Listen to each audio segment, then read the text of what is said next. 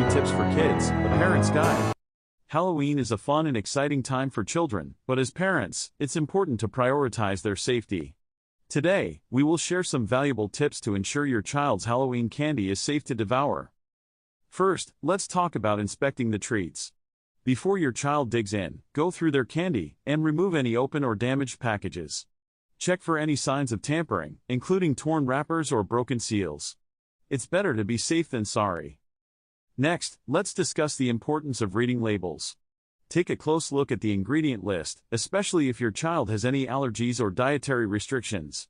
Look out for common allergens like nuts or gluten. Keep an eye out for expiration dates as well, as some treats may have passed their prime. Now, onto portion control. Halloween is a sweets overload, but that doesn't mean your child should eat it all at once. Encourage moderation and limit their daily candy intake. Teach them the importance of saving and savoring their treats over time. It's all about balance. Additionally, teach your child not to accept homemade or unwrapped treats from strangers. Stick to factory-sealed candies for safety reasons. Remind them to be cautious and only accept treats from trusted sources. Finally, let's talk about sharing the joy. Encourage your child to donate any excess or unwanted candy to a local charity or organization. It's a great way to teach them about giving back, while also reducing the amount of candy they consume. Remember, keeping your child safe during Halloween is a team effort. By following these simple tips, you can ensure a spooktacular and worry-free Halloween for your little ones. Thanks for watching, and don't forget to subscribe to our channel for more helpful tips. Happy Halloween!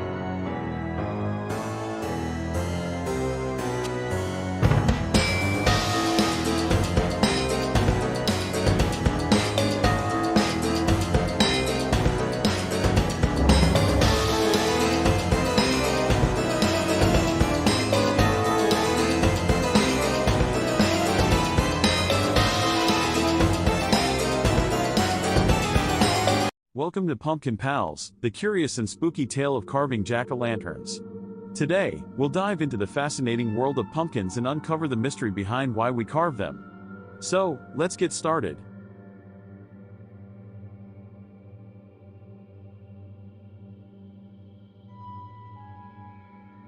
Did you know that carving pumpkins actually started centuries ago in Ireland? They used to carve scary faces into turnips or potatoes to ward off evil spirits. But when Irish immigrants came to America, they discovered the pumpkin, which was perfect for carving. Every year, on Halloween, we carve pumpkins into jack-o'-lanterns. But have you ever wondered why they are called jack-o'-lanterns? Legend has it, there was a man named Stingy Jack who made a deal with the devil and tricked him not once, but twice. Jack was doomed to wander the earth with only a burning coal inside a carved-out turnip. People started carving scary faces to scare away Jack and any other evil spirits. Nowadays, we carve all kinds of designs on our pumpkins. From spooky ghosts to friendly witches, the possibilities are endless. And the best part? Carving a pumpkin is super fun. You can scoop out the slimy insides and create your very own masterpiece. Did you know that pre-drawing on pumpkins can enhance your carving experience? When it comes to pumpkin carving, most people dive right in with a knife, but taking the time to pre-draw your design can make a world of difference. There are a few reasons why pre-drawing is a step worth taking. First, it allows you to plan and visualize your design before making any irreversible cuts. You can experiment with different shapes and patterns, ensuring that your final carving will be exactly what you envisioned. Pre-drawing also helps you create more intricate and detailed designs. By mapping out your design beforehand, you can take the time to sketch out every intricate detail, making your carving truly exceptional. Another benefit of pre-drawing is that it allows you to make adjustments easily. If you're not satisfied with how a certain element looks, you can easily erase it and try again. This saves both time and frustration, ensuring that your carving turns out just the way you want it. So, next time you're ready to embark on a pumpkin carving adventure, take a few moments to pre-draw your design. You'll be amazed at the difference it makes in the level of artistry you can achieve. If you've ever wondered about the perfect age to carve a pumpkin, you're in for a treat. Believe it or not, the ideal age to start pumpkin carving is around 3 to 5 years old. At this age, kids are beginning to develop their fine motor skills. Carving a pumpkin provides them with the perfect opportunity to practice using their hands and fingers, enhancing their coordination and dexterity. As children grow older, around 7 to 9 years old, they become more independent and can handle more complex carving tasks. They start to explore their creativity, making each pumpkin uniquely their own. During the teenage years, around 13 to 15 years old, carving pumpkins becomes a great way to let their artistic skills shine. They can create intricate and detailed designs that showcase their growing talent. And let's not forget about adults. Carving pumpkins can be enjoyed by people of all ages. It's a great way to bring friends and family together, creating lasting memories and having loads of fun. So, whether you're young or young at heart, pumpkin carving is an activity that transcends age. Now that you know the perfect age to carve a pumpkin, why not gather your loved ones and have a pumpkin carving party? Why do pumpkins symbolize Halloween? Well, it's because they are in season during this time of year. Plus, their bright orange color adds to the festive spirit. So, when you see a flickering jack-o'-lantern on a porch, it means that house is ready for trick-or-treaters. So, the next time you carve a pumpkin, remember the ancient tradition and the spooky tale of jack-o'-lanterns. Let your creativity shine and scare away those pesky spirits. Thanks for watching, and don't forget to subscribe to our channel for more exciting adventures with Pumpkin Pals.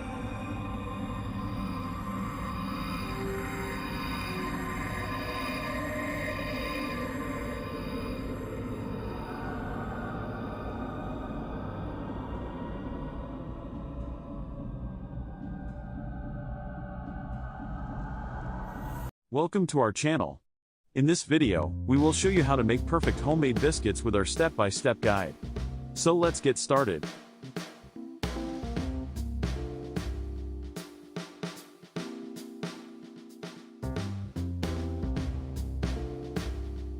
First, gather all the ingredients you'll need.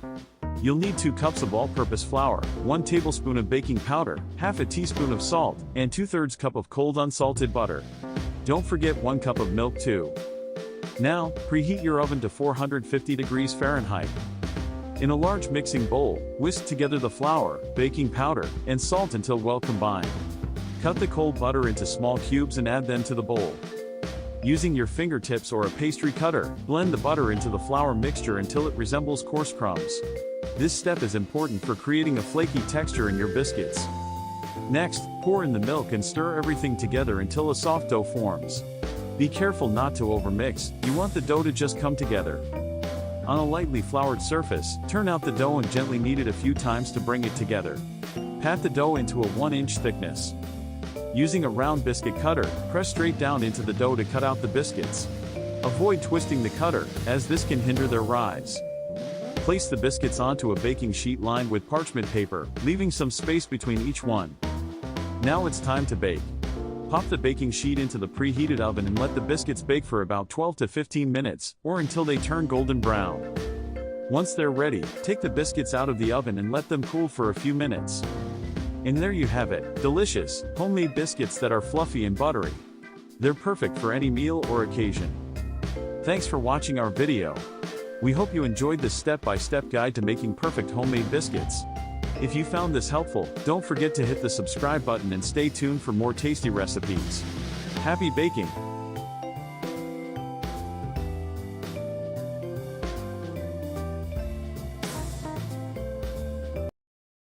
Nobody ever helps me into carriages, or over mud puddles, or gives me any best place.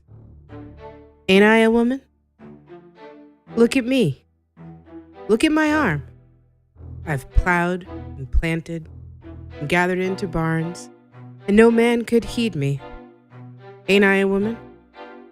I could work as much and eat as much as a man when I could get it, and bear the lash as well. Ain't I a woman? I've borne 13 children and seen most of all sold off to slavery. And when I cried out my mother's grief, none but Jesus heard me. Ain't I a woman? Sojourner Truth, 1851, Women's Convention in Akron, Ohio. The history of black motherhood in the United States has been marked by separation. From the time of slavery, the American black woman has been viewed through the lens of the labor she can provide others. her role as wife and mother minimalized by the expectations of her work outside the home. The legacy of these ideas formed during the infancy of this nation is still felt, even today, as Black women experience motherhood differently than their white counterparts, even in the first few hours after giving birth. Subjected to tropes such as the mammy, who in almost comical irony is characterized as the ultimate caretaker for white children, while simultaneously being neglectful to her own. Black women have for centuries seen their motherhood and their mothering called into question. The modern incarnation of the quote-unquote welfare queen characterizes the Black mother as a dishonest materialist who only has children in order to game the system for more money. The lasting impact of such inaccuracies has been devastating. During slavery, Black women were called upon to be wet nurses to the children of their white owners, often separated from their own children, sometimes permanently, just after giving birth. This practice continued even with emancipation, as many families, especially in the South, continued to employ Black women in domestic capacities. In the first decades of the 20th century, as economic opportunity began to expand for Black men, many Black women were for the first time in a position to make the choice to stay home and care for their own children. The dwindling supply of domestic labor didn't sit well with many employers, and laws were passed in many places requiring Black women to work even if they had other means of support. A 1918 article from Greensboro, South Carolina, is a prime example of one such ordinance. It read in entirety: Negro women to be put to work. Regardless of whether they want to or have to, able-bodied Negro women in Greenville who are not regularly employed are to be put to work, put in jail, or fined heavily. At its special meeting yesterday afternoon, City Council discussed the situation with regard to this class of loafers at some length. And it seemed that all members of the council were agreed that steps should be taken to compel them to engage in some useful occupation. It was decided that an ordinance similar to the one now in force requiring all able-bodied men to work at least 5 days a week should be passed with regard to these women. Such an ordinance will be prepared and voted on at the next regular meeting of the council. A number of complaints have come to members of the council of Negro women who are not at work and who refuse employment when it's offered to them. The result being that it is exceedingly difficult for families who need cooks and laundresses to get them. Wives of colored soldiers getting a monthly allowance from the government have a number of them declined to work on the ground that they can get along without working, according to reports. Others have flatly refused jobs without giving any reason whatever, while still others pretend that they are employed, when, as a matter of fact, they derive a living from illegitimate means. The proposed ordinance will require them all to carry a labor identification card, showing that they are regularly and usefully employed, and the labor inspectors and police will be charged with the duty of rigidly enforcing the law. To make this abundantly clear, in the 20th century, there were Black women whose husbands were gainfully employed, some even by the U.S. military, who were told that by law they could not stay home with their families because someone needed a maid. The same 20th century in which most adults alive today were born. This assault on Black motherhood would continue. The 1940s saw a rise in the more widespread use of baby formula, and companies were quick to market their product to Black families. The combination of negative historical associations with being wet nurses and the reality of many Black women having to return to work very soon after giving birth made Black women prime targets for these advertising campaigns. By the 1950s, organizations such as La Leche League were formed. Their messages and campaigns were largely designed to encourage white women to breastfeed, while once again marginalizing Black motherhood.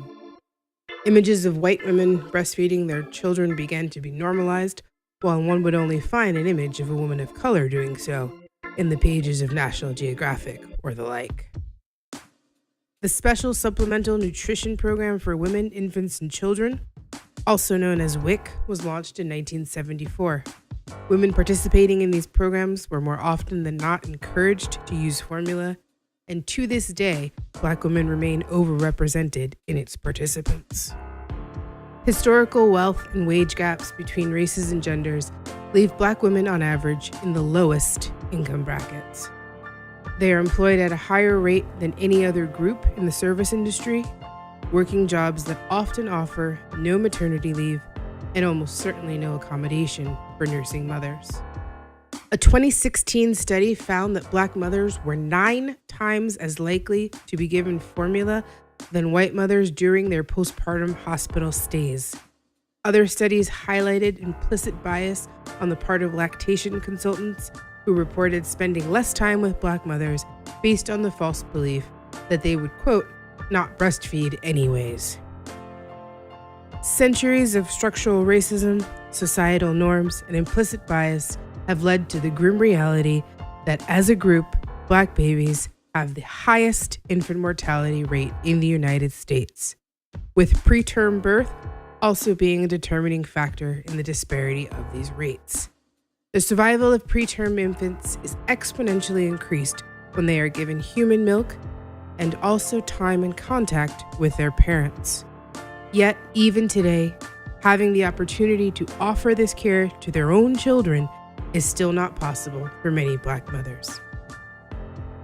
It's high time we examine the root causes of such disparities and do the collective work of learning from the mistakes of the past in order to shape a better future for Black mothers and their children.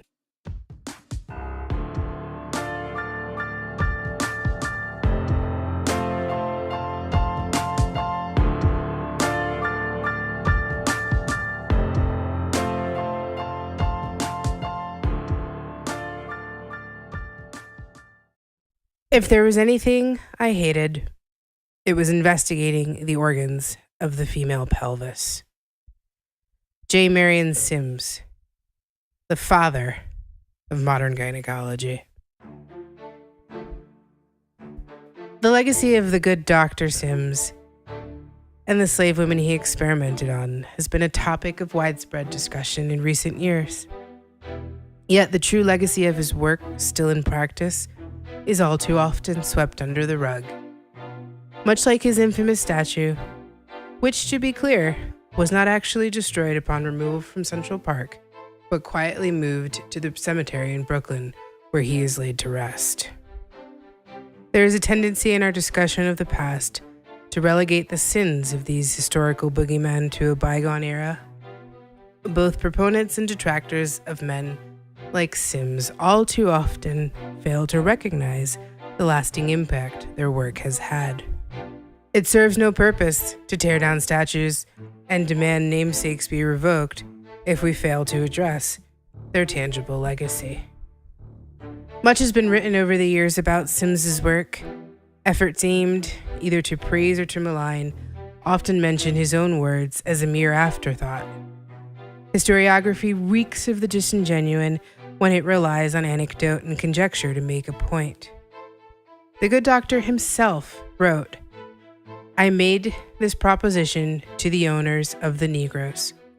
If you will give me Anarcha and Betsy for experiment, but my operations all failed, so far as a positive cure was concerned. This went on not for 1 year, but for 2 and 3 and even 4 years. I kept all these Negroes." 4 years. 4 years of experimentation, consented to by someone who considered you chattel worth only as much as the price your children would fetch them.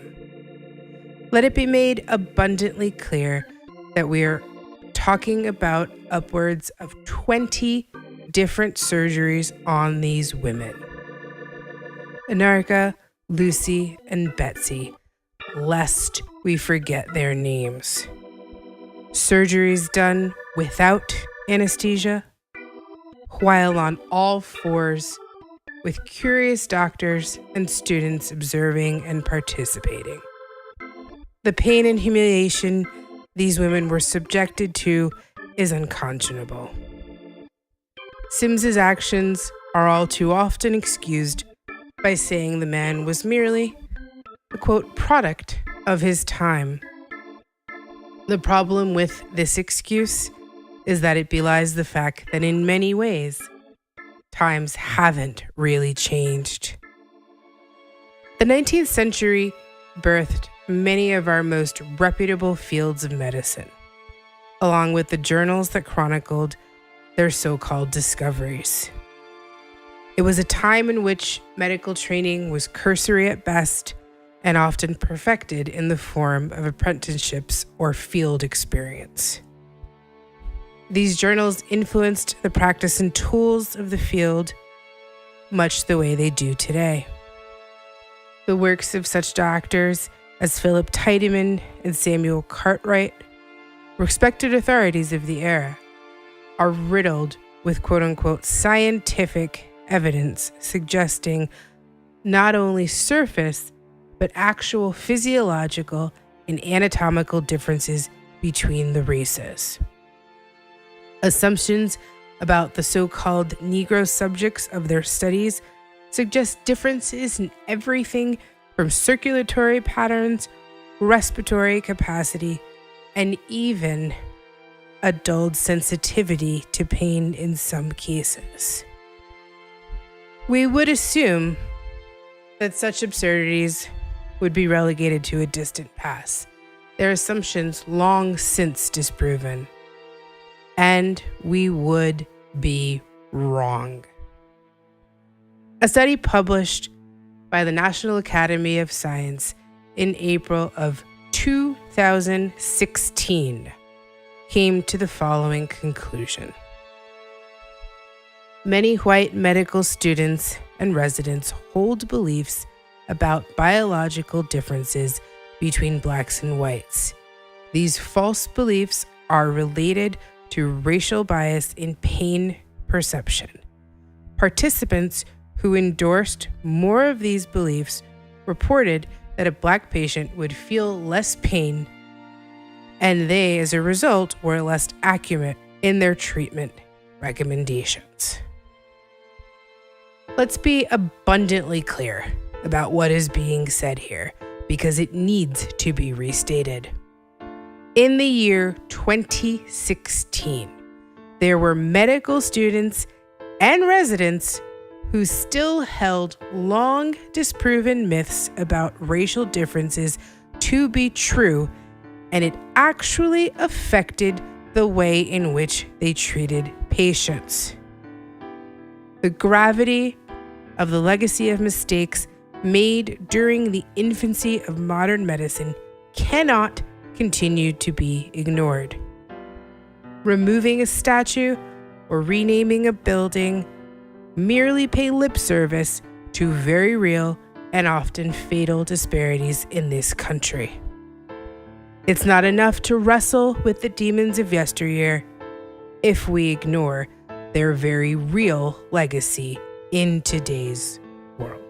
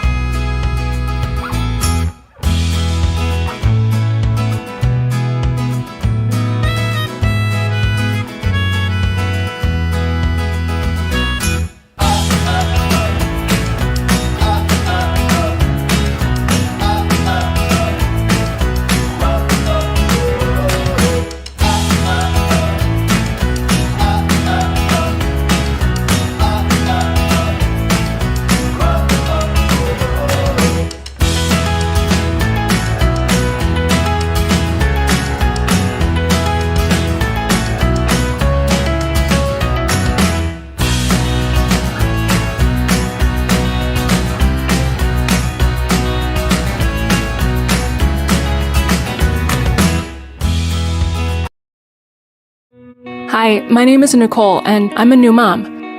When I was pregnant... Hi, my name is Nicole, and I'm a new mom.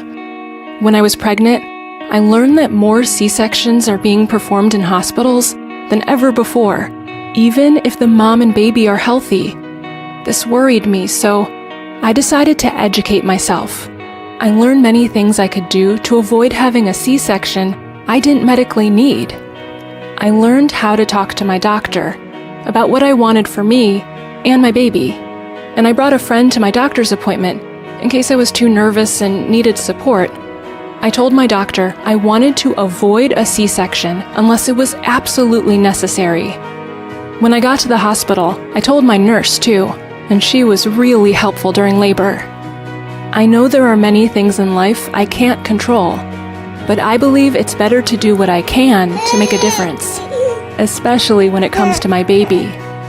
Remember, your voice matters. Educate yourself and start talking to your team today.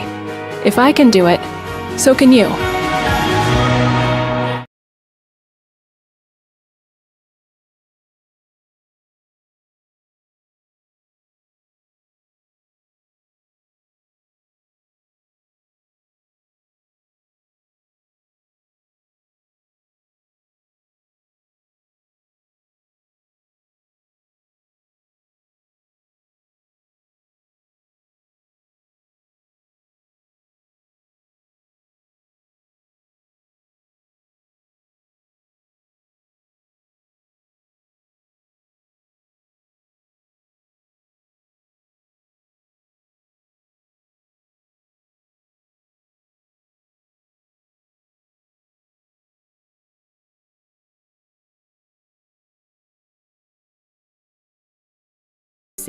And I'm a labor and delivery nurse.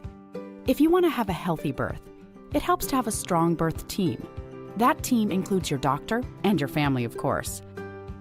But there are 4 other people you should know about: the labor and delivery nurse, a nurse midwife, a doula, and a childbirth educator. It's not likely you would have all of these people helping you, but you should know who they are. I'm a labor and delivery nurse, a special kind of nurse who works with moms and doctors during childbirth. We're one of the first people you meet once you arrive at the hospital. Labor and delivery nurses monitor and support moms and babies during labor and give moms medicine if needed. After the baby is born, we help moms with breastfeeding and look out for complications. A nurse midwife is a nurse who has advanced training to care for moms during pregnancy, labor, and they can help you deliver your baby if it seems that labor and delivery will go smoothly. Nurse midwives are really good at helping moms avoid C-sections and other medical interventions unless they are absolutely needed. In the hospital, nurse midwives work as a team with doctors. They'll call the doctor if the birth becomes complicated. A doula is different from a doctor, nurse, or midwife. They're like having your own personal coach who stays with you all through your labor and birth.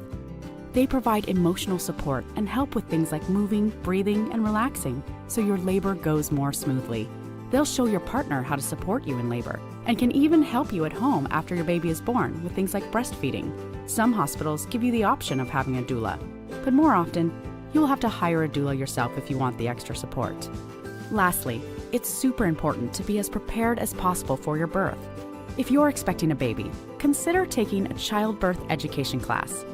Childbirth educators empower expected parents with knowledge and skills so they feel more confident about the process of having a baby. This is really important. Your birth matters, and your birth team matters. Start building your team today.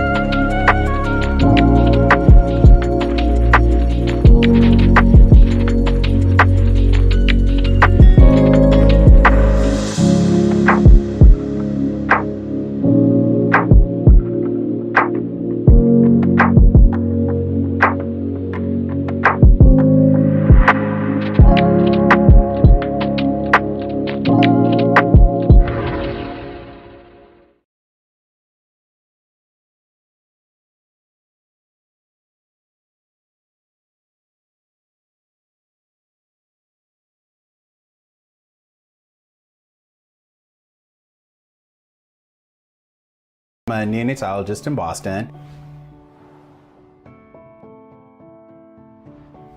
RSV is a virus that causes a respiratory illness or kind of like a cold. So RSV varies a little bit. If I was to get RSV, I probably wouldn't be able to tell the difference between having a regular cold and having RSV. For a baby who gets RSV, they get what they call bronchiolitis, and usually that presents as a kid having a difficult time breathing.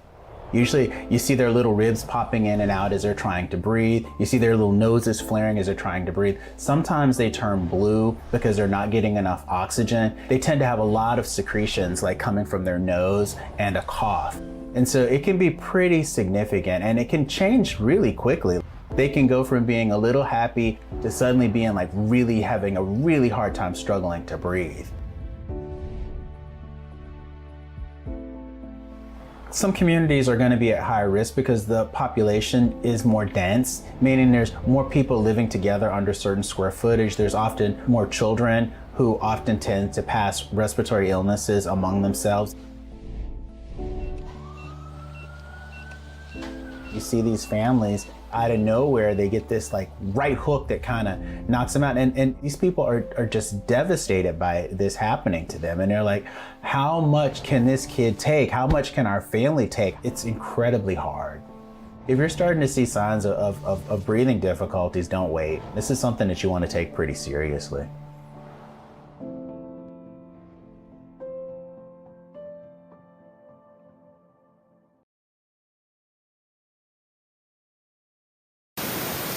Hi, it's Jen. I just wanted to take a second and update you guys with what I've been working on this weekend. If you've been with Fortunate for a while, you might recall that we put together NICU kits shortly after the boys were home as a way to reach out to other families that were going through a similar journey that we experienced in the NICU. And we just put together a few things just to kind of make the NICU stay a little bit more homey and a more personal. If you don't mind, I'm going to show you a couple of things that we put together in the kit. I'm making one for our triplet family right now. So, my favorite thing in the kit probably is On the Night You Were Born by Nancy Tillman. It's a super book. Beautiful, beautiful illustrations, beautiful words. Just go out and buy it for the next baby shower you have. It's gorgeous. The next thing we have is like a NICU journal so that you can leave this with the nurse's station, and they can jot down some things that may have happened while you were gone. It's a good way for you to kind of keep things straight as they're giving you a lot of medical terminology you might want to keep track of. We have our schedules for the multiples moms. It has a feeding schedule and how much, when do you change them, all that good stuff that you don't have the brain power for any longer. Some lotion because you're washing your hands constantly in the NICU and it leaves your hands nice and dry and chapped. We've got disposable cameras to put in close to each of the kids' isolates, so that the nurses can take pictures while you're away and you don't feel like you're missing out on as much. Got preemie sized blankets. Just again, another handmade touch. It's kind of nice for that. Chapstick, gum, snacks. It's just been fun to put it together, and we really hope that it can be a blessing to somebody else.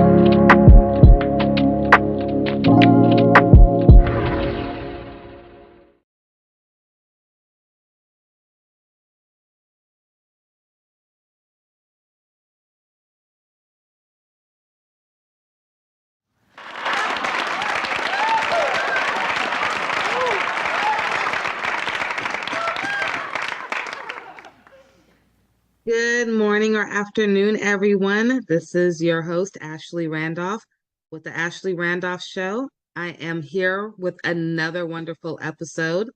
Today, I have Dr. Natasha. Doesn't that sound so lovely? Dr. Natasha, she's wonderful. I'm so grateful to have her here, not only just for our families, but even for our healthcare professionals. So she's amazing. Dr. Natasha, thank you for being here with us. I would love for you to introduce yourself, a little bit about what you do, and then we're going to get started in this conversation that I've been dying to have with you. You're on mute, Dr. Natasha. Thank you so much for the invite. I am delighted to be here. I'm always delighted to have conversations with people who are doing dynamic work such as yours, right? So I am Dr. Natasha Wright. Dr. Tasha, that's it for short. I am a licensed clinical social worker. I am also a transformational coach. I work primarily with women in both arenas. I also run a group practice focusing on wellness for women.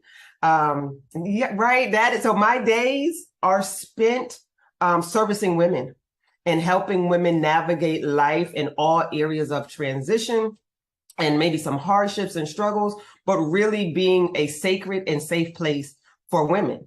I'm a mom of 2 little boys. Well, not little boys. One's 22. So, right. And the other's 14. So I don't think he would think he was little either. Yeah, they're not little no more. Them your big boys now. Right, because I'm like, my little boys. Well, I guess they ain't. So that's me.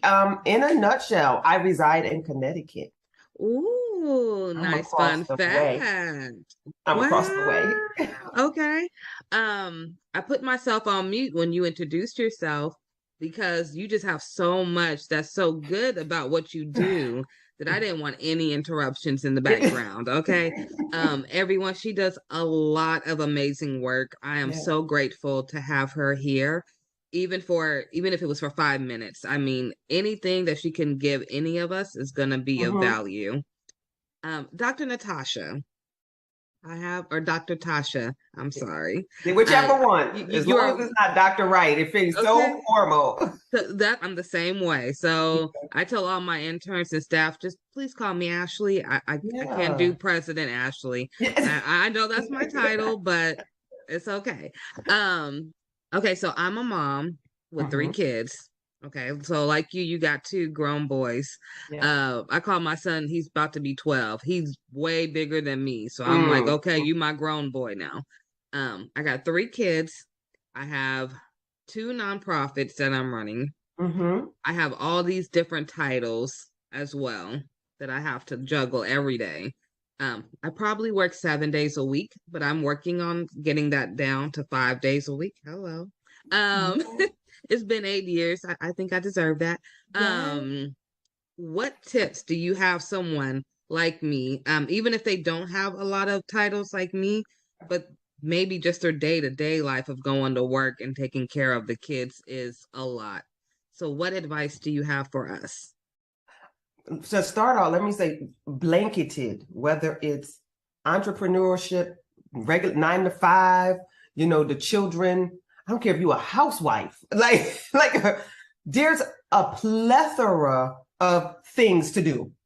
Yeah, absolutely. So almost context almost doesn't matter nowadays because there's always something going on. So the universal conversation that I'm having with women is the question that I originally or first start out with is, how are you? Not how's what you're doing, not how's the boys or how's the girls, how's the husband, how's the business, but how are you? And usually I get a pause because not a lot of women are being checked on. They're like, oh, I don't know. And I'm like, okay, so sit with it for a minute. I usually got time. Yeah. Or I get this almost auto response of, fine, I'm good. No, slow down.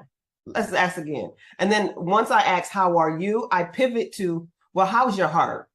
And that is a totally different question. And it forces people, women, to pause for a minute and examine what's going on in life. And I usually get a more authentic response. Because you can't fly, when I ask how's your heart, it's not good, fine, great, how you? No, those are those automatic responses when we are in the hustle and someone asks you, how you doing? Good, I'm great, you good? All right, and then we're in passing. And so having women slow down. So what I want people to know is, women to know, is that I do believe that you can have it all. I'm a firm believer that you can have career, that you can have children, you can have hobbies, you can have dreams. It's just how we manage the time that we're given. So where I come in at is strategy, because I do believe that you can have it all. We are all given the same 24 hours and 1 day. Right. And I'm sure we all have dreams and hopes and desires, but what are we doing with them? Do they get lost in the hustle of life? So one tip is checking on yourself. How are you? That how's your heart question doesn't have to go from one woman to another. We can sit and reflect in our quiet time when we carve out quiet time and ask ourselves, Okay. how's your heart? But having that, stealing a moment to say, how am I doing? And then being real reflective. I'm having a rough week. It's been a rough month. It's been a rough quarter. Everything is extremely busy. I don't know if I'm going to the right or going to the left. That's data that we can use to say, I might need a better plan. I might need some systems put in place. Okay. Because there are times when we are doing everything that we should be doing and that we can be doing. We're probably just not doing it in a most strategic way. Absolutely. I agree with that. Yeah. So it's like, well, I can't drop anything. And sometimes you're absolutely right. Sometimes it is the job. It is the kids. It is if you have a spouse. All of these, if you're caring for aging parents, if you're caring for small babies, if you're caring for sick children, all of that. And you're like, well, what do I do now? I can't drop any of it. Right. And so I don't approach it as you have to drop it, but let's just look at it. And how do we get a better system or strategy to help manage it? Oh, that's good. That's interesting. Yeah. That's interesting. Yes. Strategy is everything, though. I always say that I'm like, we need a strategy to do this thing. So if you want it all, you got it all. Because the way that I look at it also is most women, me, and I always come from the context of women because that's who I deal with. Yeah. So men, I'm not being exclusive or excluding you all, but I always naturally flows are the women. That we can have it all, and just how do we have it all, right? It's that how to. So, and I believe that women are so gifted that there is usually a call, a urge, a mandate to do multiple things. And then instead of running from it, how do we lean into it with better systems and strategies to get it done, where we're not worn out and weary at the end of the day, at the end of the month, at the end of the quarter? And so that's where I come in as a thinking and thought partner. Right. Like, this is what I'm doing, or this is what I want to do. How do I make this happen and still live a healthy, aligned life?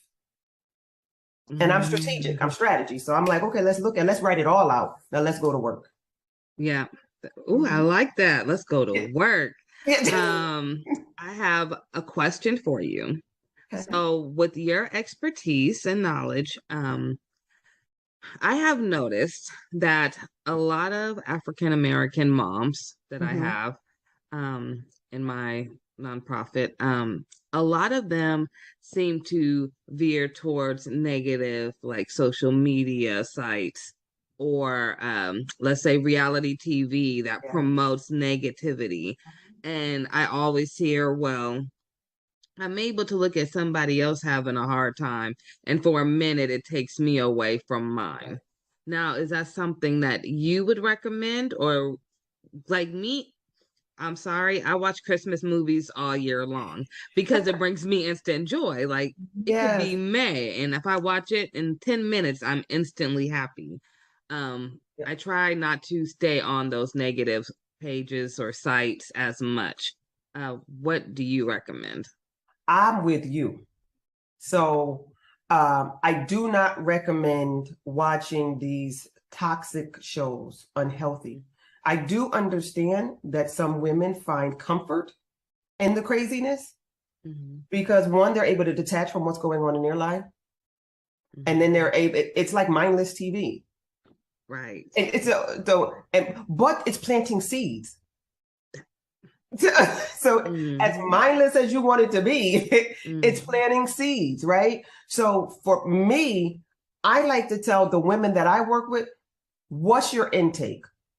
And then they be like, my intake, what do you mean? What are you seeing? What are you listening to? What is your intake of information?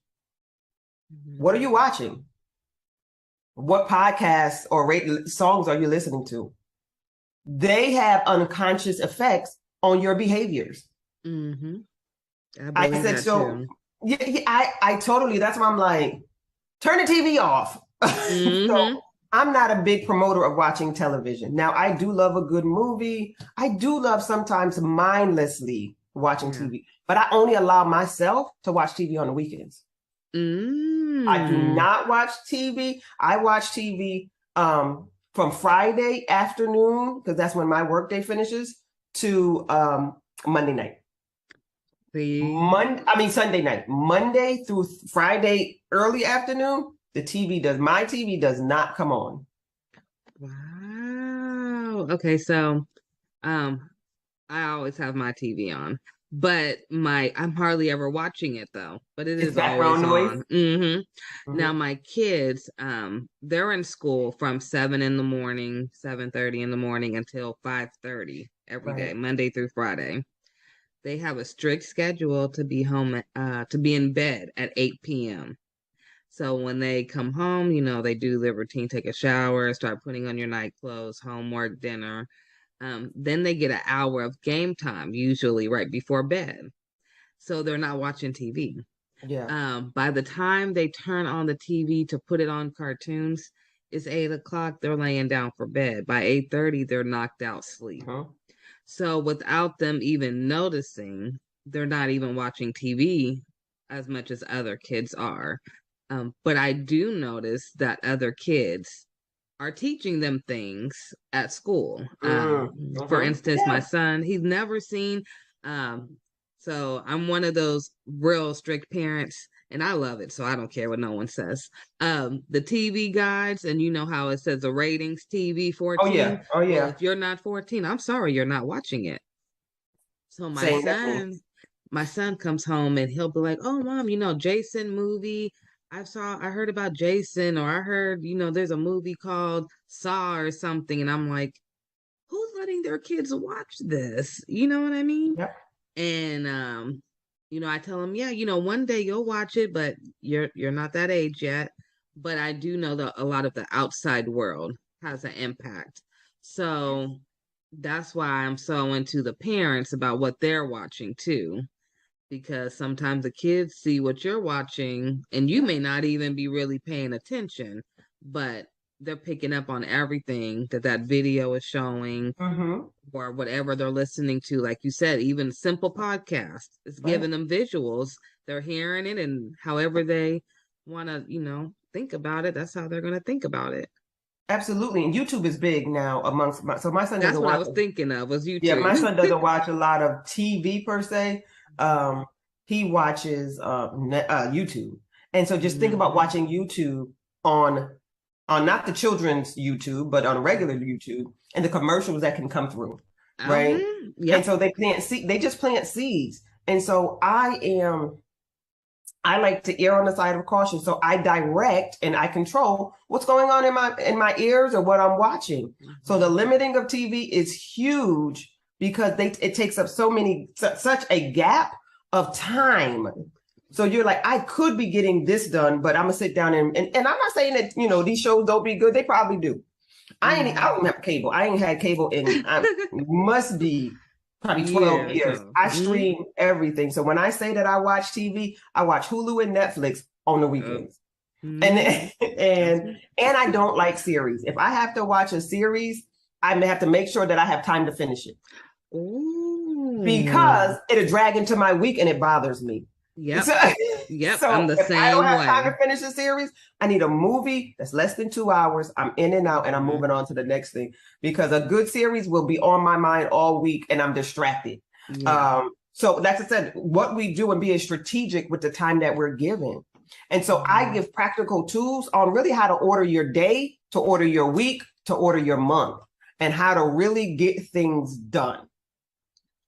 Okay, now I like how you say that. So how can someone be a part of what you're doing? So define list for me, go right to my website. There is a discovery form up there.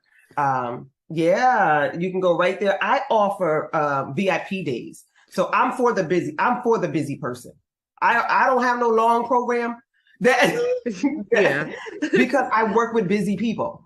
I work with ambitious, busy, motivated, but slightly overwhelmed people. And overwhelm is not a negative thing. It could be like things are going, I have to do all of this and I just don't know how to do it. And so I'm a VIP strategist. So I'm a strategist. I strategize. I come to my clients or my clients come to me. We meet to make sure that we're just a really good fit. And then we begin to look at life. And so there's a discovery form on my website, drnatashawrightconsulting.com. And it's a quick questionnaire. Pop into my calendar. And then we begin to talk about what it would look like to partner together. Do you want clarity? Do you want a plan? Because I come to find out that people have dreams and goals, but they don't have a plan. They can't execute. So the the goals remain so abstract that nothing's getting done. And to me, the dream and the goal, it's just something that's hidden and probably latent in your heart because there's no strategy to go along with it. And because we're busy, ambitious women, got a lot of hats going on here, right? That we don't even have time to think. So I am that thought partner to help you think and strategize. So working with me, I work in 3-month increments.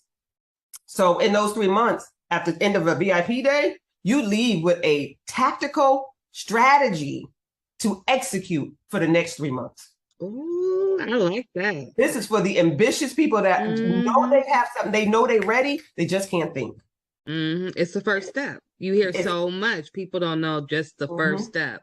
Just show me the first step and I got it. And I make it clear. They actually leave with a tangible document that's like, listen, this is what you do next. This is how you do. And I'm there and I offer support for 30 days post the VIP day. And by the time by the time you execute this 12 weeks, you'll come back to me for another VIP day because we're going to the next thing.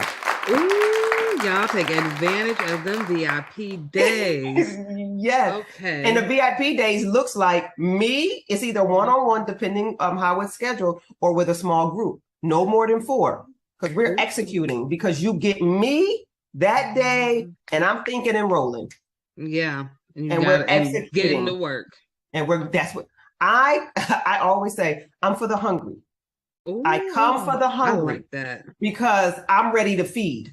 And if you're not hungry, I'm going to do nothing but give you a stomachache. Ooh. Because I'm going to have an opposite effect. I'm going to aggravate everything in you. So if you're not hungry and ready to go, then I'm not for you. Nope. Because I'm just going to aggravate you. Yeah. Just like VIP. You come prepared or you're not coming in VIP. I'm sorry. That's it. Right. So that's my life and my strategy and how I get women from point A to point B and ultimately to Z. Step by step. Step by step. 3-month program. drnatashawrightconsulting.com. Do you have any Instagram or Facebook? I do. Instagram, it is IAM_Dr.Natasha W. And Facebook is Dr. Natasha Wright Coach and Consultant. Do you have any books or anything, or are you thinking of writing? I do have ebooks that were coming out for the VIP day. So I walk through the workbooks. I'm producing 2 workbooks. Part of this is I have 2 VIP days. One's for business and one's for life. So there's a life edition. Ooh. That's the walking through life. What are we doing? How do we get this life together? And then another is a business edition. I kind of want to start a business. I don't know where. Let's get through some of this thought work. How do we clear the path so I can do this business? One last there's question. 2 different. So you said business days, and you said you have business and you have one for life. Yes, I do. Would the business one also work for NICU nurses? Because we have a lot of healthcare professionals in the medical field listening in too as well. So would this work for doctors and NICU nurses and social workers? Because that's your your little background. So it does, because it's a day to help you get to strategize how to launch, strategize how to even get through the thoughts of what am I going to do? So remember, it's very tactical. And so afterwards, after they're up and running, then they probably go off to a business coach for the intricacies of the business. But I'm that thought partner that's cutting it out, saying, what is the mind doing? How do we get out of our mind? Here's your first step. Here's your second step. Here's your third step. Yeah. I'm so happy that you created this program. I am so happy that you're African American, first of all, okay? And your voice is powerful. I'm glad of all the work you're doing. I hope everyone takes advantage of these VIP days. Yes, come on, let's get this together. Yes. And if you ever have any days you want me to promote on our GLO Preemies website, wonderful. Send it to me, the flyer, we'll promote it for you, and we're going to have you back. For sure. Listen, I'm here. I love talking about strategizing and getting from point A to point B and getting clear. Yeah, to me, it's money talk to me. If you get your life together, everything else kind of flows. Right. So it's like wedding bells. Like, how can you not love to strategize? So I told you I'm on a tight schedule. So I keep everything around me in a schedule and to the time. Right to the T. So I appreciate you, and I always appreciate your little talks that we have. They're always so meaningful. And I hope you all look at her website. I will post it below. Thank you for being here, and we will see you again, I am sure. Absolutely. Thank you for having me. This has been wonderful. Thank you. Okay, everyone. That is concluding today's episode with Dr. Natasha. She is amazing. Please, please, please go follow her, like and share and subscribe to her pages, and go look at her website. And we will have her again shortly, okay? Thank you, Dr. Natasha. Bye-bye.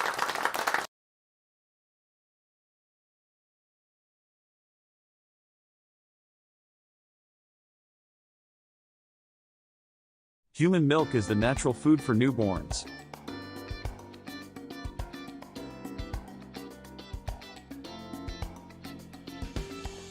It provides them with all the necessary nutrients to develop and grow strong.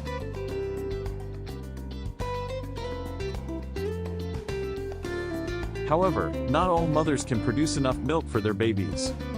This is where human milk donation comes in.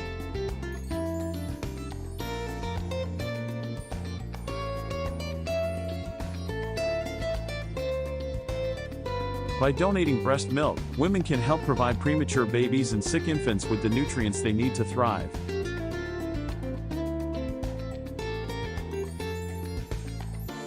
And just like blood and organ donation, there are human milk banks that collect, pasteurize, and distribute the donated milk to babies in need. Donating breast milk is a selfless act that can make a significant impact. And it's not just babies who benefit from it. Breast milk is also used to help people with digestive problems, immune deficiencies, and other medical conditions.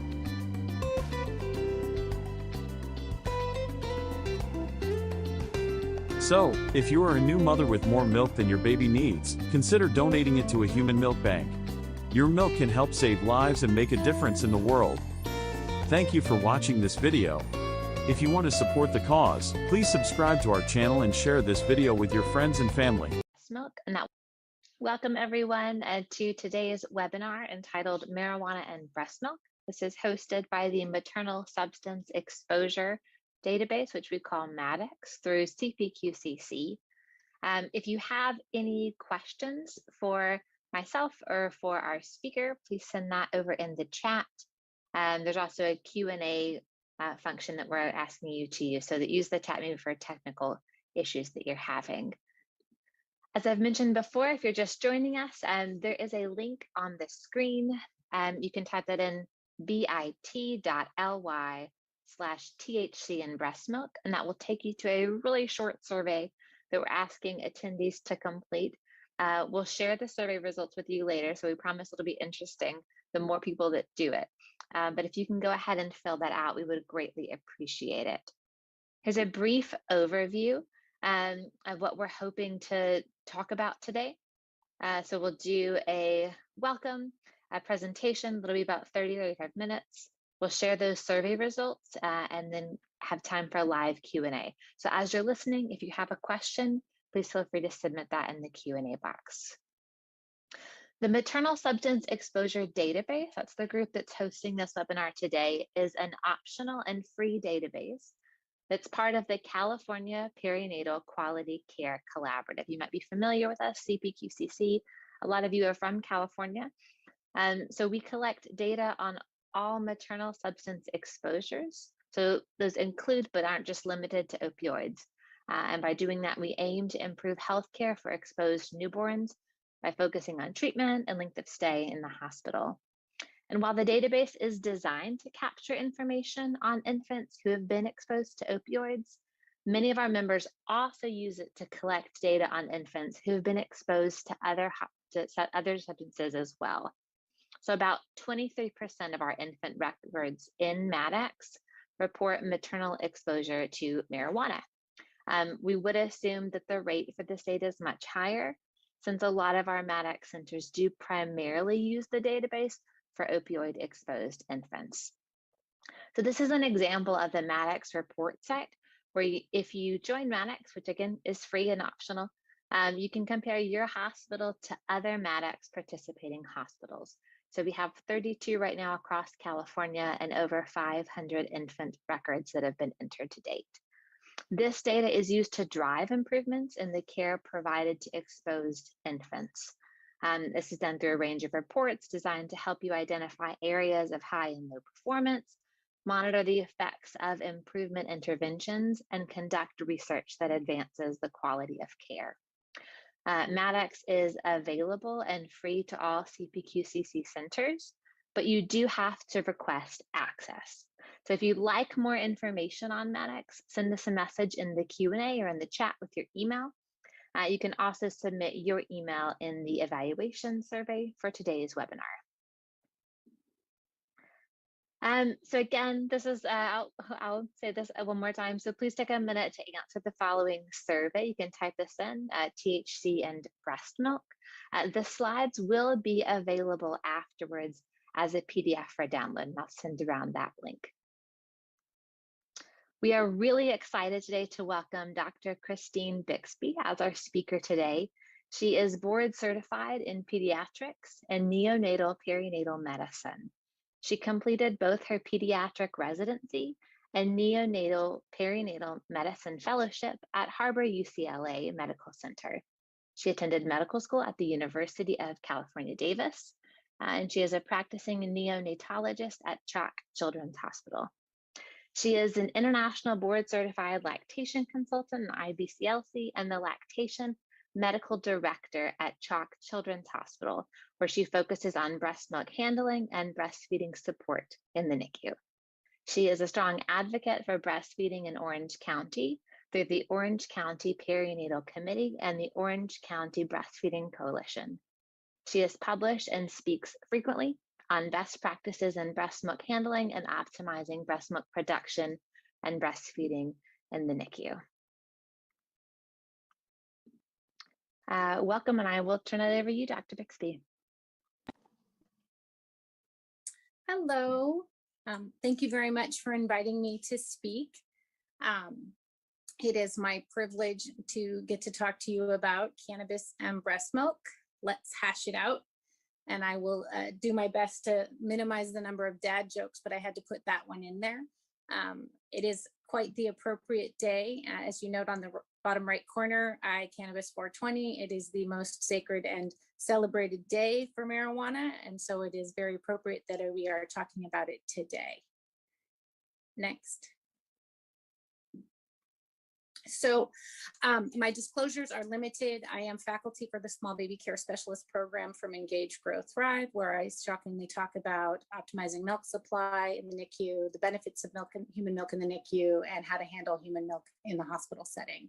I'm also a consultant for Willow breast pumps as well. Next slide, please. So here's our big question, and it's the question I get asked as an MD IBCLC all the time is it okay for a woman who tested positive for THC to breastfeed or express milk for her baby in the NICU? And I think the easiest way to answer it is it's complicated, and I'm going to walk you through it. This question kept coming up a lot.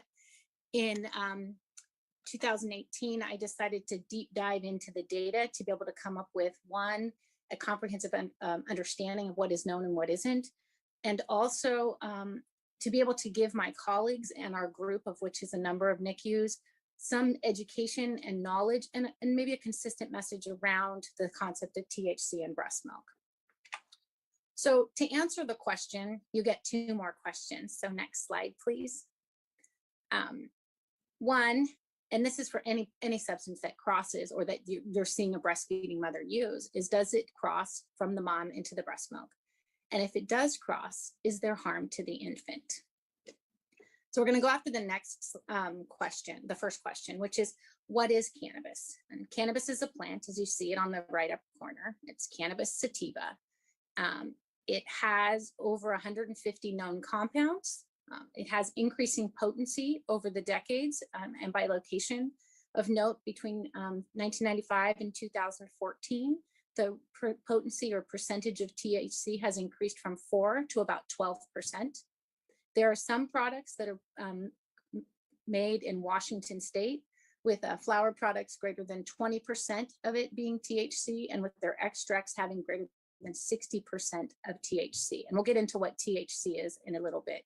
There are various forms of consumption, the good old-fashioned cigarette or joint, using a water pipe or a bong, my aunt and uncle's marijuana brownies, the more common and newer versions of vaping, and then this new thing to me called dabbing, which is where they pour butane over the plant and you get a sticky precipitate out that you can then smoke that allows you to have a much higher concentrate of THC with a very rapid onset.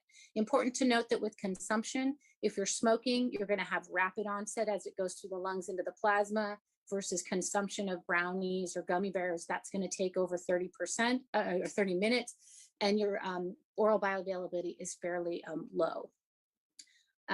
Other thing to note about cannabis, there are other additional unknowns as the growing of the product is not technically regulated. So there is potential for lead, mold, pesticides, rodenticides, herbicides, and fertilizers in the product, and we don't know what they are.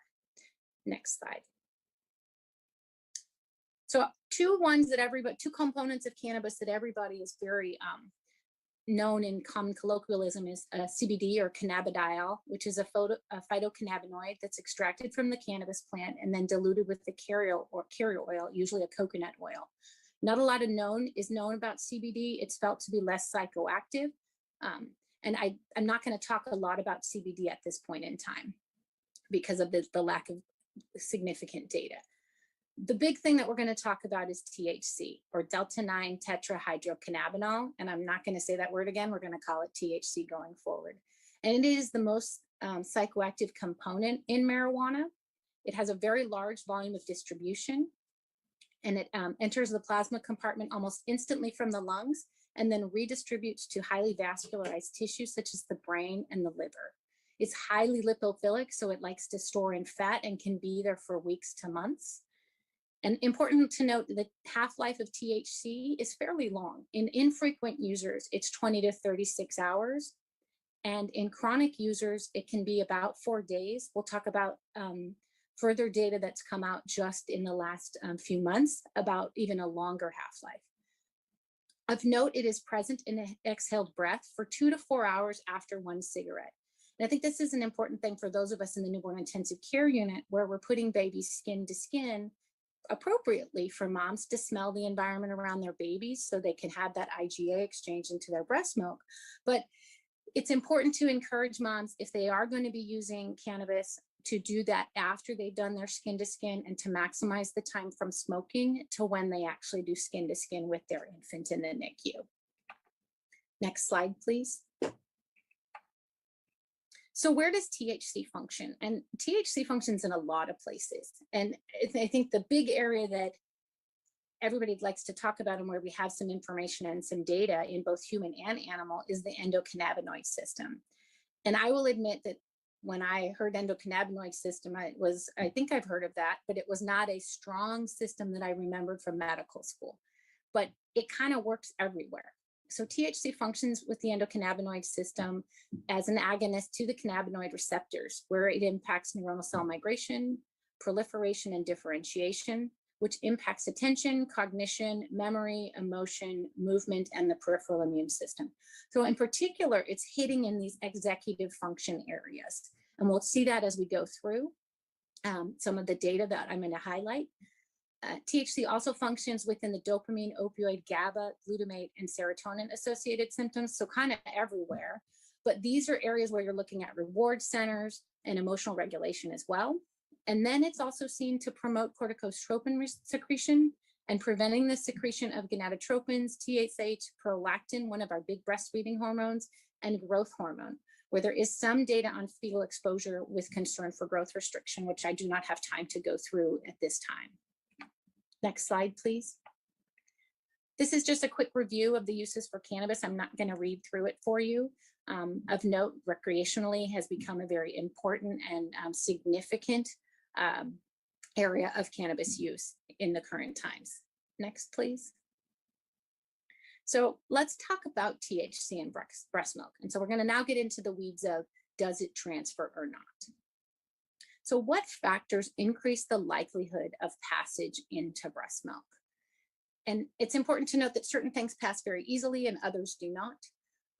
You have a low molecular weight, so less than 300 Dalton, and marijuana in particular is a 314 Dalton chemical, so it would pass in that regard. Low protein binding facilitates transfer, although THC is more commonly protein bound. Weakly basic, being lipid soluble, which we know THC is very fat soluble, that's that lipophilic. High oral bioavailability. THC is about 4 to 12%, so that's not on the high side, but there is some oral absorption. And that's where we get into that question of, if it gets into the milk, is it enough that it is actually causing getting to the baby? And we'll talk about that in further slides. And do we get a high maternal blood level? I would argue that in some of these situations where mom is smoking something with a 60% THC, we could see very significant maternal blood levels, or if she's a chronic user and has significant stores, and we'll go over some of that data. And then is there a long half-life? And like we talked about, 36 hours, 4 days, that's a pretty long half-life. So there is good argument that THC could pass into breast milk.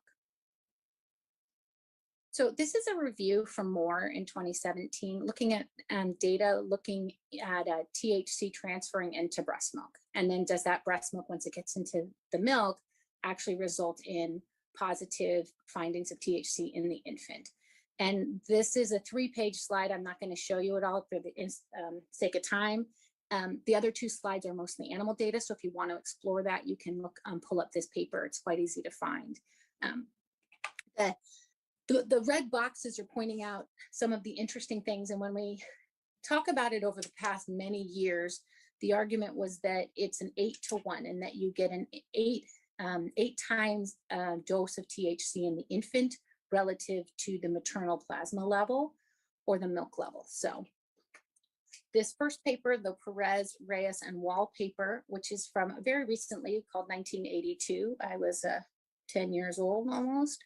So it's been a while, it's old data and it's small data. It's 2 women. one woman who used every day for 7 months and breastfed, and they did demonstrate that there was marijuana in the breast milk. The other one is the reason why we had this 8-fold increase in THC that got everybody very concerned.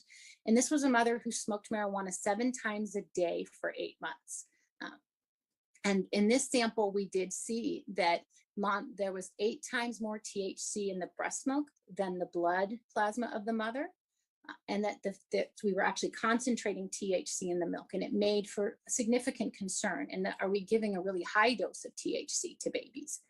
And then they did evaluate the baby's stool and found that there were metabolites that showed that the baby actually was receiving the THC and metabolizing it and excreting metabolites. No, it wasn't just metabolite because it was in the breast milk itself. So that paper told us that THC can cross, and it's potentially crossing at a very high concentration, and it's sequestering in the milk, which made things very concerning. The Ahmad and Ahmad paper from 1990 was an interesting study of buffaloes that apparently ate marijuana about 5 to 10% of their diet, and then looking at if the children who drank that buffalo milk, did they have THC in their in their urine samples, and 29% of those children do. So the argument there was that yes, you did even have it from animal milk exposure. You can see THC. Next slide, please. So the good news is we have more recent data that conveniently came out. The first time I did this deep dive was in 2018, and very kindly, the 2 studies, the Hale and the Mommy's Milk studies, came out right when I was looking at the data. And they were, we've known about the Colorado study for a while. And Thomas Hale, who is a pharmacist and is kind of the resource for what is safe in breastfeeding when it comes to medications and substance exposure, he had started enrollment on a study in Colorado after marijuana was legalized. And we were all so excited about this study and hoping it was going to give us so much information. And it was kind of a letdown in some regards because they were only able to enroll 8 mothers, even though it was an anonymous study, and only 5 of those mothers actually completed the questionnaire. But this study was, the women abstained from using marijuana, then went to a very specific dispensary and picked up a very specific marijuana that they knew the dose of THC, and had them pump, smoke, and then pump over interval periods of time to see if there was THC in the breast milk. There is no serum data for this study. And the RID, which is the relative infant dose, which is the daily infant dose in milligrams per kilogram of infant weight over maternal dose, which is milligrams per kilogram of maternal weight times 100. In general, the relative infant dose, or RID, if it's less than 10%, when you're looking at medications, it's felt to be safe.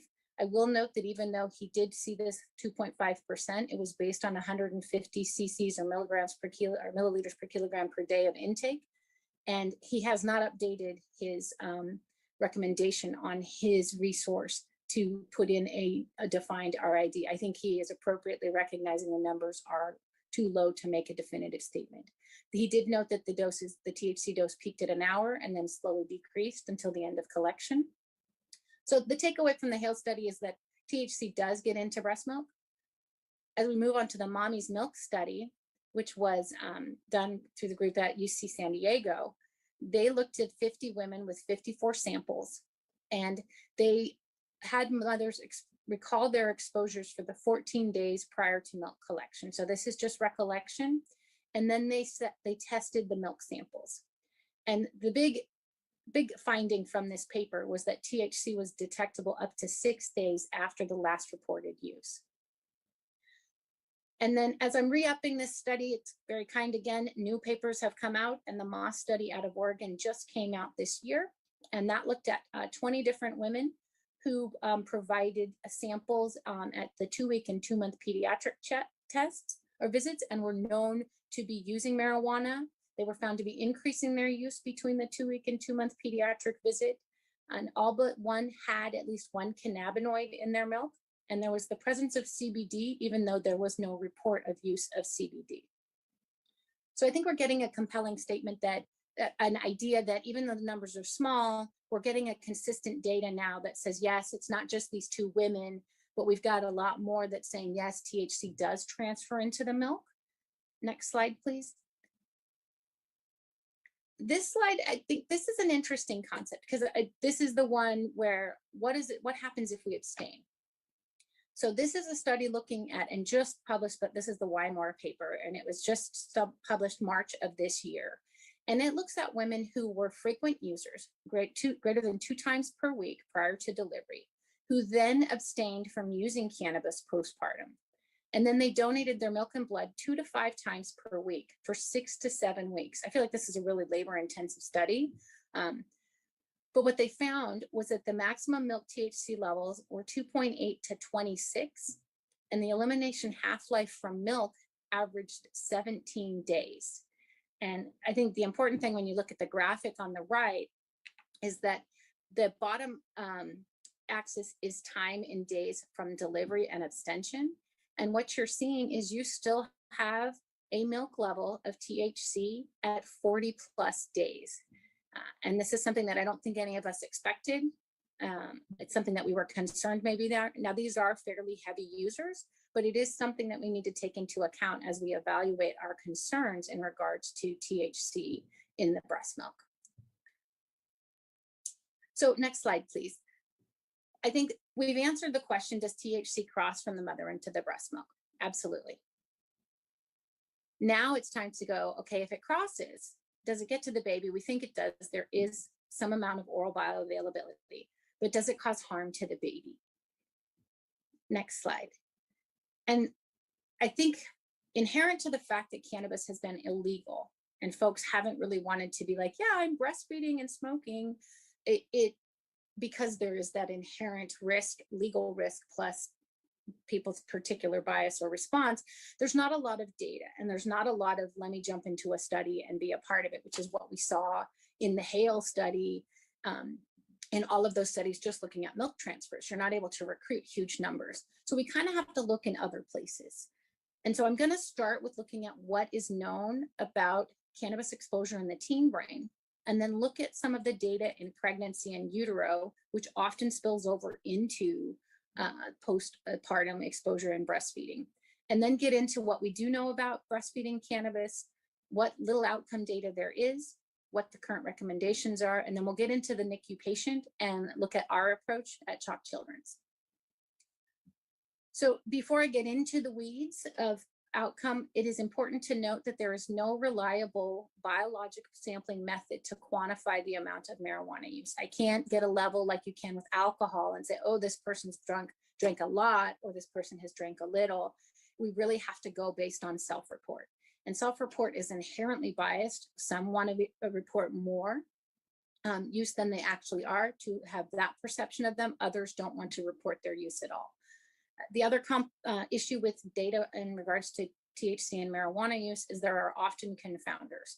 There's often polysubstance abuse with tobacco, alcohol, and other illicit drugs. So the likelihood of a pure study with no exposure to other agents, I think, is exceptionally low. Next slide. So what do we know about the teen brain, and why do I want to talk about the teen brain? And the rationale for the teen brain is really that there is still changes going on and maturation of axonal tracts and networks in the teen brain. So we have a developing brain. And so does THC affect that brain? And in telling folks I was doing this talk, I said, oh, I was going to talk about teens. And in my mind, when I think about teen and marijuana use, I think of Spicoli from Fast Times at Ridgemont High, which then they all look at me like I don't know what I'm talking about, because apparently I've become old. So let me walk you through some of the things that we found that kind of go inconsistent with that meme type of that person in that movie. And that is that we do see short-term declines in attention, executive function, and memory. With regular use, they noted an 8-point decline in IQ when you evaluated a teen marijuana user at the age of 38, and that would persist even if they stopped using. Chronic use in the teen years, you can see reduced brain volume in memory centers like the hippocampus and amygdala. And that is also seen in the chronic adult brain, where you see decreased volumes in the amygdala, hippocampus, and parahippocampus. Chronic users also, when you do functional MRI, show impaired axonal connectivity in the white matter, and that is worsened if they have earlier age of onset of use. So we do see attention, executive function, and memory affected by their exposure to marijuana, as well as changes within the brain itself. Next slide, please. So what is known in pregnancy in utero? And I'm going to start with the animal data, and then we'll move into the human data.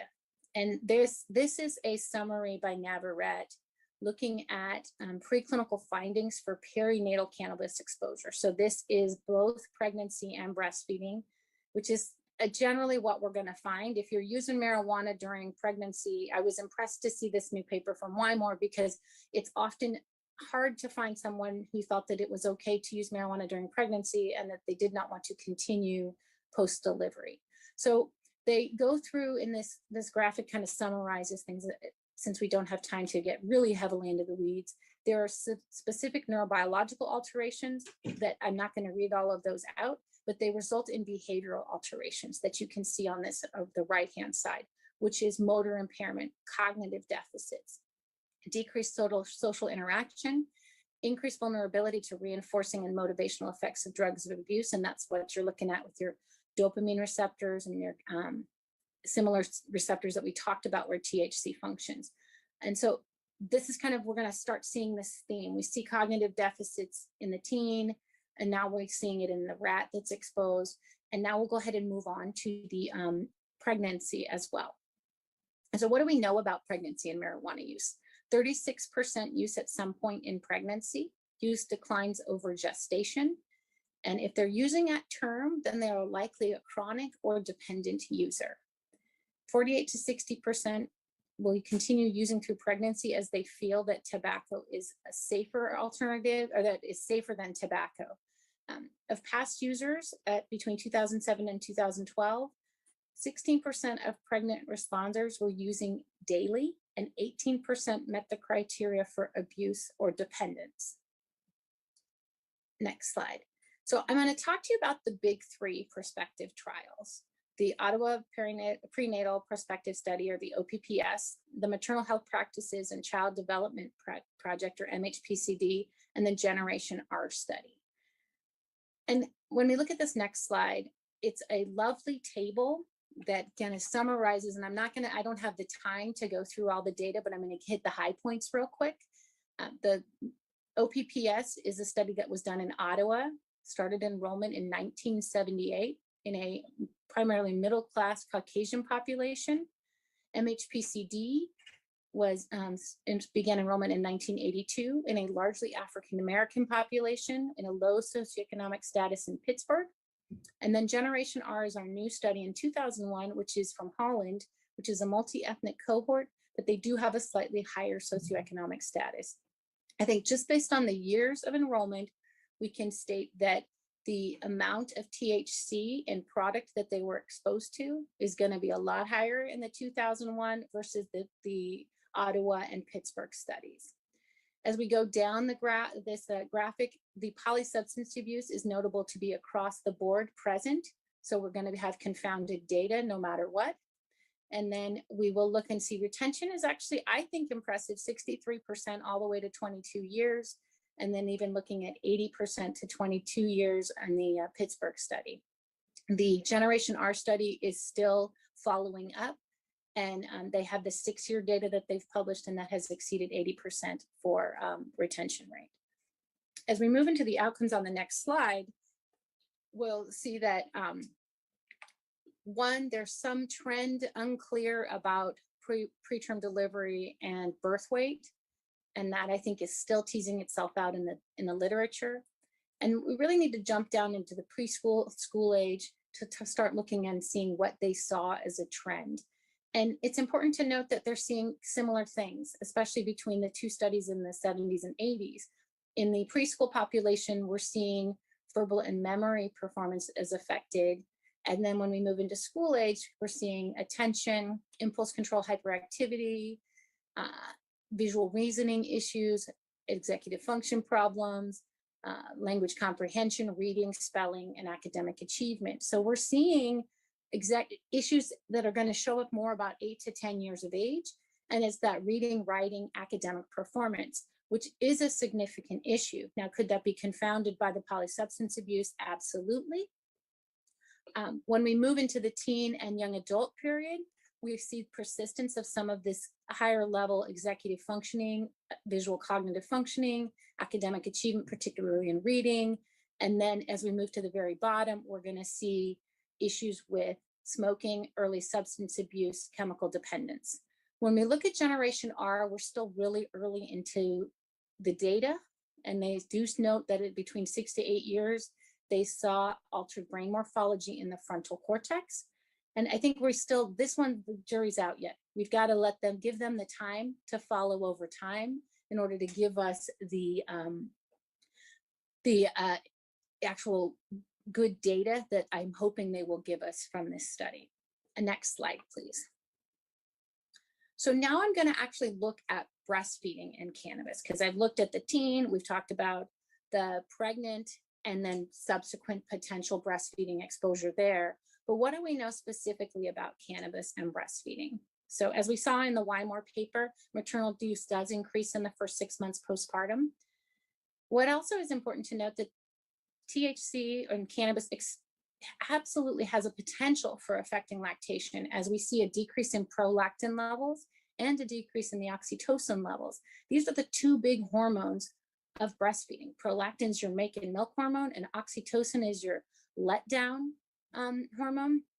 And if we're seeing those, there would be concern if those are lower that it would impact your breast milk production and your ability to maintain a milk supply.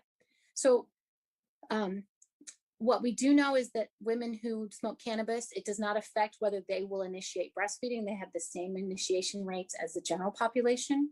But when studied at a greater than or equal to 9-week postpartum, you see a statistical decrease in breastfeeding if mom is using marijuana.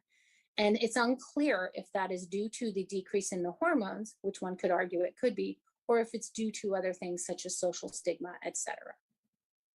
Next slide. When we get into the weeds of the logistics of breastfeeding and THC, it is important to note, especially if mom is smoking her marijuana, that there is an independent twofold increased risk for sudden infant death syndrome. And I think that's an important point. It's not part of smoking cigarettes. So cigarettes we know has an increased SID rate. This is on top of that. And so it is very important, I think, to educate mothers that they should smoke outside if they're going to do it, to minimize that risk. When we look at the data on breastfeeding and THC, there are no isolated studies without in utero exposure. So the data is never going to really be pure. We're going to have to deal with the fact that it's likely we're going to have a prenatal, postnatal exposure between the prenatal exposure in utero and the breastfeeding exposure. And the evidence that we have, which is very small currently, on the effects of THC on infant development is sparse and conflicting. And I'm going to run you through that now. 2 papers that are referenced, if you look at any review, LactMed, et cetera, you're going to see these papers referenced. But again, this is data that's not too recent. The tennis paper was from 1985. It looked at women who were using marijuana while breastfeeding and compared them to controls. There was no comment on whether marijuana use was occurring during pregnancy or not. They assessed the babies at 1 year with the Bailey scales of infant development. And for those who don't recognize the term Bailey scales of infant development, that is a assessment of an infant done about 6 months on onward until about 2 to 3. We use it in the high-risk infant follow-up clinic to assess fine motor and gross motor development, as well as psychosocial development as well. So it's one of the tools that we use consistently to evaluate infant development. In the tennis paper, they saw no difference in motor and mental development. When we moved down to the Astley and Little paper 5 years later, they had a little bit larger cohort of 68 babies in each group. Both groups, mothers used marijuana during pregnancy. The exposed group continued to use marijuana after in the first and the third month of postpartum while breastfeeding. They assessed at 1 year of age using the Bailey scales of infant development. They noted that at higher exposure, you saw a lower psychosocial developmental index, and as well as you saw a decreased motor developmental interest on the Bailey as well. So there's no difference, there's difference. And it's small data, so it's hard to really hang your hat on it. And it really hasn't been able to be reproduced, partly because I think it's very hard to recruit into this patient population. Next slide, please. So I don't have the time to run through all the animal data, but I'm gonna give you the statements from 2 organizations about long-term concerns about effects on the infant. The Academy of Breastfeeding Medicine, which is an organization of physicians who support and advocate breastfeeding, in their review, noted that the number of studies that have found concerning evidence, both human and animal, outnumber the studies that have concluded no effect. A conservative approach is suggested until evidence can strongly support otherwise. The AAP, or American Academy of Pediatrics, in their clinical report, noted that their current understanding of the ECS, or endocannabinoid system, and its role in the development of neurocircuitry in early fetal life also provides theoretical justification for the potential of marijuana substances, particularly THC, to affect neurodevelopment. So there's concern. Next slide, please. So what are the current recommendations? And I'll start with Hale. He's the guy out of Texas with the Infant Risk Center, or Mommy's Meds, or Milk and Medications. And he has the rating scale of L1 through L5. I'm imagining that many of you will recognize that scale. And L1 means that there is no risk, or there's perceived to be no risk, and there is some data potentially that is supporting its use. L5 would argue that there's significant risk and you should not use that substance while breastfeeding. L4 is often considered one that you shouldn't use while breastfeeding as well. So he's saying limited data, possibly hazardous. I've underlined this statement he added recently in the last few years. And it says, well, this data poses numerous limitations and does not directly examine the benefits of breast milk versus risk of exposure to marijuana and milk. Cannabis use in breastfeeding mothers should be discouraged at this time. And I think his point is valid in that there's a benefit to breast milk.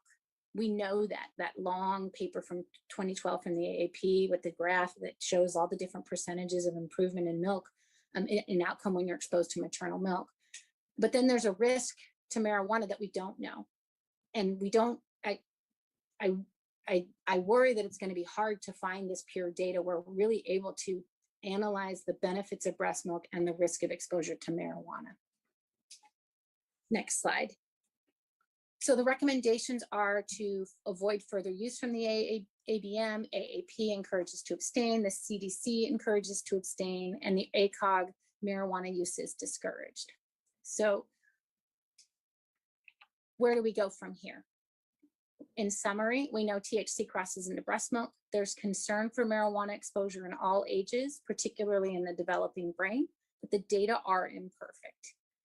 Realistically, excellent data sets are not likely coming, at least in the near future. And we're looking at if we think impact is of executive function, we have to wait until these babies reach an age where they're actually utilizing executive function, which is going to be closer to 8 to 10 years, and then seeing what that looks like in fallout. And then one must recruit. So it's kind of similar to the Generation R. They recruited in 2001. We still don't have great data on how if there is impact on executive function. And our recommendations aren't particularly helpful from the organizations. Discourage, abstain. It's not a definitive moment where it tells us what to do, particularly in regards to the preterm population. Next slide, please. So again, we're back to the question, is it okay for a mom who tested positive for THC to breastfeed or express milk for her baby in the NICU? And I think the answer is it's complicated, but how do we approach it? Next slide. So there's none of the data and none of the recommendations really discuss the preterm or the NICU patient population. And I think it's important to note that most of our infants who are admitted to the newborn intensive care unit have an inherent risk of neurodevelopmental delay due to their underlying diagnosis and subsequent need for neonatal care. The AAP, of course, supports human milk in the preterm and NICU population, but has not given us any guidance on how to address marijuana-using mothers in the NICU. Next slide. So how do we develop a recommendation in the NICU? And I do think it is each unit, because the data isn't definitive, there's a lot of concern, but it's important that we look at what the patient is bringing to us and what we have as options as we evaluate our potential recommendation in our unit. So first, how frequently is mom using? When was her last use? Is there polysubstance abuse? Is there maternal willingness to discontinue use? Is there an ability to develop a trusting and therapeutic relationship? Is there availability and reliability of donor human milk? And what's your NEC risk in your unit, particularly when dealing with your higher NEC risk populations? Next slide, please.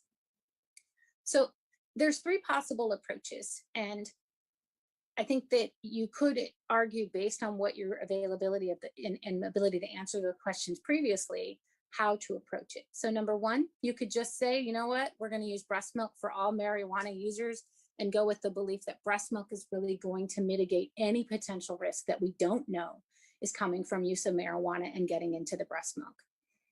We could also, the second approach would be to pump to establish supply while mom abstains and utilize donor milk until some time that the THC level in milk may theoretically be low to 0. And then finally, you could say, you know what, mom's used marijuana, we're not going to use her milk at all, and we'll just use donor milk because we have such easy access, and we really feel that the risk of marijuana is significant, and we don't think it supersedes the benefit of what is concerned, what we gain from being exposed to mother's own milk. Next slide, please.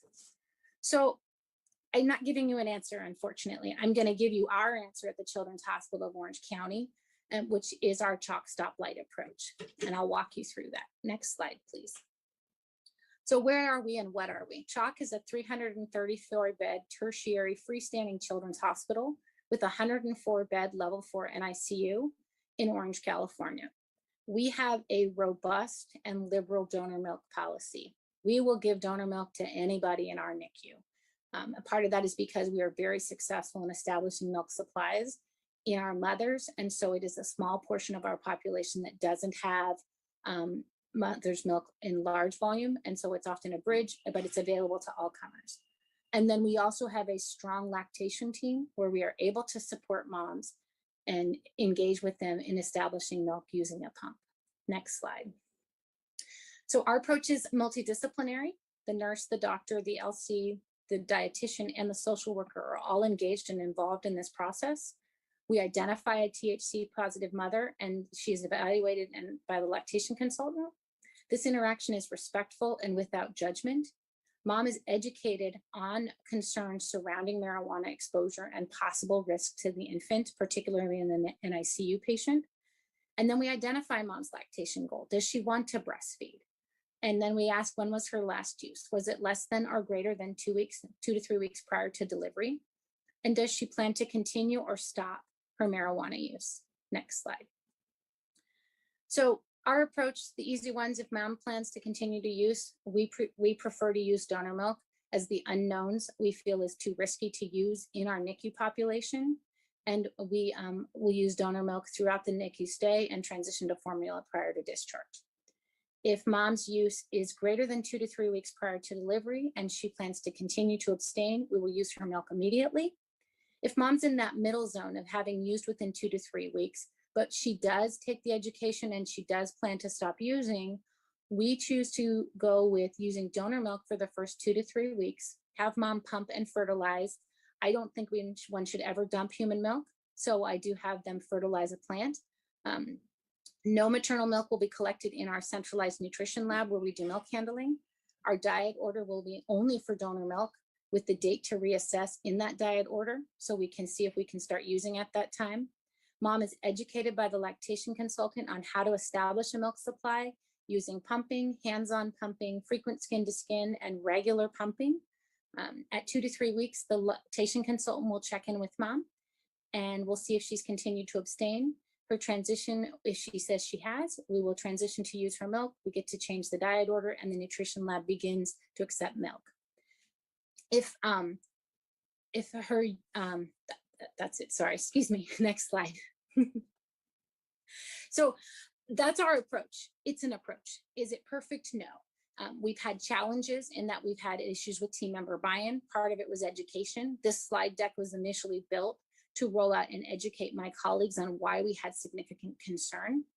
Defining roles was another challenge, as we had to make it so that people could, who was responsible for picking the date, how did we communicate that date, and then when did we go forward with changing the plan, and how do we communicate that plan? And then what are the exceptions?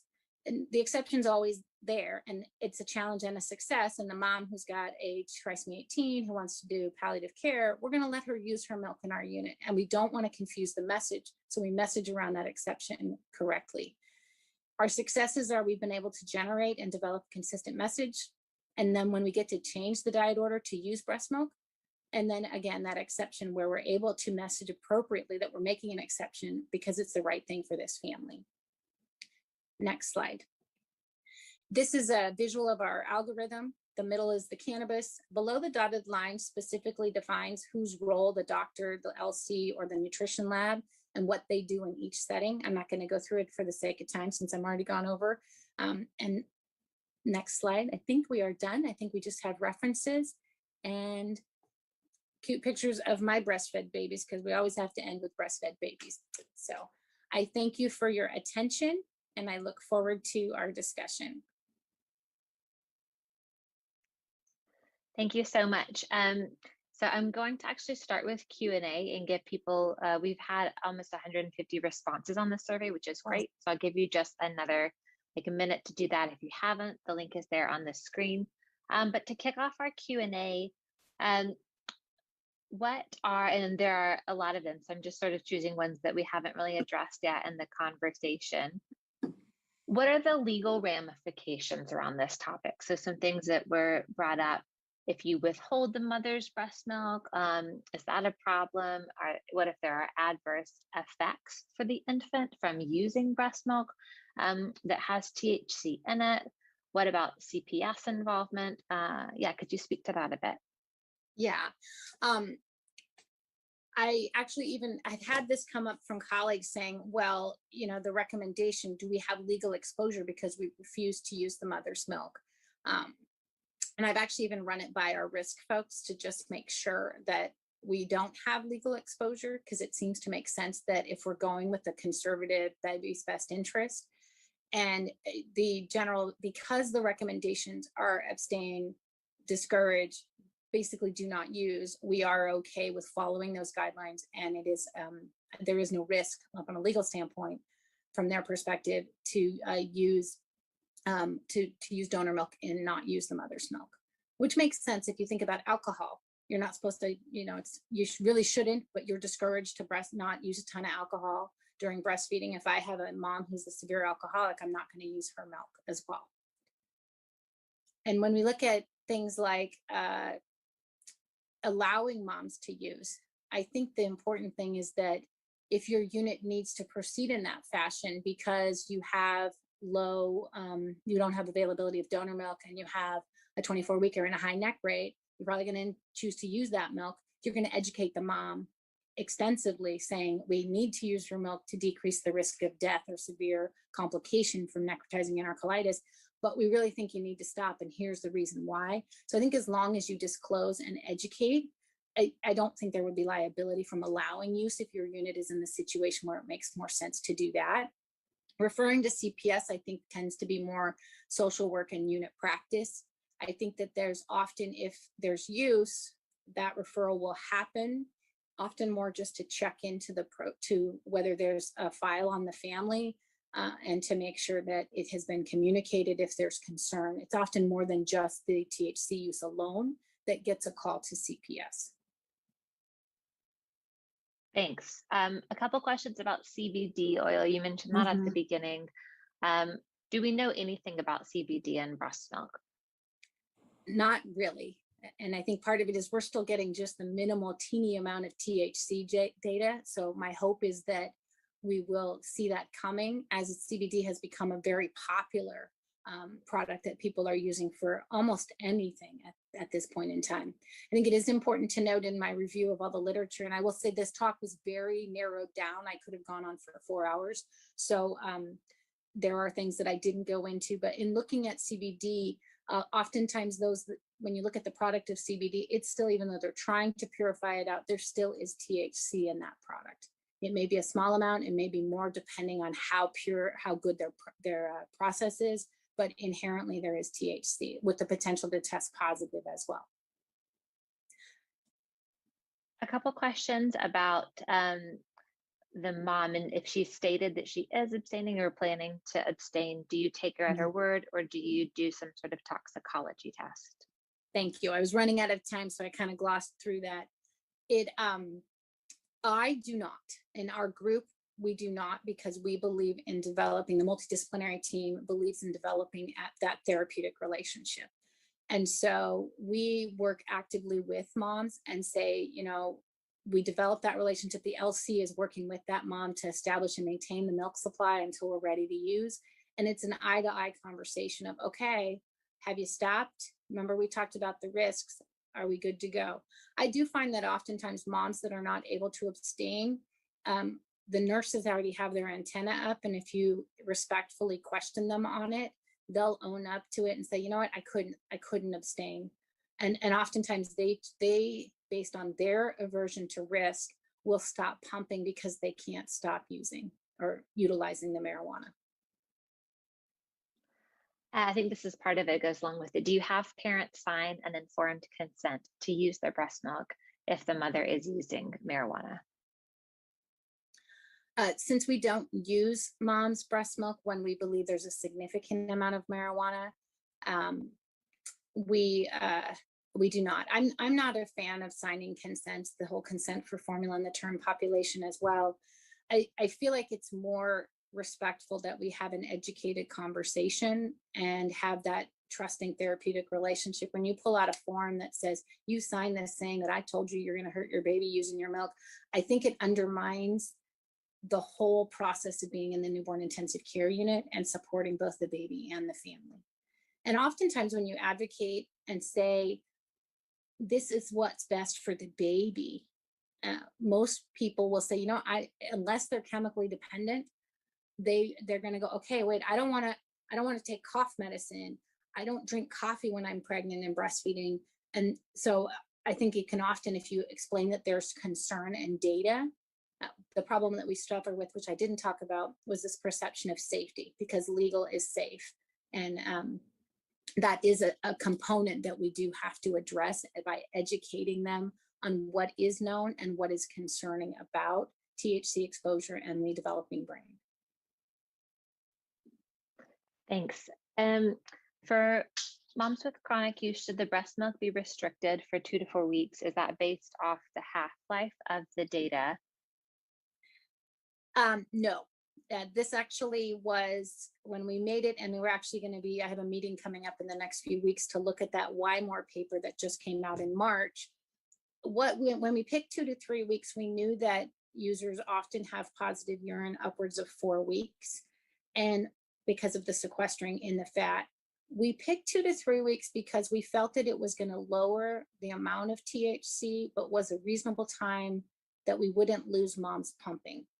And for anybody who's pumped, if you're pumping only, it is not a rewarding experience. And yes, we have moms that have to do that because they're in the NICU, but if you're pumping and then your milk's being sprinkled on a plant instead of being given to your baby, it is not a rewarding experience, and it is not going to be something you want to do for a prolonged period of time.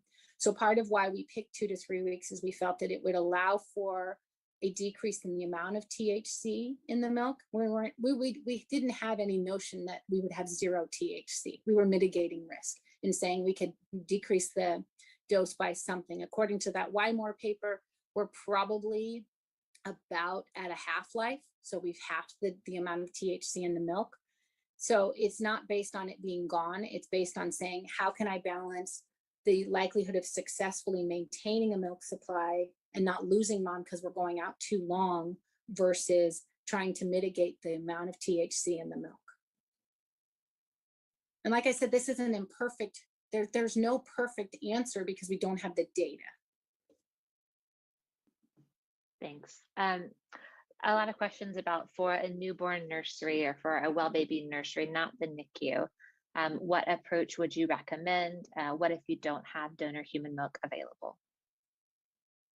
Yeah, the term population is different. And it's one that I am highly unsatisfied with my options because they're going to go home. They're going to go home fast. So they need to be fed, and they're going home into an environment that may be having THC smoke. And there you're looking at, wow, I'm going to have a potential increased risk for sudden infant death. And so breast milk is probably the best approach. I believe that mothers should be extensively educated in the nursery and really given the understanding of, okay, there's risk to your baby, and taking it into you're advocating, we're doing the right thing for the child, and really educating on, hey, in your pregnancy, what did you, and I think the approach needs to be, in your pregnancy, what things did you not do because you were concerned about it potentially affecting the baby? And then when you educate them about the marijuana and say, we believe you should not breastfeed when you're using marijuana and would ask you to stop, but we do know there are benefits of breast milk. So in my experience, I don't develop those policies, but the approach is to educate and allow to breastfeed, when to establish milk supply, and knowing that the benefit of milk there may be more helpful than the exposure, especially if you can get mom to stop. And you would just tolerate the fact that there would be exposure until that dose is out of the milk. Thank you so much. We have so many questions coming in, but I do want to make sure we have the time. So this is out of 168 responses. So I'll just go over this and then I'll turn it over to Bob to give us a wrap up. So what is your role in the hospital? Obviously, it's really varied. Lots of, looks like RNs and MDs and lactation consultants are the top. Does your NICU have written guidelines regarding breastfeeding or the provision of breast milk? It's really split here. You can see yes is about 40%, no 30, I don't know is 30. Does your hospital test for THC? Pretty much yes. In both the infant and maternal toxicology screens. If a mother admits to current THC use or has a positive toxicology test and no other drugs, would you allow her to breastfeed or provide breast milk to her term infant? The top answers depends on a case-by-case basis at 38%, and then 31% yes. And then same question for the preterm population. Depends or no actually went out here at 33% as well. And then at your hospital, is it usual procedure to consult with CPS when a mother has a tox screen that's positive for THC but no other drugs? Yes is listed at 38 and no is at 38. So we're almost at a tie there. So we just wanted to share that to provide a little bit of context about the audience on this call and what your fellow healthcare providers are doing and practicing. So Bob, I will turn it over to you. Thank you, Caroline, and this is Bob Castro. I'm the NICU Medical Director at Salinas Valley Memorial Hospital and one of the maternal exposure or MADEX co-chair. Thank you, Christine. That was a wonderful presentation. It's great to hear from a fellow colleague who also has trained at Harvard UCLA. You remember that, Christine?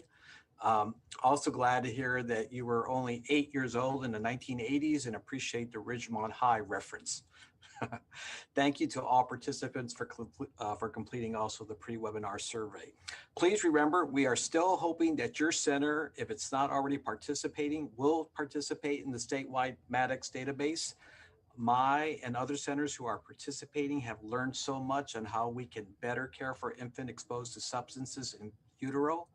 We have started focusing on opiates, but as one of the MADEX co-chairs, along with Lisa Chai, Angela Wong, and Pam Aaron Johnson, we are discussing expanding the database in the future to include other substances exposures, including marijuana and amphetamines. But this can be done already at your specific center. So please reach out. We would love to hear from you. You will receive a link to an evaluation survey for today's webinar. Take a minute and complete it so that we'll know what you appreciated and what you would like to see in the future. Thank you for prioritizing and participating today. And a special thank you to Caroline, Tony, Nolan, along with their CPQCC colleagues for all of their services making the Maddox database a progressive success. So thank you, everybody. Caroline? That's all, folks. Thank you so much. The slides, I don't think I showed this, the slides can be available here. They'll also be sent around in a follow-up email link. So be on the lookout for that. Thank you, everyone. This is Ashley Randolph, the host of the Ashley Randolph Podcast Show, right here on Glo Preemies Podcast. I am so happy today to have Bridget Baker with me.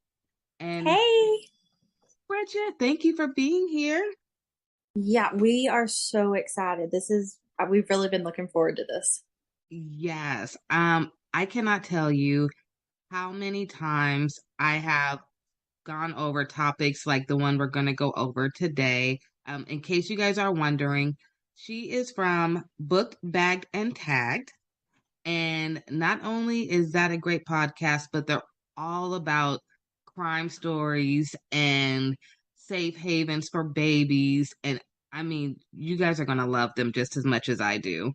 Oh, thank you. Bridget, do you want to tell everyone a little bit about you and your husband? Because you guys are a duo, which is like so perfect to me. And we are. Your podcast. So we started the podcast, honestly, we wanted something that we could do together as a hobby. And we have both always been very into the whole true crime world and the different cases of it. I'm always been very intrigued with the psychology behind all of these people in these cases and kind of like why they do what they do. And with true crime being such a hobby with both of us, we've used it as a teaching tool, if you will. Like our 3 kids, they know what to do and how to do it if they're ever somewhere and something happens, and we've got them like trained on how to react, just from different cases that we went over. And with each case, we try to give out resources, like different things with babies. We've talked about safe havens, or when we have a domestic violence case, we always let everybody know the different resources around us that they can have. Now, that is interesting. Something that you said just made my eye twitch a little bit. You said that you use the stories to help educate your children. I do. That is something that you don't usually hear, but that is actually a great way if you really think about it. So that's actually a good tip. And it's really about the perspective. It is. And I mean, you have to keep in mind, like we have 2 younger ones and then we have an 11-year-old. We do not tell them all the scary things that can happen. But with each case that we've done, I've learned something from that in ways of just like, say, we're out in town and I've listened to a case before. I'm like, okay, well, I know that if, A, B, or C happens, this is how I can react. And so I've made sure that even our youngest knows their address. They know our full names, not that we're just mommy and daddy. And they can, do what they can tell somebody what they need to tell them if they're ever in a situation to where we're not there. So we've used that to just make sure that, we are keeping our kids as safe as we possibly can, because I mean, it's 2022. This world it's a lot now. Yes.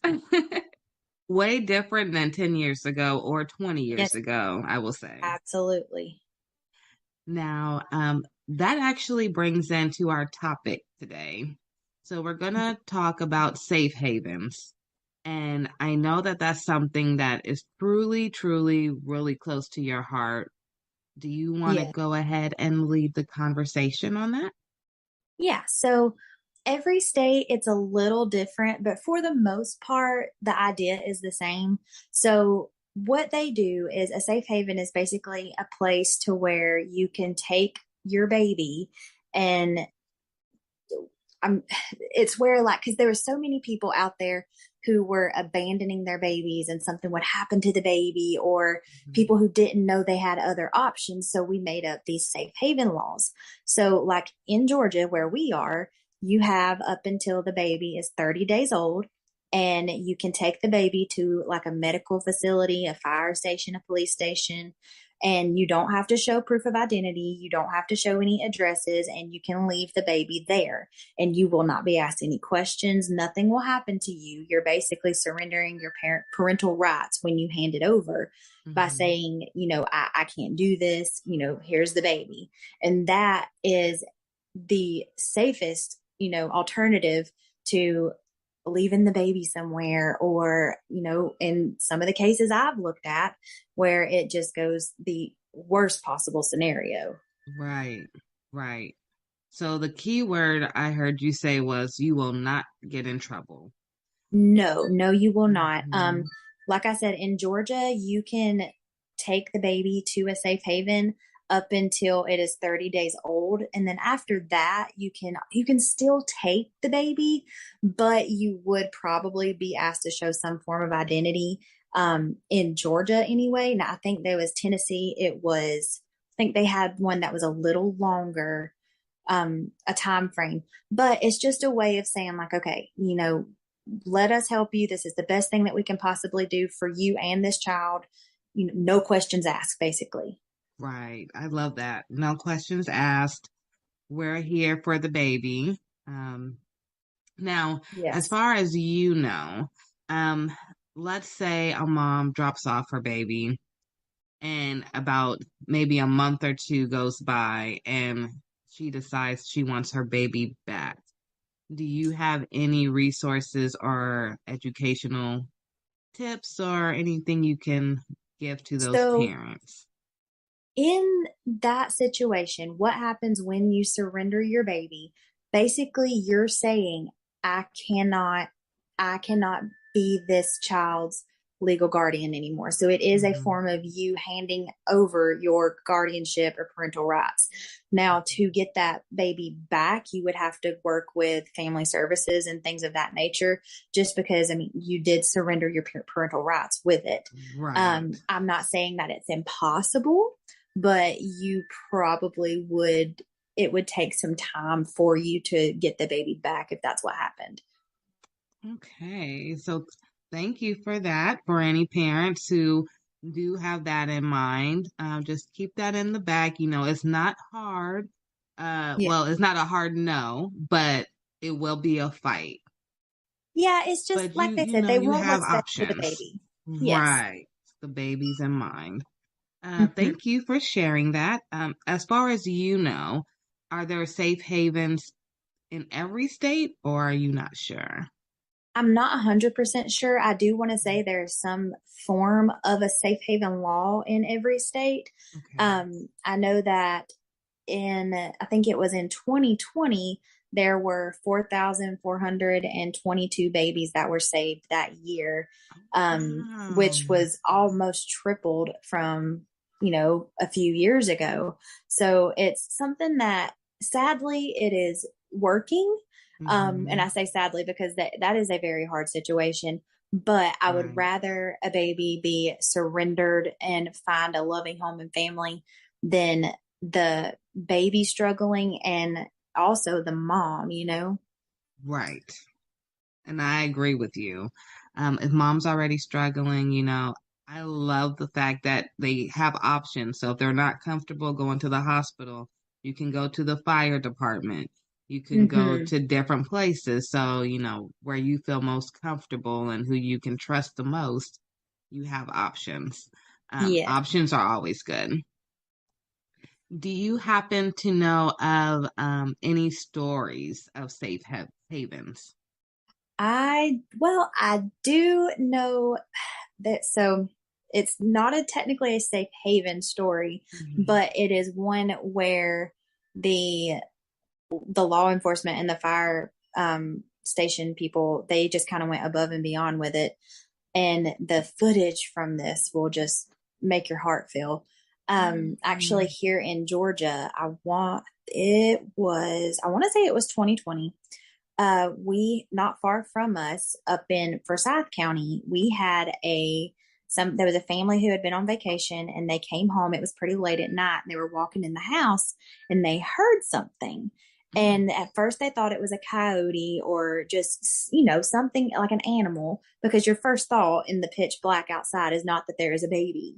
Right. Well, they investigated and they found a baby in a plastic bag that looked like it had been tossed off the side of the road.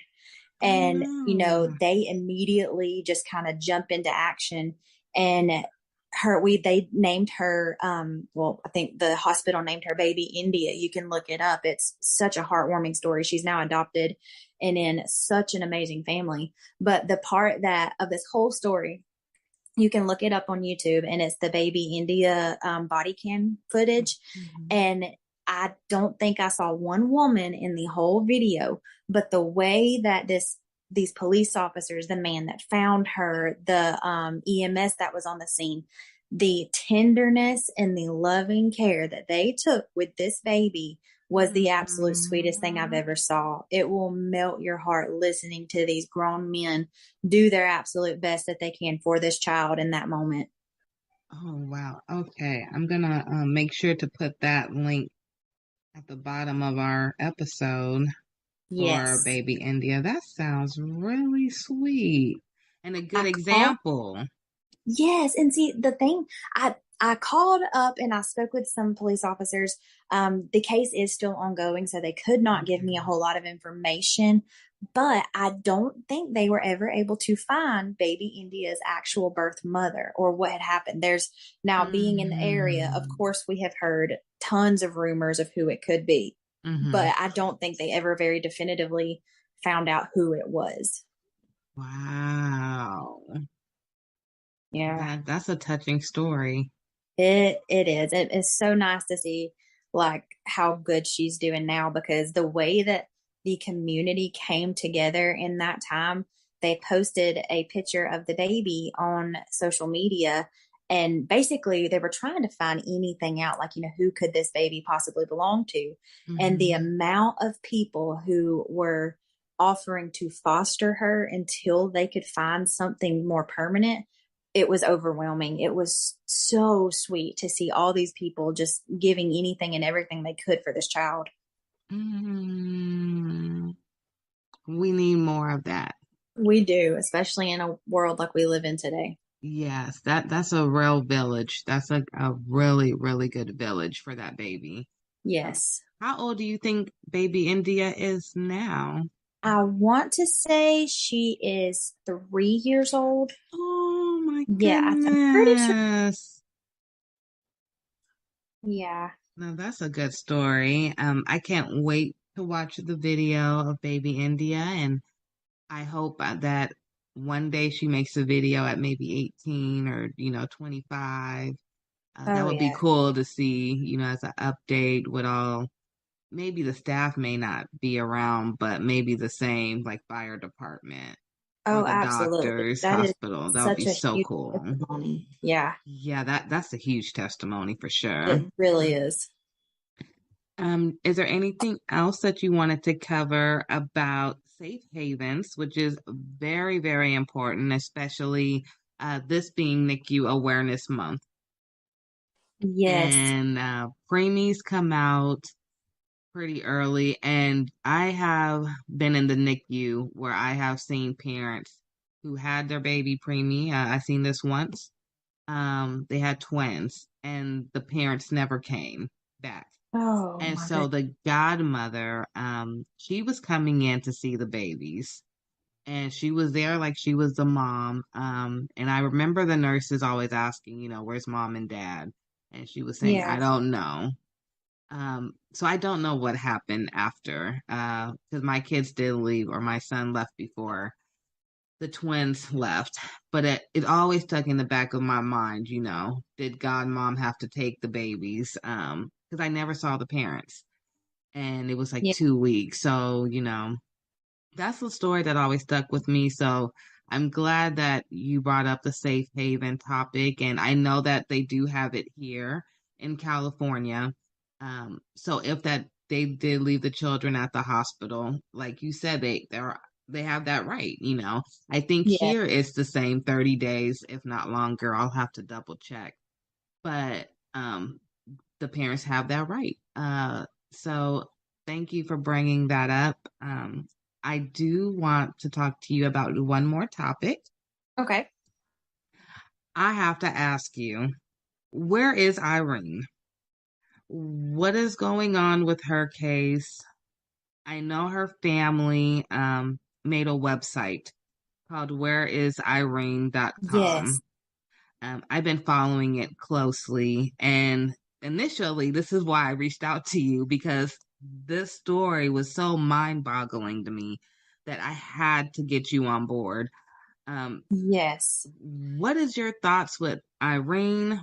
Where is she? Where do you think she may be? Just tell me your thoughts and let's jump into this convo. So she was last seen alive during a video call with her parents, and that was back on February 24th. So she ended up not being reported missing until March 20th. And there has been so many like different stories come out about this that I've heard, different theories, Mm-hmm. They seen her fiance using a debit card to purchase items that were, it was like a boots and shovel and Mm-hmm. things of that nature. And obviously, when you see that, your mind goes to one very scary place. Right. So they have, he is identified as a person of interest, but I think there was also, according to documents, he had been accused of transferring over like $3,000 out of her bank account and ended up charging $600 on her debit card after he had told the authorities that she packed her bags and left. Mm-hmm. So very sadly, I hate to assume this, but with him buying the things that he was buying, and it looks like he's using her Visa card and he hit the $3,100 limit on it with 80 different transactions back to back. Like that really, to me, all points to one thing. And sadly, it makes me feel like she may have already passed away and it's being hidden, or, and again, I hate to say that, but it's just in so many cases I have looked at it's one of those things when someone shows you who they are, believe them. Yes. Yes. You know what story just came into my mind as you were describing what's going on? Remember the young couple, the white couple that it was a young girl and her boyfriend or fiance. Gabby Petito. Yes. That was what, last year? Or was that even this year? No. That was it was last summer. Yeah, and it's like such night and day. Yes. Still a couple. He had used her card. He was doing weird things that included his parents. Mm-hmm. And then look at how it ended. It gives me the same vibes without the same publicity because everyone was talking about that case. And what's odd to me is that case absolutely blew up. Mm-hmm. But there were, I want to say, a handful. I can see 3 different people in my head right now. I just don't know their names, but that is my point of people who went missing in the same area within the last 5 years, and nobody knew their name. Not one person. Wow. Yes. And it was like almost identical stories of them being in that area. They went missing and you don't know anything. Now, that is nothing bad to say toward Gabby Petito. It just happened to be the one that did blow up. And I think honestly, I think the biggest part of why her case blew up is it was the time that it blew up, because during the time that this all happened, a lot of people are still in the middle of quarantine. A lot of people were still at home. And of course, everybody knows during all of this COVID, TikTok blew up. Like TikTok was all anybody could do. And I think that is the biggest reason her case blew up, is because it got onto TikTok and everybody on TikTok spread wildfire. You're right, because it went from TikTok to Instagram to Facebook to Twitter. It was CNN, then it went everywhere. But you're Yes. right. I did start seeing it on TikTok first. Yes. And everybody was sharing their theories about it.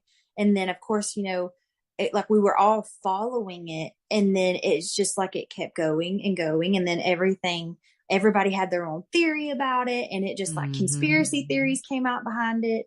And now I think they're actually doing a Lifetime movie about her. I knew it. I knew it would come. Oh, yeah. I always said that. As soon as they found him, they said it was his body. Okay, now I'm gonna ask you this, and then I know we're off the topic, Irene. I promise you, honey, we're coming back to you.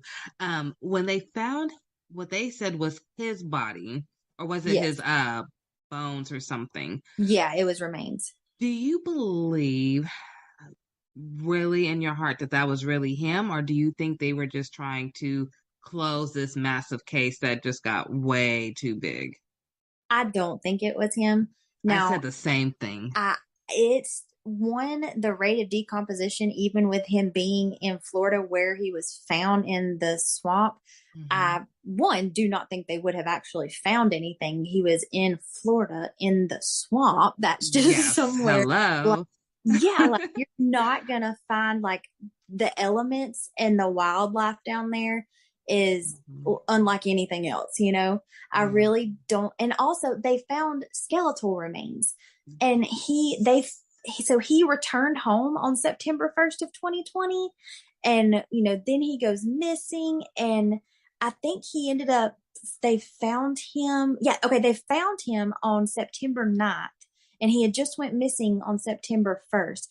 There's no way all they found was skeletal remains. That at the rate of decomposition, even though being out in that hot Florida weather would, exacerbate all of that, it's not going to be just skeletal remains. That's what I said too. I said there's no way. No, not at all. But now, the case disappeared just that fast. But I just knew that no, there's something still not right. No, I agree 100% with what you said at first, it being something that it got too out of hand and they had to shut it down.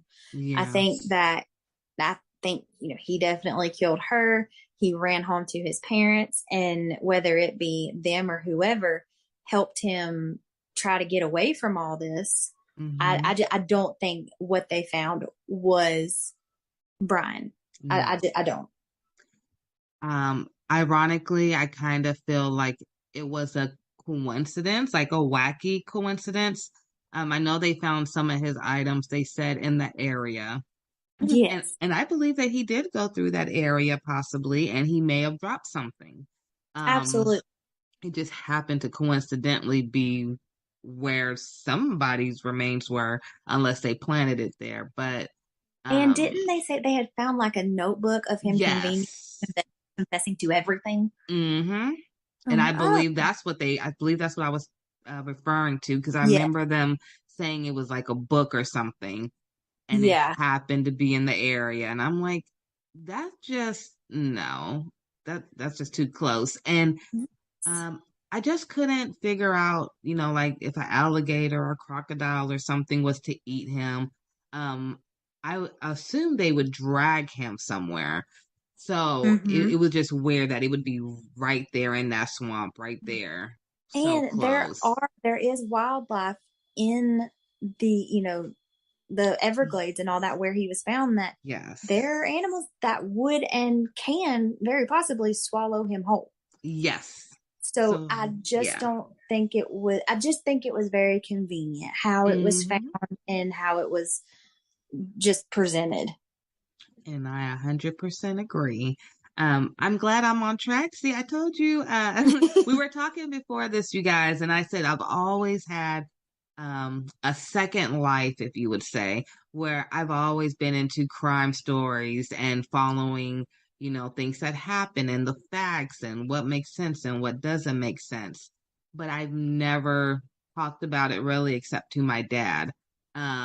So this is really fun for me. Like this episode right here, the whole episode is like pure joy.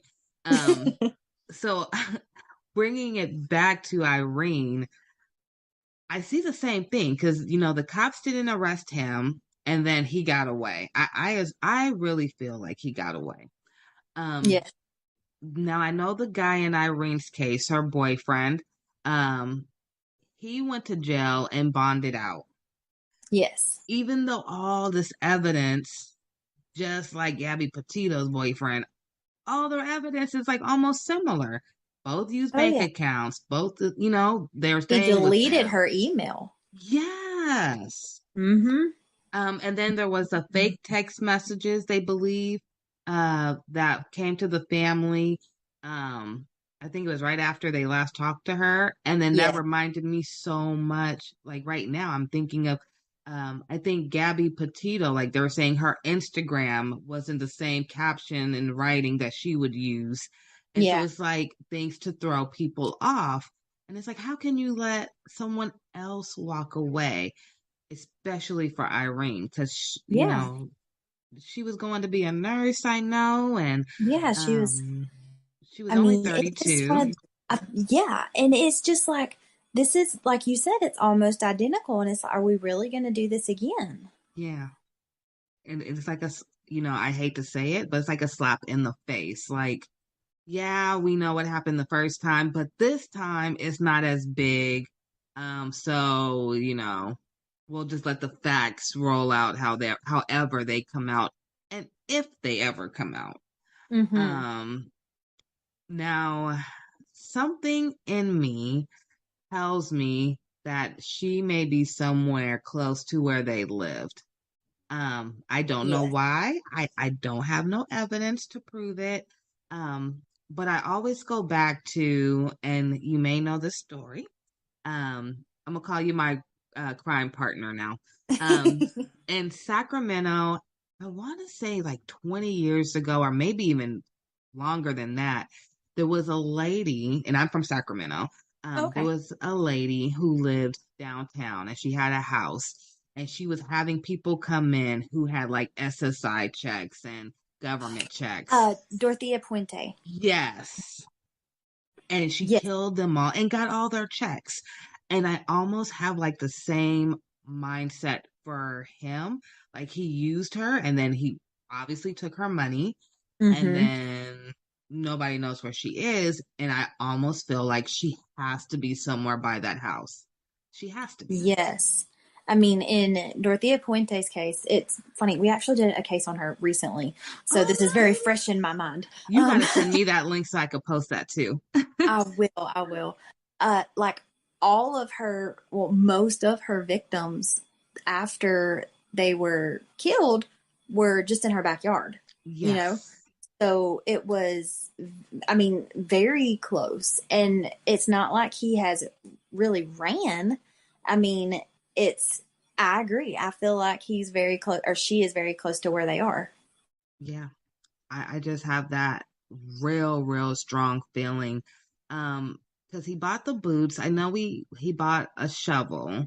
Yes. Um, there was nothing hinting at the fact that I saw, maybe you did, like any extra gas to carry with him. So like no gas cans or anything. Because I Yeah. assume if you're driving with a dead, you know, deceased body, that you wouldn't be stopping at gas stations to refill.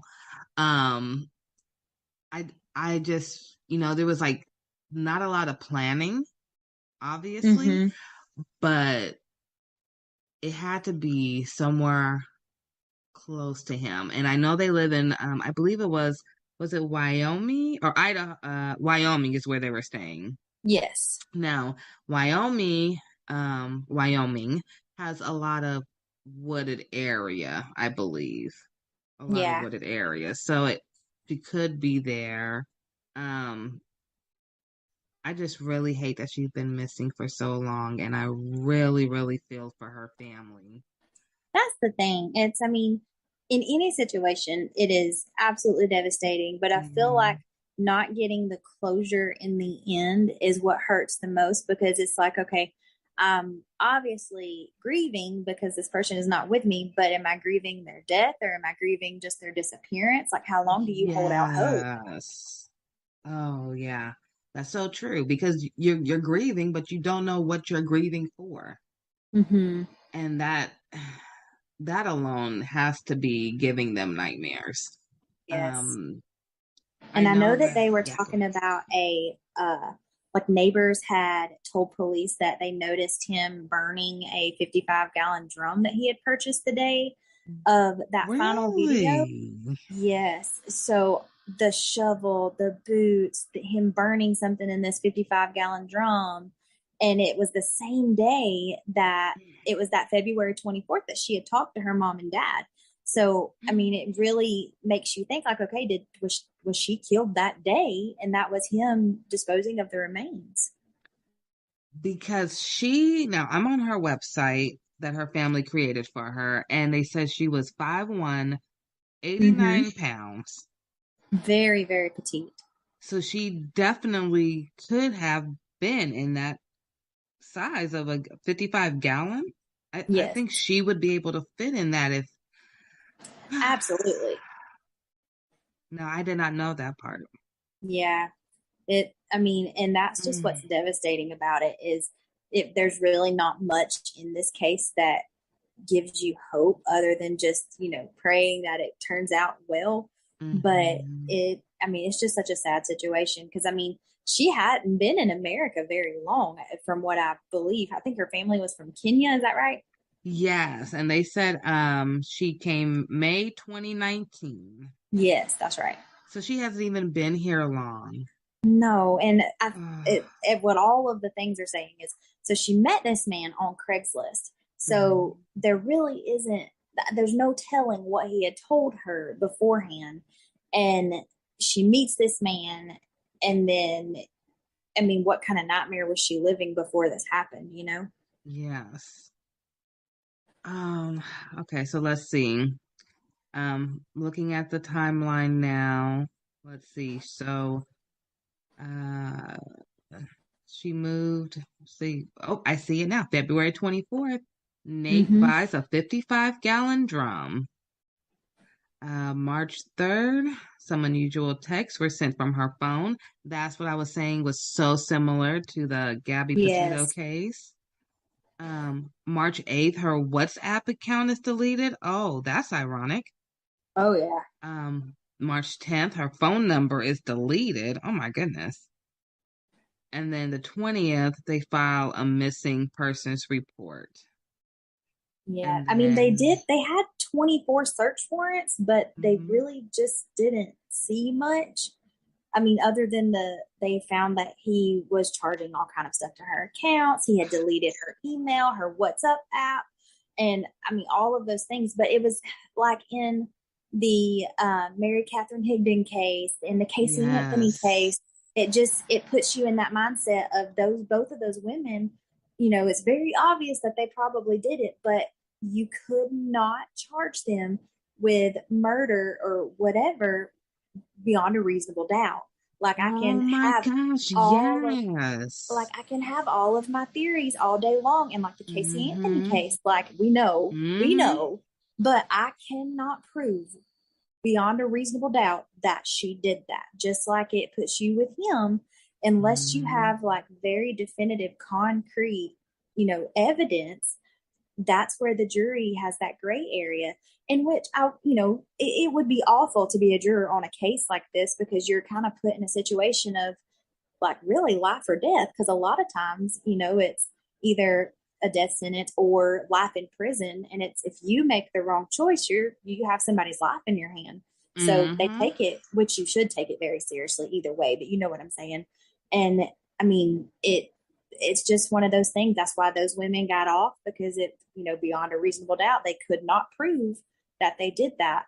And that's what's so infuriating with cases like that. It's like, you know that what happened, but you just can't definitively prove it. Now, you almost gave me tears right now because I totally forgot about the Casey Anthony case. Casey Anthony was the one who was in Florida and she killed her little girl. But Lacey Peterson, that is probably one case that I have followed or I've watched and held so closely for years. Her husband, Scott Peterson, murdered her on December 24th, and she was 7 months pregnant with baby Connor. And that case shatters my heart because, and I mean, I know I don't want to get too gruesome because I mean, on my podcast, it's a true crime. You know what you're getting when you come there. So I don't want to get too much, but the way that they found them and a woman's body is just absolutely amazing. And the things that it can do and the way that it protects the child, even when you don't think it is, a mother's body is just absolutely amazing. And when they found Connor, the level of decomposition on Connor versus Lacey's body was astronomical because her body had protected him and he stayed in utero for a very long time. So he was at a different decomposition rate than she was. And I will never forget when they found the baby body. No. I just remember like so vividly, like the whole case. Yes, Lacey Peterson.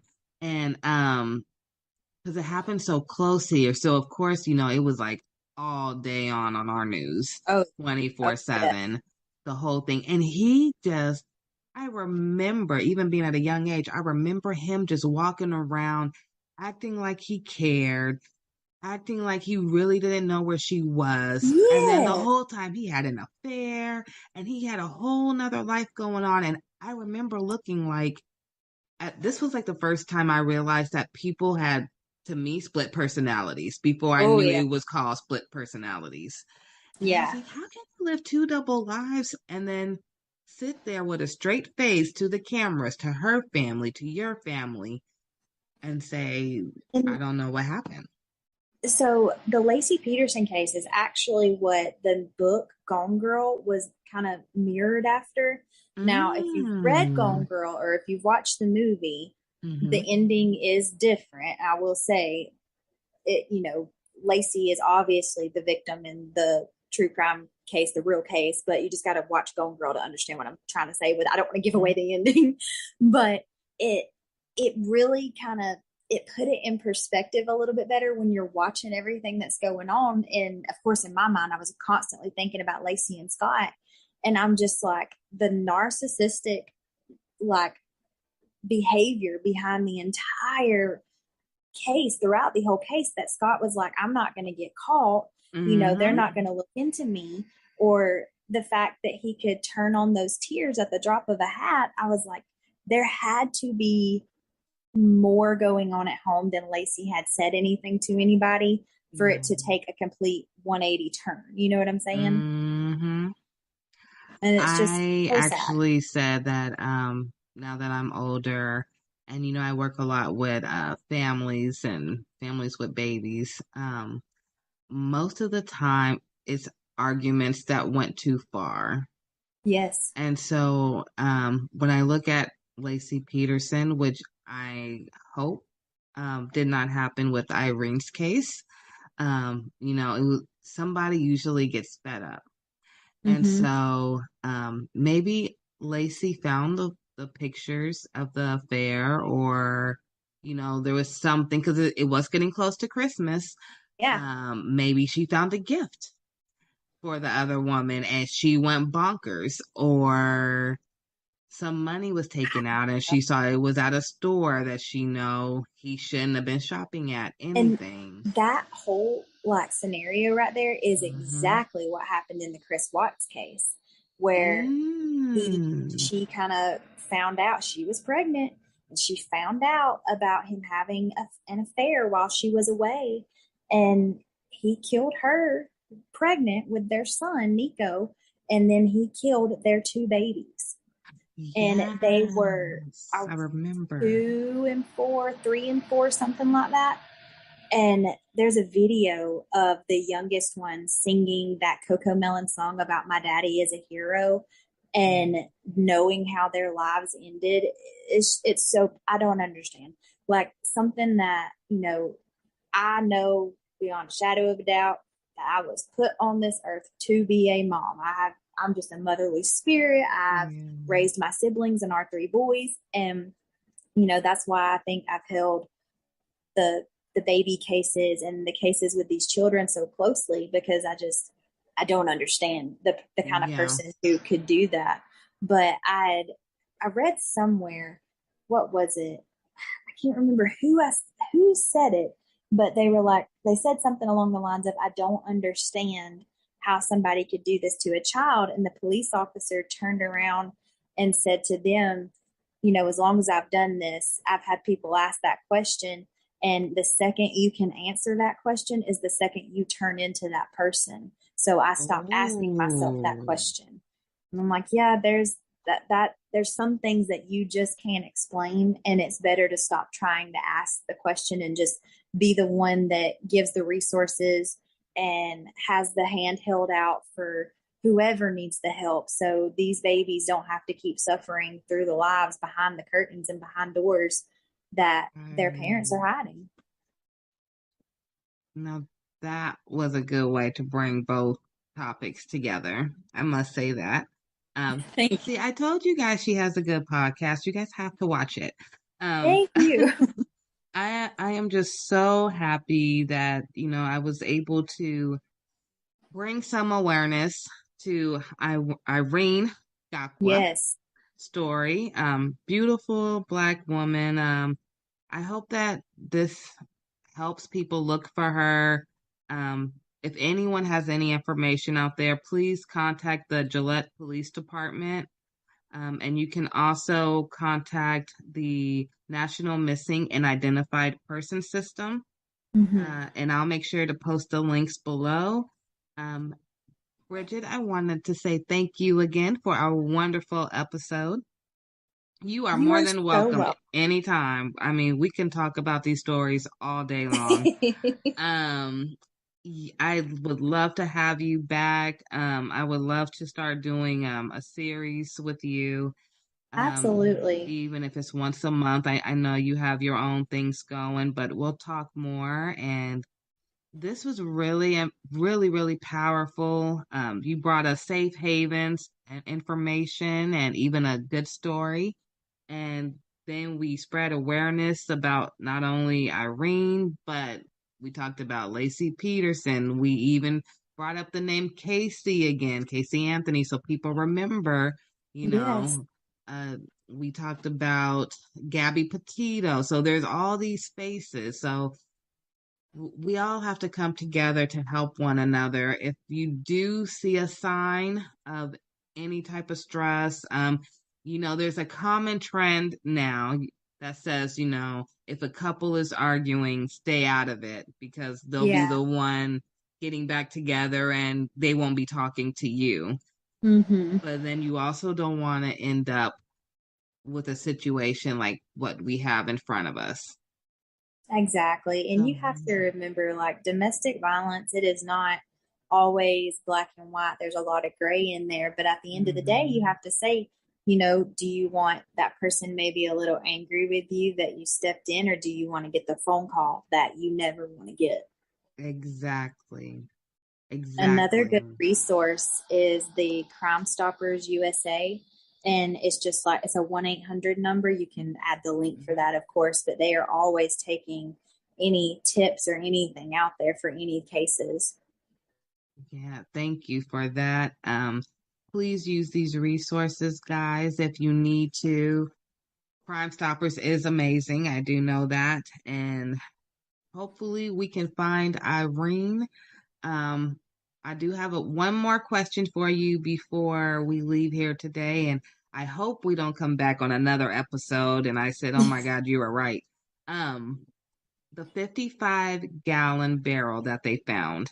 Yes. From now we know you're not exactly, you know, forensics or anything, but from what you have went through with your stories and background, if she was in there, do you think they would be able to possibly find some DNA on that barrel proving that she was there? They can. It's absolutely possible that they could. It just really depends on what condition that the barrel is in now. Like blood and different things like it depends on the surface. Like with cotton or, fibers of that nature, it's near impossible to get anything out of because of what it is. But as far as like a barrel, you can bleach that, you can clean that, but then that changes it would show something completely different that they could kind of detect if there was bleach in there or not. Mm-hmm. But I would say that it would be very, very hard to keep absolutely everything off of that, or to clean everything off of that. So I think that you very well could still find something in there. Well, thank you, Bridget, for answering that. Before I let you go, I had that burning question. No, it's okay. Before I let you go, do you want to tell everyone where they can find you and your husband? And yeah, go ahead. So we are on Instagram. It's Booked, Bagged, and Tagged, and we post like after every episode that we do, we'll post like pictures of like who the victims were and things like that. I'm a visual learner. I have to see faces after I listen to a case. Yeah. And we also have a Facebook group, and it's the same name, Booked, Bagged, and Tagged. And in there, we do a lot of polls and things. Like after each case, it's like, okay, what do you think? And stuff like that. We're on every major platform as far as podcasts go. Apple Music, Spotify, Amazon, Google, things like that. So it's pretty easy to find us. Well, thank you, Bridget. I hope you guys get 1 million subscribers after this. That would be amazing. This was a wonderful episode, and I will make sure that we talk again very soon. Absolutely. All right. Thank you.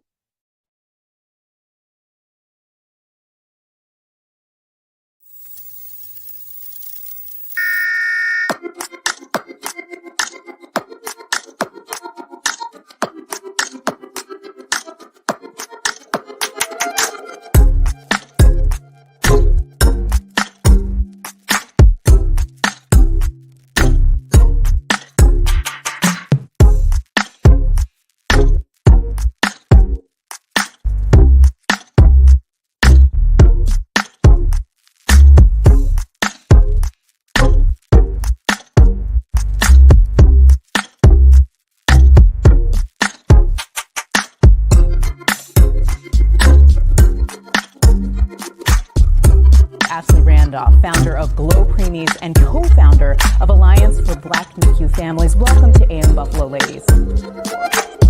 Ashley and Beth, thank you so much for joining me on this great day to talk about Ashley Randolph. Join us now. Ashley Randolph, founder of GLO Preemies and co-founder.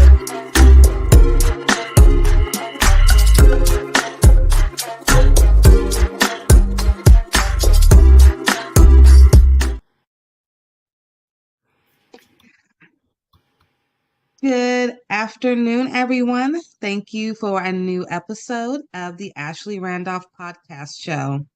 Today, I am so excited because I have someone very special for a very special topic that you guys have been kind of seeing me talk about on TikTok lately. So today, I have Don Mann, but if you research him and look him up, I want you guys to make sure to put Don W. Mann. Very, very important. He's a very important man. And what he's here today for is very important. So I want you to make sure you find him after. Mr. Don, thank you so much for being here. Thanks for the invite. I feel humbled and honored to be here. I'm excited. You know what's more exciting to me is when you came today and you had your shirt that matched your background. I just love that. I love the quote. You saw I put it on the flyer, known, needed, loved. I mean, it's 3 words that really any kid needs or any parent would love to hear, even from their own families. Yeah, it's foundational, and it's really simple, but it's not easy to discover and own in yourself. So yeah, that's part of my story, and that's I love it. So now that you brought that up, you have me curious. All right. Can you tell us your story? Well, so I think like most people, we just try to live life. We wake up and we go with the flow. And so I grew up in the Midwest, was born in the Midwest. And then we moved to Florida, South Florida, when I was 8. Those are tough years of transition, because that's when you're trying to build out your friendship base, and you're learning your social and emotional skills. So when I got uprooted at those times, it was tough. It was tough. So when I moved to Florida, I never felt like I fit anywhere. So I was just like an island. The friends I had, I really didn't trust. It was just somebody to be around and something to do. And then fast forward to the age of 23, I moved back to Missouri and went to the police academy. So I became a police officer, and I did that for about 10 years full time, and then 5 years as reserve. About middle 30s, I decided to join the Federal National Disaster Medical Team as a security specialist. So we enjoyed deployments to Hurricane Katrina, some of those responses. So it was very interesting to be part of that. And, I had the great American dream. I wanted to get a great job, a great car, a great home, 2.3 kids, and live happily ever after, right? But it's nice to want that, but you have to know how to get it. So I didn't know how to get it. So as much as you want and you don't know how to, that creates a roadblock. So fast forward to 2011, I was in my fourth failing marriage. That's a heavy burden. And I had gone through a child custody issue. So when I got divorced from my first wife, she lived in the same state as me. And now that I'm in my fourth failing marriage, she petitioned to take the kids halfway across the country to Georgia. So I didn't want to be a part-time dad when we got divorced, and I definitely didn't want to be a part-time dad. Right. Yeah, I love my kids. I had a strong heart for my kids. Yeah. And then, it seemed like I fought hard. In hindsight, I wish I wouldn't have. Crazy, I know. But I'll never forget the day I was sitting on the couch and my attorney called me, and he said, "Don, I'm sorry, the judge is going to let her take them." And I was devastated. That was a sadness and a depression that I had no idea how to heal or how to work through, how to just deal with it. I changed. That was the day I began to change and then start to spiral down because of those big emotions I didn't know how to deal with. I didn't know how I became the person that I was. I just knew I didn't want to be that guy anymore. So I left full-time law enforcement and became a full-time security director. So it's on the outside, life seemed great. I was living the social media life. It looked great on the outside. Yeah. But on the inside, I was broken. I didn't know who I was. I didn't know what I was supposed to be doing. I just knew that what I was doing, I wasn't doing well. And so I ended up getting fired from my job at the hospital. And but my wife was great. She put me through she put me through real estate school. Wow. So I became a realtor. I had a lot of drive, a lot of grit. I always wanted to be successful. But it was something in my past that's always held me back. I became a realtor in 2008, 2009 here in Springfield, Missouri. I won a Rookie of the Year award. But in the background, again, it looked great outside. I began to drink because those big emotions that I didn't know how to deal with.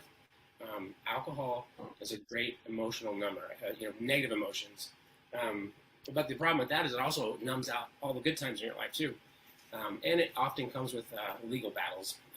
And so that's kind of what happened to me is, and the crazy thing is so my ex-wife ended up sending the kids back because it didn't work out with her.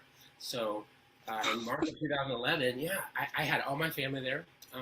I was making great money as a realtor. We had a 5-bedroom, 3-bath house with an in-ground pool. I just bought my wife a Mercedes. So on the outside, it looked like it was perfect. But on the inside, I was so tore up and so lost and broken. And I was March 9th. I was driving home in her Mercedes, and I was drinking, and I sideswiped a wooden fence. And when I got home, I looked at the damage, and that was the day that things got really dark. I just took this analysis of, you're a horrible father, you're a horrible husband, you can't keep a job, you're drunk, and the world would be better off without you. And so I was convinced. So I went inside and I grabbed my service weapon that was meant to protect me, and I shot myself at point blank range in the stomach, and I tried to take my life that day. Only by a miracle did I survive. I will say I'm glad that you did survive. I am too. You know, it's and because this is Mental Health Awareness Month, I wanted to add this little part in here. Yeah. I think it's important for people that are experiencing depression and maybe suicidal ideations, and thinking about suicide and thinking that that's the only way out. What happened to me is I knew in one moment that I wanted to die, but the moment I pulled the trigger, I knew I wanted to live so bad. Like I never wanted to live so more. I think it's helpful if people if you think about that. Like, yeah. You don't really want to die. You just want the pain to stop, and that's where I was. But then it was fear. You know, it was like I may have just taken my own life, and I didn't want to. Right, right.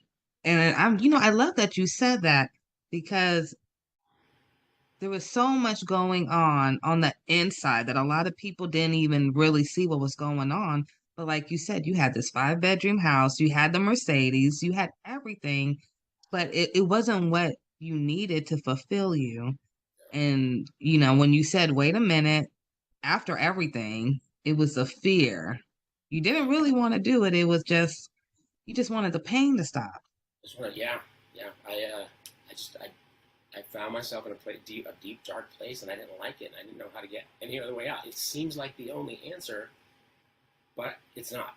It's not. And the answer comes in hope. And I can share that a little bit later about the power of hope. Even in our darkest moments, we just get a little bit of hope. We can find the strength and the courage and to go forward. I don't remember much after I shot myself. I got life flighted to a hospital here in town, and I woke up a week later in the ICU. And the emergency physician came in and he said, I thought you'd be dead on my table when they brought you in. He said, but I cut you open. He said, I looked for damage. He said, you nicked your bowel. I had to cut out about 6 inches. You'll have a colostomy for about a year. It'll be reversed and you'll be fine. And so I was like, wow, that's crazy. And then he starts to walk out of the room, and he stops and he turns around and he says, what I don't get is how a 9mm bullet that travels over 1,000 feet per second travels less than 4 inches and stops right before it hits your spine. No. Yeah. So being in law enforcement, I knew that 9mm bullets are made for penetration. They can penetrate up to 14 inches of solid plywood. So that was the day that God said, hey, I'm real. This is me. This is who I am. I had no doubt that I was here for a reason. Yeah. It's funny that the first picture that popped into my mind on that hospital bed that day was I used to see a little picture of an old dirty little girl in a dirty dress, but underneath it said, God don't make no junk. Wow. I was like, you know what? That's true. That's true. So, see, and it's moments like that you can't deny that he was there. Yeah. Can I tell you my little miracle story? Absolutely. I didn't even tell you about this. Yeah, I love that story. My little miracle story is with my second child. I was in Houston, Texas. I'll fast forward all the bad stuff, but the doctor who I had in Houston, she told me she was a new doctor and that her mom was already an OBGYN. So I was comfortable with her. Yeah. So when it came to my delivery, of course, all my kids were premature. My daughter was born and she had her cord wrapped around her neck. No, yeah. But the doctor was so calm. She never even I didn't know until my daughter was like 4 years old that had happened to her. My husband had to tell me. Like, no one told me. She just said, oh, stop pushing. And I just stopped. And it was like a real calm in the room. I felt no anxiety at all. My baby came out and everything. Everything was fine. Of course, she went to the NICU. I went back to thank the doctor. Nobody at the hospital knew who the doctor was that delivered my baby. They have no idea who she was. They said the only thing that was on the papers was that the general MD for the day was on the paperwork. They have no idea who it was. Wow. That's when we can't explain something that's good, we just gotta give You just can't explain it. And I started Glo Preemies right after that. I said, you know, God, what do you want me to do? I don't know. I had just stopped going to college, so I was going to Xavier and Tulane at the same time. And I just didn't know what to do. I had my second preemie, and then it just came to me, God, little ones. And Glo Preemie's been with me ever since. I love that. That is so Such a great cool. story. Such a great story. And all significant lives that I know of Yeah. are foundational on amazing God stories. So when you got out the ICU and you got out, what was the first thing you did when you walked out them doors knowing you just had a miracle? Well, probably not what most people would do. I went and got a drink. Wow. You would That's think, honesty though. yeah, you would think that God showing up in my life like that would have like smacked me into reality, right? And just chase your purpose. No, I still had all that unhealed, unfaced internal pain, emotional wounds. And the crazy thing about pain and emotional wounds, we try to beach ball it. We try to stuff it. You know, it's kind of like stuffing a beach ball under the water. Sooner or later, it's going to pop back up. Well, that's what our emotions do. When we stuff them, I say they go into the pit of our stomach and they lift weights. And then when they come out like, Urgh. And so, yeah, the pain came out. And so I had to go, or I felt like I had to go and drink. So I continued to drink for a few months. And then, well, it was actually a couple of years. Then December 28th, 2013, I was driving home from a bar, intoxicated, and I rear-ended a pickup truck of firefighters at low speed. Nobody got hurt, thank God. Okay, good goodness. But I got arrested in the same jurisdiction where I used to be a deputy sheriff. Oh, no. So the thing about being arrested in the same jurisdiction where you work is all the people that are in jail know you. And, even worse. So I got put into protective custody, which means I was locked down in my own cell by myself for 23 hours a day. I would get out 1 hour a day to take a shower and to hear all the other inmates scream death threats at me. But it was usually like 2 or 3 o'clock in the morning. I couldn't call my kids. I couldn't call my family. So it magnified the isolation. So I was in jail for about 7 months because I burned all my bridges with the alcohol abuse and just my life was turmoil.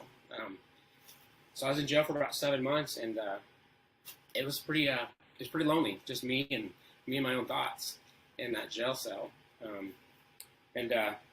I'd never been a reader. I didn't like to read. I've always been a disciplined reader. Like, I'll read a book in school if I have to get a grade off of it, but I'm not going to sit at home on a Sunday afternoon and just read a book, right? Yeah, it's not your forte.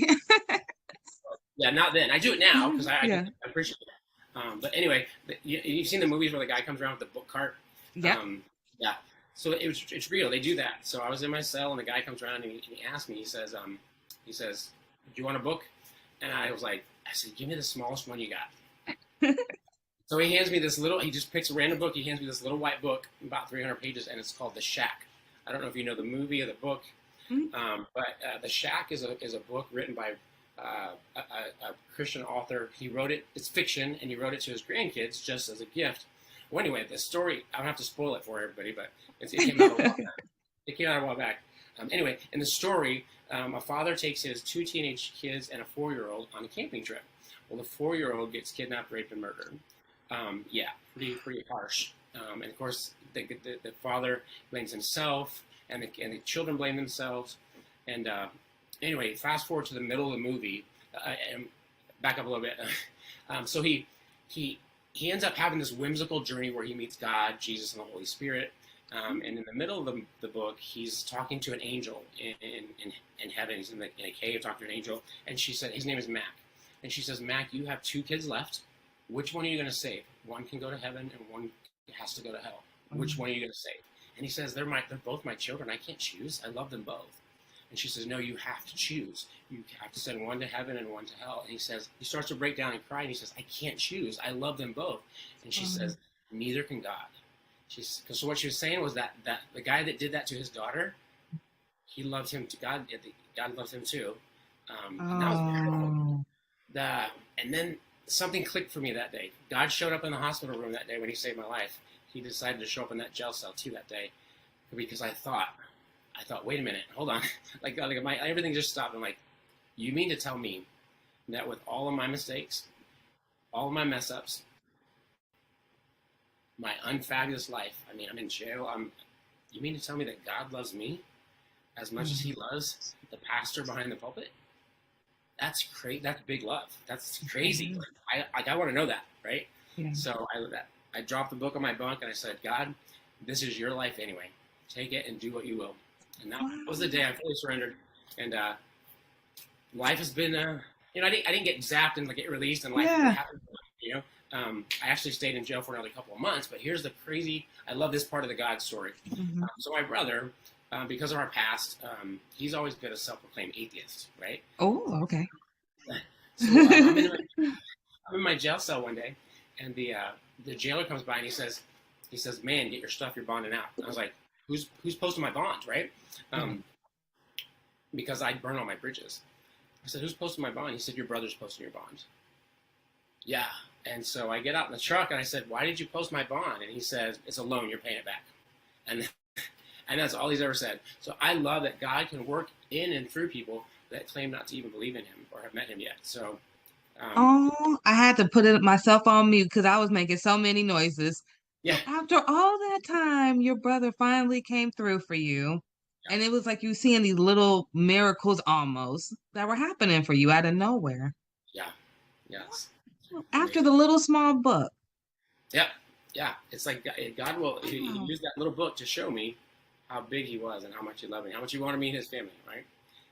So there was that spark of hope that I needed. A little mustard seed of hope, literally. Yeah. But then, you know, life is hard. We go from, and in that moment, I went from feeling great and feeling amazed, feeling like I had a zest for life, to I had nowhere to go. I got out of jail, but I had nowhere to go. I couldn't go to my family. Oh my gosh, yeah. So I ended up, I had my brother drop me off at a homeless shelter in Springfield, Missouri. And so I lived in a homeless shelter for 4 months until I was able to get a job and get back on my feet. But it was just one foot in front of the other. Just the determination to know that that I'm here for a purpose. I may not know it right now, but it's going to get revealed not by staying where I'm at, but by taking one step at a time and trusting God to get me there. So, and that became the journey of finding out if I'm known, if I'm needed, and if I'm loved. So, okay. So I have a question. So you're at this part of your journey. Okay. Now I have to know, were you talking to your kids at this point? Because I know a lot has happened to you. It's like a year now, maybe. Yeah. So I had 2 older kids and then 2 younger kids. So the older one, my oldest daughter was probably 14 when I attempted to end my life. And I remember about a week before that, because I drank all the time because I was in pain all the time. Not an excuse. That was just where I was at. But I'll never forget her little face. She looked at me with tears and she says, "Daddy, you chose alcohol over us." And even though that wasn't that wasn't the truth. That was her truth. That was her reality. And I had that hurt. That cut deep, right? So yeah, my kids, they knew they wanted Dad, but Dad was just not part of their everyday lives because I didn't even know who I was and what my role in life was. So yeah. What a strong story you have. Yeah, and you'll get people that tell you. So when I got out and I started making better choices, they're like, "Well, you don't need permission to go be their father. Go be their father." Well, that's insensitive because I made some poor choices. I can't just rush back into their lives because I'd made some choices that left some scars on them. So yeah, and that's when I learned one of the biggest qualities. And one of your questions you're going to ask later, one of the biggest qualities I think a parent can ever teach their kids is a good one. So yeah, humility. Humility is perfect. Humility. It's so inclusive. Like it comes with it has collateral other characteristics that set your children up for success with the characteristics. So. Oh, okay. So I guess we have to hurry up because now I want to get to the good tips. Okay, so we know your kids, they really do want Dad. So I'm so glad you said that because that's what I wanted to hear. So I know dad still has room to come in, but like you said, it doesn't just happen overnight. You can't just wake up one day and say, okay, I'm perfect dad, and they don't expect you to just walk out the door one more time because they've seen it so many times. So, and it's a reality. And I do hear a lot of families that have that. Either the parents saw the same thing you said growing up or the kids. So, very, very relatable. I'm glad you brought that up. I was asked on a recent podcast, they said, well, how did you restore your relationship with your kids or your other relationships? And I said, well, I didn't. And here's why. Because when you think about restoration is repairing the whole thing. We don't have all the parts. I don't have all the parts. They have some, I have some. So what is the goal in reconciliation? The goal is no regrets. So I had to take those steps to do what I needed to do to apologize, ask for forgiveness, admit my wrongs, my mistakes, and then that's where I had to leave it. No regrets. I did what I could do, right? And then that creates that safe space for restoration. That has to come from both sides. So. And wow, you need to go into counseling. That was actually great tip right there. And I think that works even for relationships too, just for a husband and wife or, sister and brother, all relationships. So it has to work both ways. Just communication is key. So thank you for that extra tip. I told you, everyone, he's very good. If you want to see him afterwards, remember, it's Don W. Mann. You're going to want to look him up. Okay. So I'm going to ask you what's your favorite quote, but I'm going to assume it's what you are wearing. Actually, no, believe it or not. Okay. I thought about this one pretty hard. So this is foundational on I always say the comeback is greater than the setback. And so this is my foundation on the comeback. But my favorite quote that spoke deep into me when I was in the dark, deepest despair it's a Bible verse. It's Genesis 50:20. And it says, you meant it for evil, but God meant it for good, to do what it's doing now, the saving of many lives. And when I look at that on my life, it's like, wow. That's it. That's it. So, I feel like that was my life too. Oh my goodness. Look at that. Yeah. Wow. Genesis 50:22, right? Genesis 50:20. 50:20. Oh my goodness. I'm going to look that up. I may print that out and post it in my house as a reminder. That was beautiful. Thank you for sharing that. That's a wonderful quote. Really, really is. Okay, so we're going to go to the next question. What are the best resources that have helped you along the way?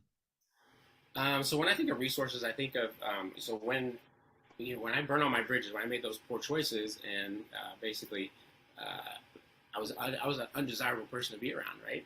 Mm-hmm. And when you're undesirable, you don't have access to very many resources. So number one was my faith community, my faith-based community, because I'll never forget the day that I walked back into church. And you think that everybody knows your story and everybody knows the junkiest things you did, and they're going to look at you and they're going to talk to you about it. But that's not the case.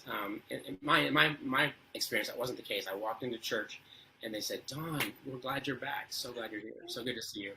And it was that non-judgment that allowed me to breathe, relax, and walk into that journey of healing. So my faith-based community, and then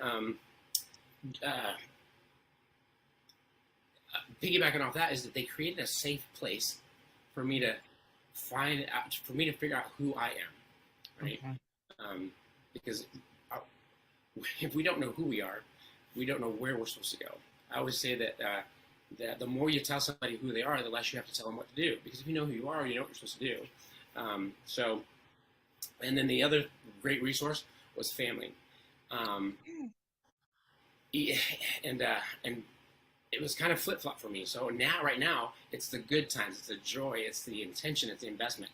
Back then, it was the challenges and the hardships that I had to endure with them. And how was that a beneficial resource? Because I believe that some of our greatest blessings are on the other side of our greatest challenges. And we have to go through them to receive that stuff. And So yeah, I look forward to challenges and hardships and kids that talk back to you and kids that want to argue about bedtime. I'm like, yes, learning moment. Time to go. Okay, so you kind of just reversed it. You know what most people stress about, you're embracing it. Bring it on. Yeah, I was if I failed at something, or if I made a mistake, or if I cried, like all those things were wrong, like they were bad, and actually they're all good if you think about it. What's guaranteed in life? Everybody's gonna do fail. Everybody. That's true. Sooner or later, you're gonna fail at something. So instead of finding yourself in the middle of failure and decided to take a heavy weight of a loss or something negative, no, fail. I think Will Smith said it. Fail forward, right? Find out. Don't ask yourself, why is this happening to me? Ask yourself, what am I supposed to learn from this? If you reframe it, there's no such thing as a loss and failure. It's just a learning. And it's going to work perfect. Yeah. I love that.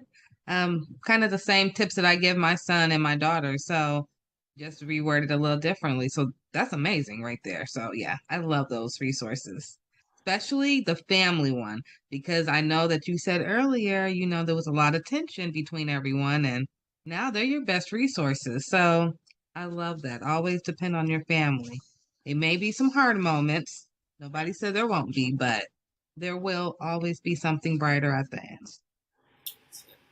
Okay, so I do have a couple of questions. So I know that you love talking about bullies.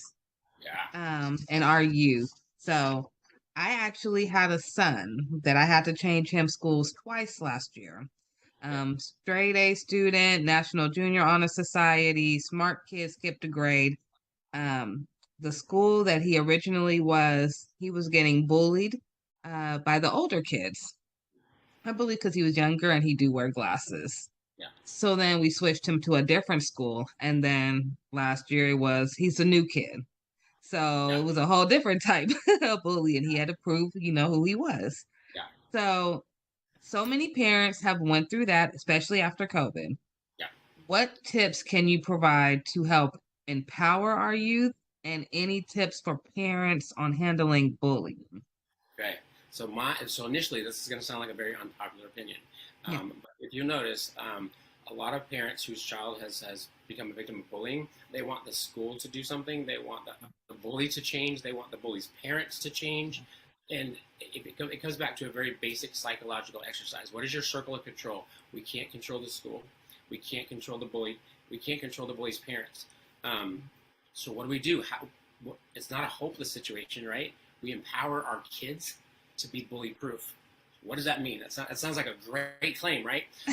Well, I think it is a great claim, and it started for me way back in high school. I knew this kid named David Williams, and this kid was untouchable. Like, somebody would come up to him, and they would just, try to make fun of him or bully him, and he was just like, what?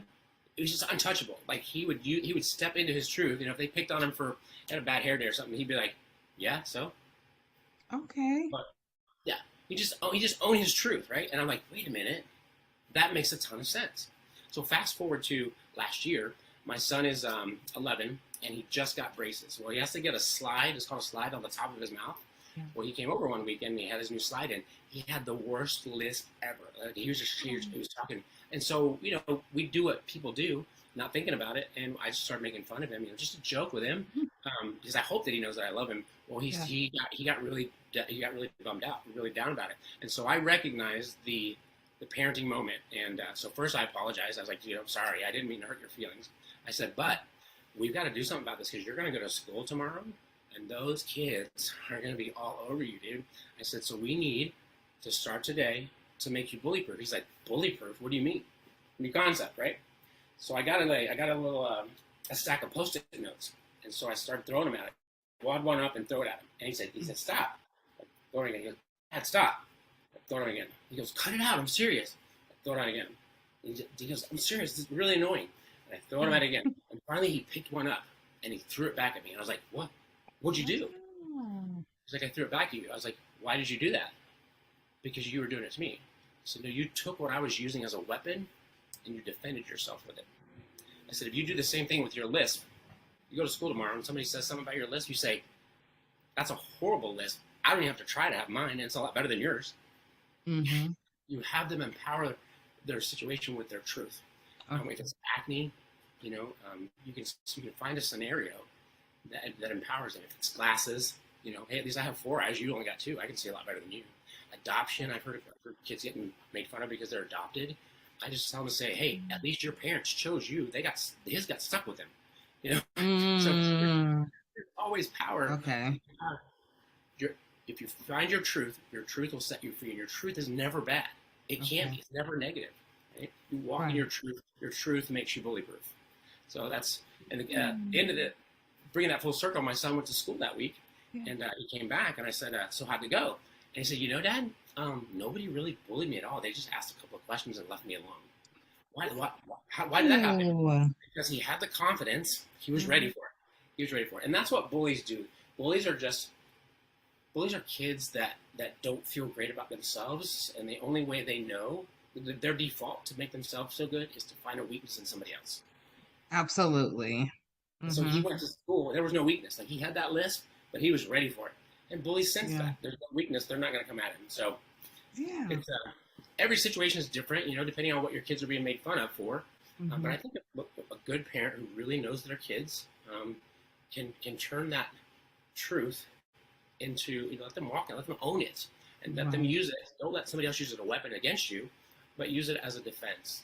So if you're courageous enough to own your truth, nobody can bully you for that. So. Yeah, at all. Nobody can use you against you. Right. So. Yeah, and I got an example of that in my life too. With the alcohol and the DWIs that I had for my poor choices, I actually got a felony conviction, and for a long time, that was my label. Wow. And so I held myself back because of what I believed. I wouldn't apply for jobs that I wanted, and if you never ask, the answer is always no. Yeah. Until somebody was saying something, they were calling me a felon one day. I said, look, I'm not a felon. I committed a crime that's a felony. I have a felony conviction. That's not who I am. My value and my worth is not the sum total of my poor choices. So that's it. You're more than just a title. That's what I always say about myself too. Yeah. Labels. I don't like labels. No, I don't like labels either. I have to agree with you on that one. So I have a question for you. And I don't think you talked about this, but I wrote down, did DARE make a huge impact for you? So, I don't think I mentioned it, but when I was in law enforcement, I got training to be a DARE officer, and DARE stands for Drug Abuse Resistance Education. So I got certified, and I started the first DARE program in a little town called Sarcoxie, Missouri. It absolutely had an impact, and here's the impact it had. It started to bridge that gap between a 30-something-year-old man and sixth graders. Even though I'd been through it, I ran from it, so I didn't know what they were going through. And it also it helped me translate adult information into youth knowledge. So it was helpful in that area. It was definitely a foundation for a speaking career, for having a passion and a heart for youth. So absolutely. Do you think that it also helped you with your known needed loved? Because DARE, the acronyms, and they're so straight to the point. And so is like everything about you so far has been straight to the point almost. Yeah, I think the message that it sent me was, I went to school. I went to an adult training to teach kids how to stay off of drugs and alcohol. And then in my worst moments of life, I found myself neck deep in alcohol. So if I knew it, if I knew all that information, why didn't I apply it? Why didn't you apply it? It's not about knowledge. You know what's interesting? There was a nurse who wrote on, she was advocating on TikTok, and she said families need more in the NICU than just education, because everybody can get the education, but if they don't know what to do with it, then it's just wasted information. Yeah. Books on a shelf don't make you a smart person. Right. You can take in all the knowledge. It's knowing when to apply it, Right. you know, the difference between knowledge and wisdom is, you know, knowledge is knowing that a tomato is a fruit. Wisdom is knowing not to put it in a fruit salad. So absolutely, you gotta know. yeah, you gotta know. And I think it also the other side of that is you can have knowledge, but if you don't feel like you're in a safe space to apply it, it's not coming out. Definitely not. Definitely not. So you did give us some tips earlier. Did you want to review the tips that you wanted to give to parents to help with their children, or did you want to add on? So this is what I was talking about before. So how do you help your kids, right? The first thing we can do as parents, right? And I'm coming from a guy who made a lot of poor choices as a poor parent. I'm not saying I'm like the greatest parent in the world, because I'm not now, and I definitely wasn't. I made a lot of poor choices, but making those poor choices caused me to dive in harder and become better, not for me, but for them. So that's what they deserve, right? Kids deserve that. They deserve the best chance. They deserve for us to set them up for success the best we can. So how do we do that? Well, the first thing we can do is we can become the best investigators we can of our kids. Yeah. Because we didn't create them. We didn't set them, you know, on this path. They were created on purpose, with purpose, for purpose. We just have to help them figure out what that is, right? As much as I want my son to grow up to be a NFL football player, because that's what I wanted to do, if he doesn't want to do that, I'm not gonna force him into that and ruin his life, you know, and take him away from his purpose. So become the best investigator you can of your kid, and be bold and be brave and be humble to walk that out with them. And then there's four nuggets that I think parents should help their kids learn and apply in their lives. So if you think about a race, we're all running a race, right? It's our job. So if you think about a relay race, whose responsibility is it to pass the baton and to make sure that the baton is passed at the right time, perfectly, right?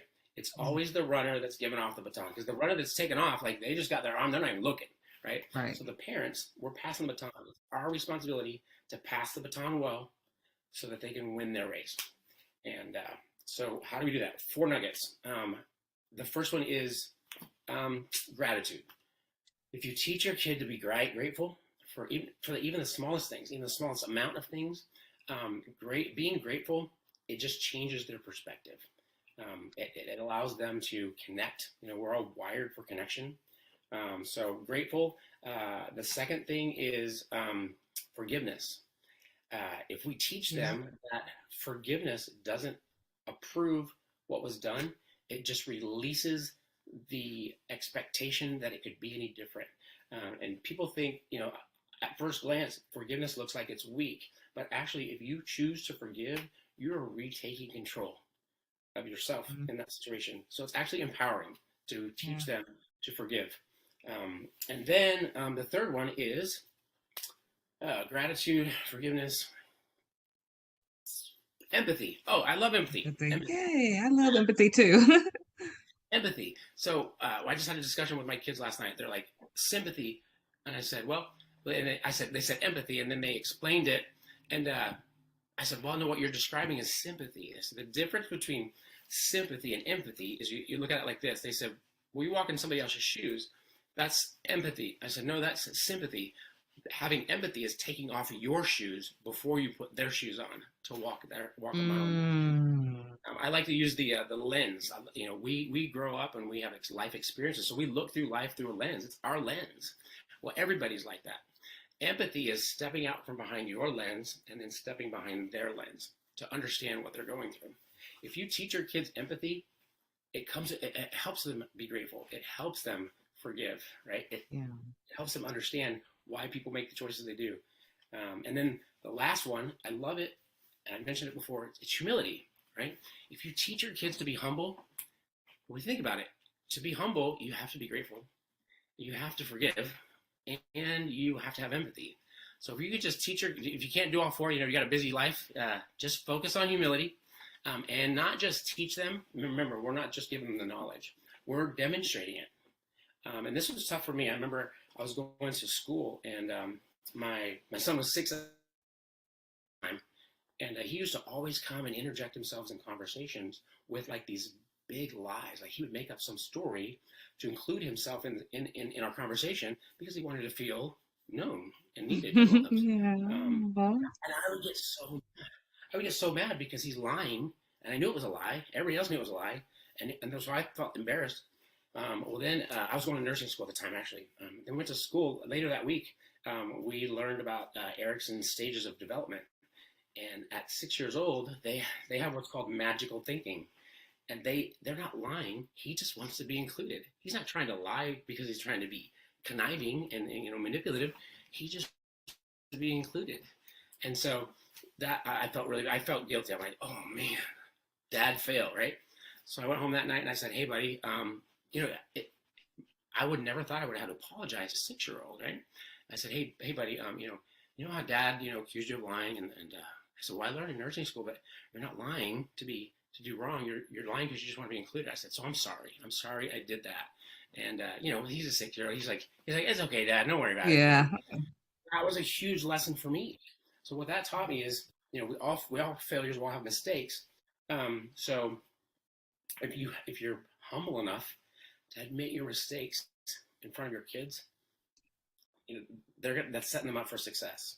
I know that we think that we have to be the perfect example so they can follow a perfect example, but that's just not real. That's not authentic. And I think your kids would rather want a parent that's real than a parent that's right.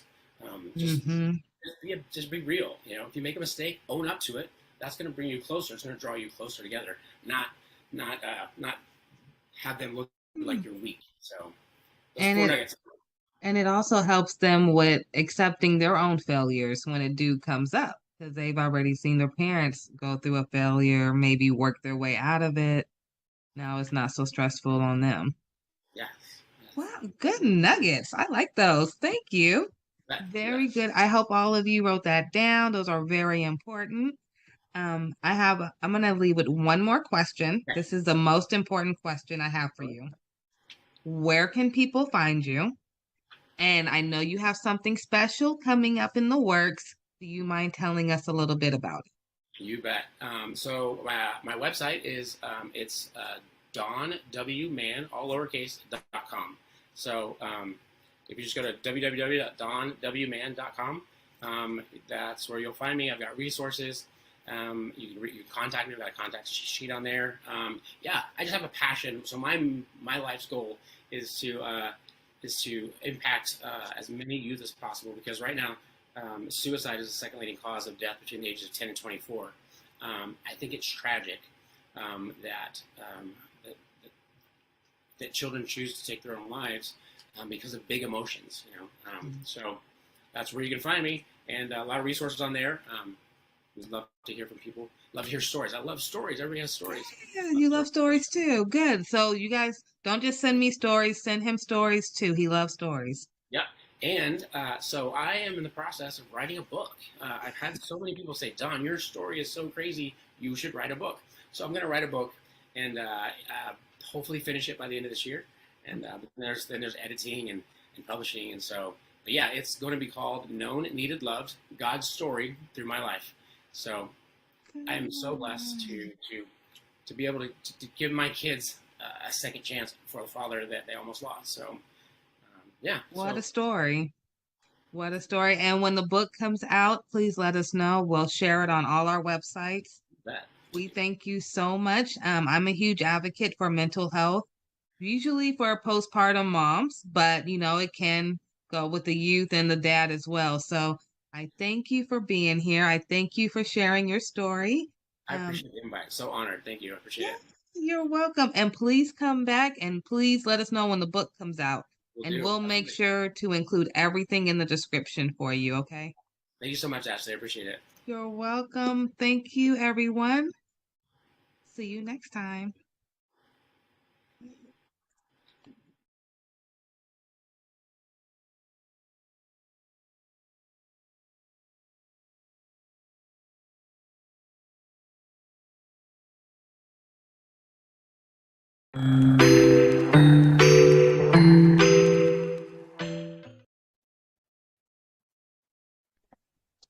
Hello, everyone. Welcome to another episode of the Ashley Randolph Podcast Show. I have a lovely guest today, and I'm so excited. I've been planning this for maybe 2 weeks now for Miss Marie Mosley. She is the author of Pretty Divorce, which is a very touchy topic, which I am absolutely so excited about sharing with you all. I know we do get some questions to our case managers about do they have any resources for when going through a divorce or how to find a lawyer and things like that. So this is a little educational for you guys. She'll tell you about her book, but most importantly, you have to hear her story. Thank you, Miss Marie, for joining us today. Thank you for having me. Yes, thank you. I can't tell you how excited I am to have you. I have been putting your flyers up for 2 weeks now and telling anyone who would listen to me to make sure they watch today. So, incredible story that you have. I want you to, if you don't mind, introduce yourself to the audience and let them know who you are. And please tell us about when your book will come out. If you want to start with that, and then we'll go to your backstory. I think that will be phenomenal. Okay, perfect. Yes, I am the author of Pretty Divorce, how to sever a toxic union and create an illuminated future. The book is on pre-order now. It's on pre-order, and you can order it if you want at theprettydivorce.com. And it should be in people's hands no later than next week. I'm finalizing everything and printing and getting them right out to everybody because it's been on pre-order for a little bit. So yeah, it's been a journey. Right in time for the holidays. Yeah. Oh, yes. I actually wanted it to be out this summer. But, I do trust in God's timing. So I think maybe the timing is perfect. I think it's perfect. And, I'll do another little hint. So I'm very business savvy.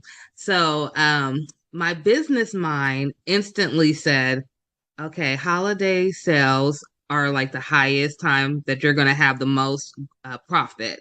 And then it also told me that this is also one of the times when people who are going through a divorce get really sad because it's maybe the first holiday season that they're not together.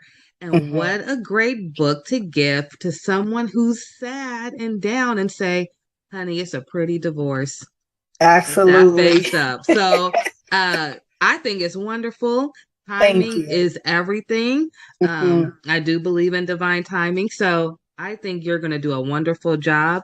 If you need any ideas for gift wrapping them books, I already have some too.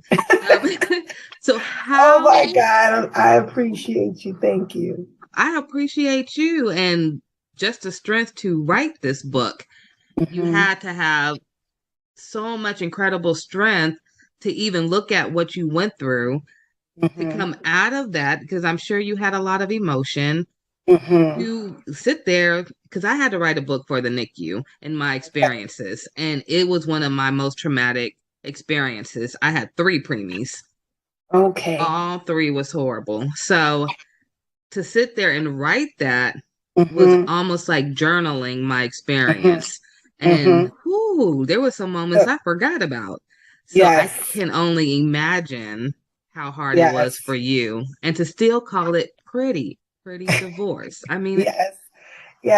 You are the first person that understands exactly what I was going through. There were times when I had to put it down for a little while, and just go back, because it was almost like reliving everything over and over again. The editing, the going through it, the writing, it was really taking its toll sometime on me.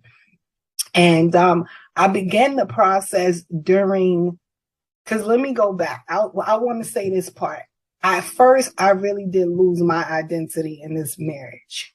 And my story was wrapped around being teenage parents, that stayed together and kind of made something of themselves. All right. So that was my story. Like a fairy tale story. I didn't think about the toxicity. I just like, all right, we're together. We have a story, because I've always wanted to be an author. I always knew that I was going to write my story.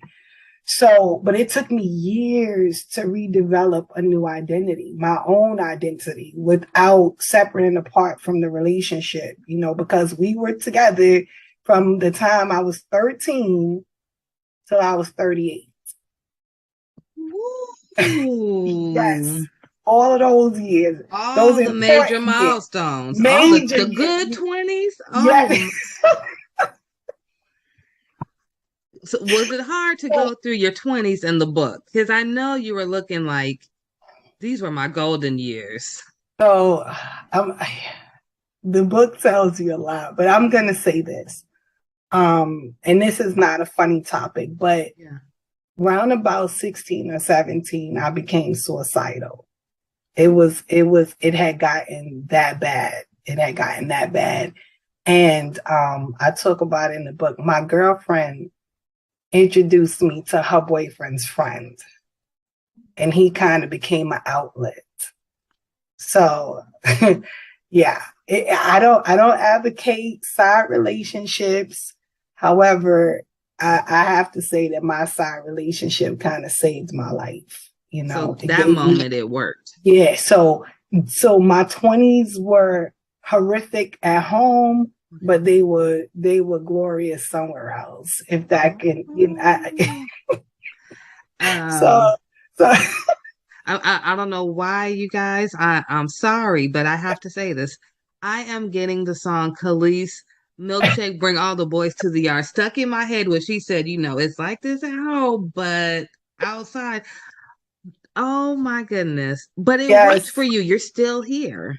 Absolutely. So, absolutely. Not advocating for it, but not at all. And I'm, and I'm I don't take, because I was an educator for so many years working with kids, I would have a lot of children with suicide ideation, attempts, different things that I've gone through. So I don't take that lightly.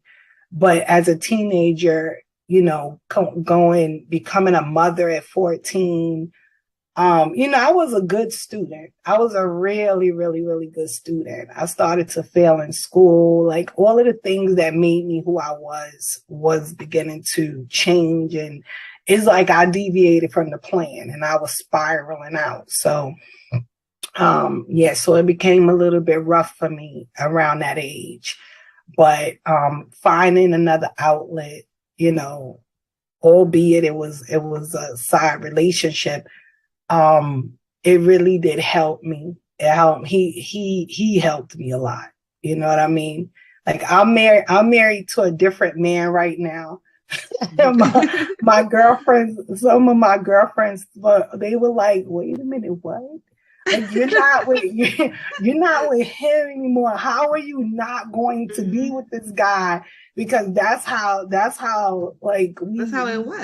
forever. Yeah, we really, really fit. But things happen, and I'm in a new relationship. He's in a new relationship, but I definitely know for a fact that we both still have a really high regard for one another. Him and his family were my solace. They were my peace, so I can never forget that. Like I can never forget them, and what's awesome is my husband now, he knows all about it because him and I were best friends. So he got to know and understand how crazy I was about this guy and how indebted I was and how, I hold him in a really high regard and stuff. So, and he's okay with it. He's an alpha. He's an alpha and he's confident. So okay, absolutely. Yeah, so he's not intimidated by it or anything. So I can talk about it. He knows about it. So, but that's a good thing too, because he knows what he's coming into. Mm-hmm. I hear a lot about baggage and people coming into new relationships with extra baggage. But for him, he already seen your baggage, so you're really not coming in with no baggage because you already knew each other. So that actually, do you think that you guys are more on like a soulmate type of plane now? Because my husband, let me be honest, because now. you know what, my husband was like, tell your story and be honest. I really felt like the other guy was my soulmate. I really did. And there's some amazing stories about our journey that I'm even thinking about putting into a book. Like, I used to be able to feel his pain. Like, if something happened to him, I would know, you know? And so when I think about my soulmate, I don't know. My husband right now, me and him I guess because we were best friends or something, we fit. It's crazy to me. You know what I mean? Because some women wait their whole lifetime to feel what I felt with the other guy and even what I feel with my husband. You know what I mean? Like, my husband is my dude. He's my, my That's your rock. Cool. You know what I mean? Yeah. So it's so I never compare the two of them, but they both were like gifts to me. That's how I feel, honestly. You know what I'm saying? But, and I wouldn't give my husband up for anything, like, for anything, because he's really been there for me, for my children. Like, that's their father. You know what I mean? That's their father. And so his place in my life and what he means to me is tremendous. So it doesn't compare to the other one. It's different, but both of them were beneficial to my life. You know what I mean? I can't in all honesty take anything away from the other person. You know what I mean? Because it's like getting two different jewels, and it's like they're both beautiful in their own way. Absolutely. And it's fine for that. You know what I mean? It doesn't have to be one they're part or the of your other. crown. Absolutely. And so my husband is just like, he's my life now. And he knows that I wouldn't deviate from that for anything. You know what I mean? I can still give honor to the other person without being disrespectful to him. It doesn't take, because he's that guy. You know what I mean? He really is. He's awesome. He's one of them people. He has his own children biologically, and then he has my children. And anybody, even me, I look at him with all of them, and you can't tell which one's a which. That's how savvy he is and how much love he has to give, that he's willing to spread it. You know what I mean? He's willing to spread it. And so, but yeah, we both have a really good understanding. A lot of people think that you shouldn't talk about your past relationships, but we were best friends, so we told each other everything. Everything. Yeah, I feel this way, and this person did this, and I feel this way about that. And then we ended up together. So, and we didn't let it get in the way of what we felt for each other. Yeah. So, yeah, but that's, So listening to you sound so confident. Thank you. I gotta know. I'm gonna tell you a little backstory about some of the women in my family. Okay. And why I found what you just said so powerful. Because you were able to divorce and find somebody else to make you happy. And you still are good. Your life is good. You don't have to dwell on the past, and you not at all. Someone that still matches you. So I have been with my husband. We've been together this month. On the 29th, we'll make officially 10 years. Okay. And we've been married for 6. A lot of the women in my family are not married. Okay. They have all got married and divorced. Okay. And divorced is where they stayed. Okay. So to me, growing up, it was almost looking to these women. They were all powerful, independent women, but it was like, why did you stop on your love life after divorce? Like, they didn't feel they were worthy enough. But then I hear you come, and I'm like, okay, well, it sounds like she worthy enough, and she went and got her man. So, it's an eye opener. So, for those who are out there listening to or watching, if you have a background like me where the family that you have, they get divorced and stopped, here's a story that tells you can continue to move on. Mm-hmm. And so it's powerful. I think that one thing, my background in psychology and counseling and things, it really helped me going to school, right? I learned a lot about relationships and human behavior. And I was hell-bent on not bringing my baggage with me. Like, I wanted no parts of it. It had to go. I didn't want it to go into a new relationship. I didn't want it to go to the store. I didn't want it to go to work. Like, this is done. It was a bag of garbage to me. It wasn't like luggage to keep carrying around. It was something to discard, right? And I also did not want my husband to pay for what someone else did to me. I think that's completely unfair. I also talk about it in the book. Anytime someone did something to me, I dealt with them, and this has been me since I was a little girl. I dealt with that person personally. I didn't carry it outside to dump it on people that did not deserve it or give it to, or they had nothing to do with my pain and my suffering. So, and there's a lot of women that ask me that, like, how did you do it? Because it is a process. It's a process of learning to trust somebody again. It's a process of you allowing somebody to really love you, and believe that that's what their intentions are. So my process, I took some time off. I did. I wasn't, because a lot of us, where we make mistakes is jumping in and out of relationships, back and forth. Like, we get the revolving door, and we never take our time to really heal, process what happened, reflect on what happened. What did I do wrong? Because everybody's not perfect. You didn't do everything right. What did I allow myself to be involved in? What do I not want to be involved in? And you used the key word earlier about journaling. It's really important for women to start writing down what's going on. I have 5 million notebooks. Okay, so I do too. All over the place in this house, but they're good because you get to get your feelings out. You get to act, and you also said something before we started. We talked about girlfriends, right? Yeah. Girlfriends are good. Their intentions are good. But most of the time when you talk to your girlfriends, if women want to admit it, it turns into a male bashing session. And we just go, Absolutely. And here, and this one from 10 years ago, he did this. Those, you're muted, Ashley.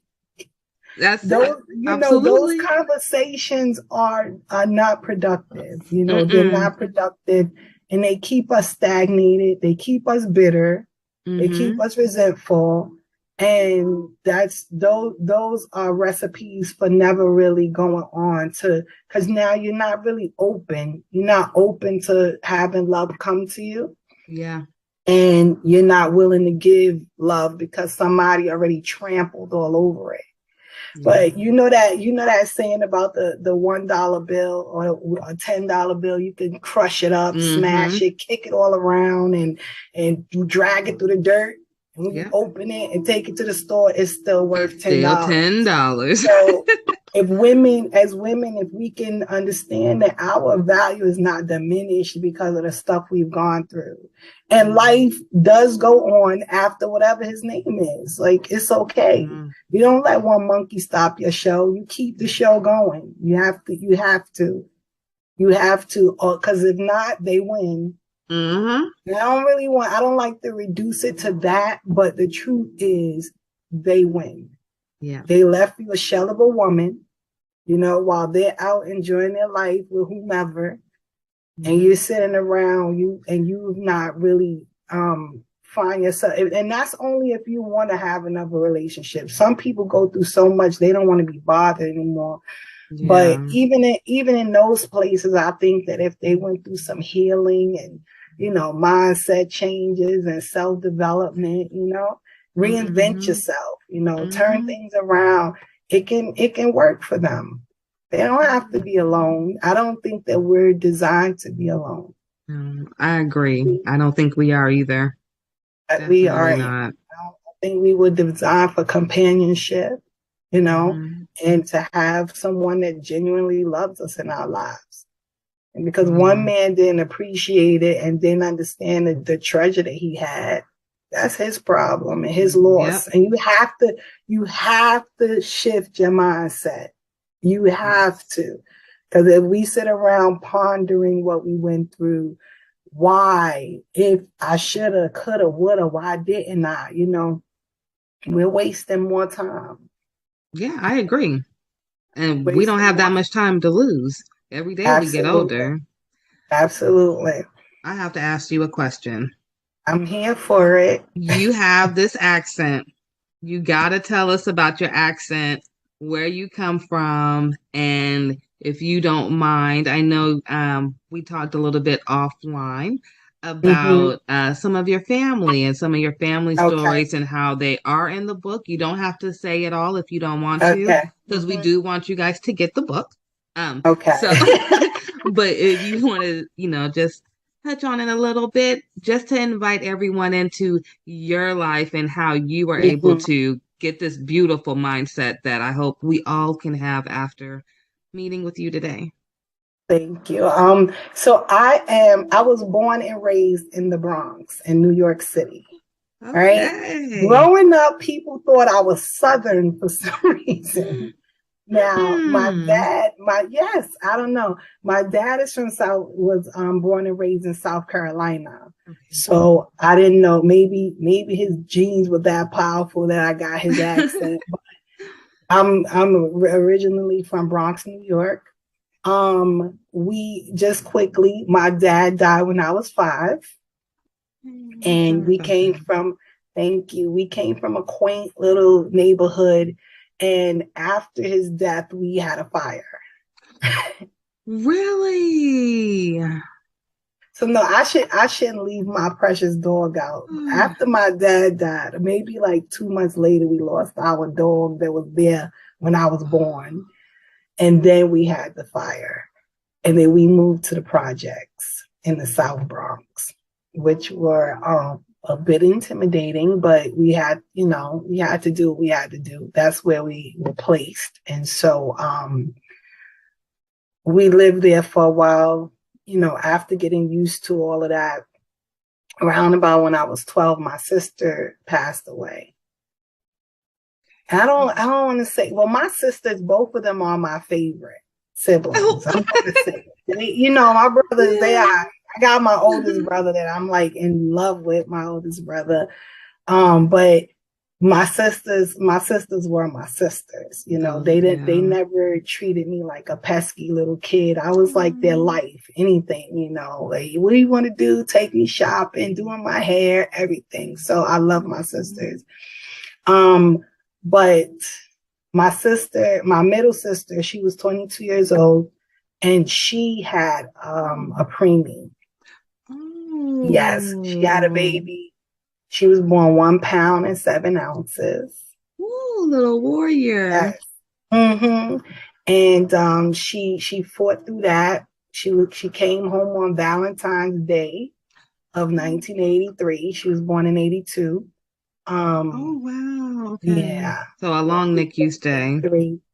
And my sister, they gave my sister the wrong medication. Oh no. For an allergic reaction. And she ended up, oh God, I've never told nobody this. I wrote it in my book, but I didn't never utter the words. Well, you're in a safe place, so know that. Yeah, I know, but it's still difficult. It's still hard every time, I know. Oh, God, so she ended up because she was hallucinating from this medication, and she and the baby went out the window. Oh no. Yeah. And I'm so sorry. It's That's been why a you're minute, such but a fighter. Man. So the baby passed away that day, and then my sister was in the hospital for 2 months. And the day we told her, because we didn't tell her for the whole 2 months, she was in the ICU, unit for 2 months, and the doctors suggested, because she couldn't really remember what happened, and the doctors suggested that we didn't tell her, because it would be detrimental to her healing and her health and everything. And once she got herself together and she was in the regular room and she was asking, like, now I'm out of the ICU, I can see the baby. I need to see the baby. They got a psychologist, my mom, the clergy, we all were in there, and we all told her what happened. And she was gone the next day. No. Mm-hmm. Yep, she was gone the next day. The doctor said she went into some sort of cardiac arrest, that she had this pneumonia that they didn't detect in her system. And I was like, yeah, no, I don't think that's it. Like, my sister adored that baby. You know what I mean? Every single day at the hospital, for as long as sit there and wait till she go back in and visit. You have preemies, you know how it know what you go through, you know what I mean? I'm thinking, if I was her in her place, and not talking for your sister, of course, but if it was me and then I heard that news, I mean, you literally, how we were talking about earlier about, you don't want to lose yourself. Mm-hmm. But when you're in the NICU, you kind of do lose yourself, and then you become all about that baby. And then I can totally understand her feeling like her whole life just got snatched, because that's all she worried about. And that, I know those NICU stays are not easy. Yeah. Bless your sister. Bless you. Yes. Thank you. Yeah, she was completely attached to that baby. I mean, if the baby would have a stain on her t-shirt. I remember we couldn't see the stain, but my sister she was like, no. And she's like, no, I have to change her clothes, and she just cared for her so much and was very attached to her. And yeah, I really do believe that in her heart of hearts. I know people don't, we don't know how life works. We don't know how people do what they do, but I just believe that she let go of this life, because the fact that my niece wasn't here, and I think the thought of her seemed like having something to do with it. I think it was crushing her. It was too much. It was too much for her to bear. That day that we told her, it was in the morning. So me and my mom stayed with her like the whole day. The family was in and out, but we stayed there. And I can't count how many times she just kept saying, I'm sorry. She didn't cry. She didn't cry. She just was like, I'm so sorry, Denise. Do you forgive me? And I'm like, no, like mommy said, it wasn't your fault, that they gave you the wrong meds. It's not your fault. Like it's nothing for me to forgive, you know what I mean? But, she was in shock. She was she was over it, So I ended up losing my niece 6 days after my 12th birthday. Oh, you were so young. Yeah, I think after my 12th birthday, and then my sister passed away in 2 months after that. And I literally had to go back to school like I literally had to go back to school. Like I didn't just bury them, And it was my 13th birthday. I'm wrong. It was my 13th birthday when I was going into 7th grade. Yeah. Wow. I had to go right back to school, like maybe a week after we buried my sister. And try to maintain grades and act like everything was, Now, not for nothing, school was a big thing for me. So it really was a way to get my mind off of stuff, but it wasn't doing what it used to do for me. It was horrific. Like I think I felt like a zombie some days walking around, So your brothers, are they older or younger? Yeah, I'm the baby. You're the baby. Okay. The bunch, yes. So it was 6 of us. It was 6 of us. Big family. Yes. And I'm the only child until I was 18. And my dad had another child, so I do have a half sister who's just as intelligent as me, but wow, 6? Yeah, 6 of us. Yep, and she was the 3rd oldest. It's my sister, my brother, my sister, my brother, then me. Okay. So you had a lot of brothers. Did they during this time, because you're talking about going back to school, and obviously you went through something very traumatic. Do you think your brothers was very consoling to you at that time? Because you're the baby, so I'm gonna be completely honest with you. My sister was like the glue. Yeah. And we realized something very, very weird. My older sister says that my other sister was my mom's best friend. So my sister was born February 1st. My mom was born February 20th. Oh, okay. My mom passed away August 28th. My sister passed away August 31st. No. Yes. Yep. And it really was strange because my mom is buried on top of my sister.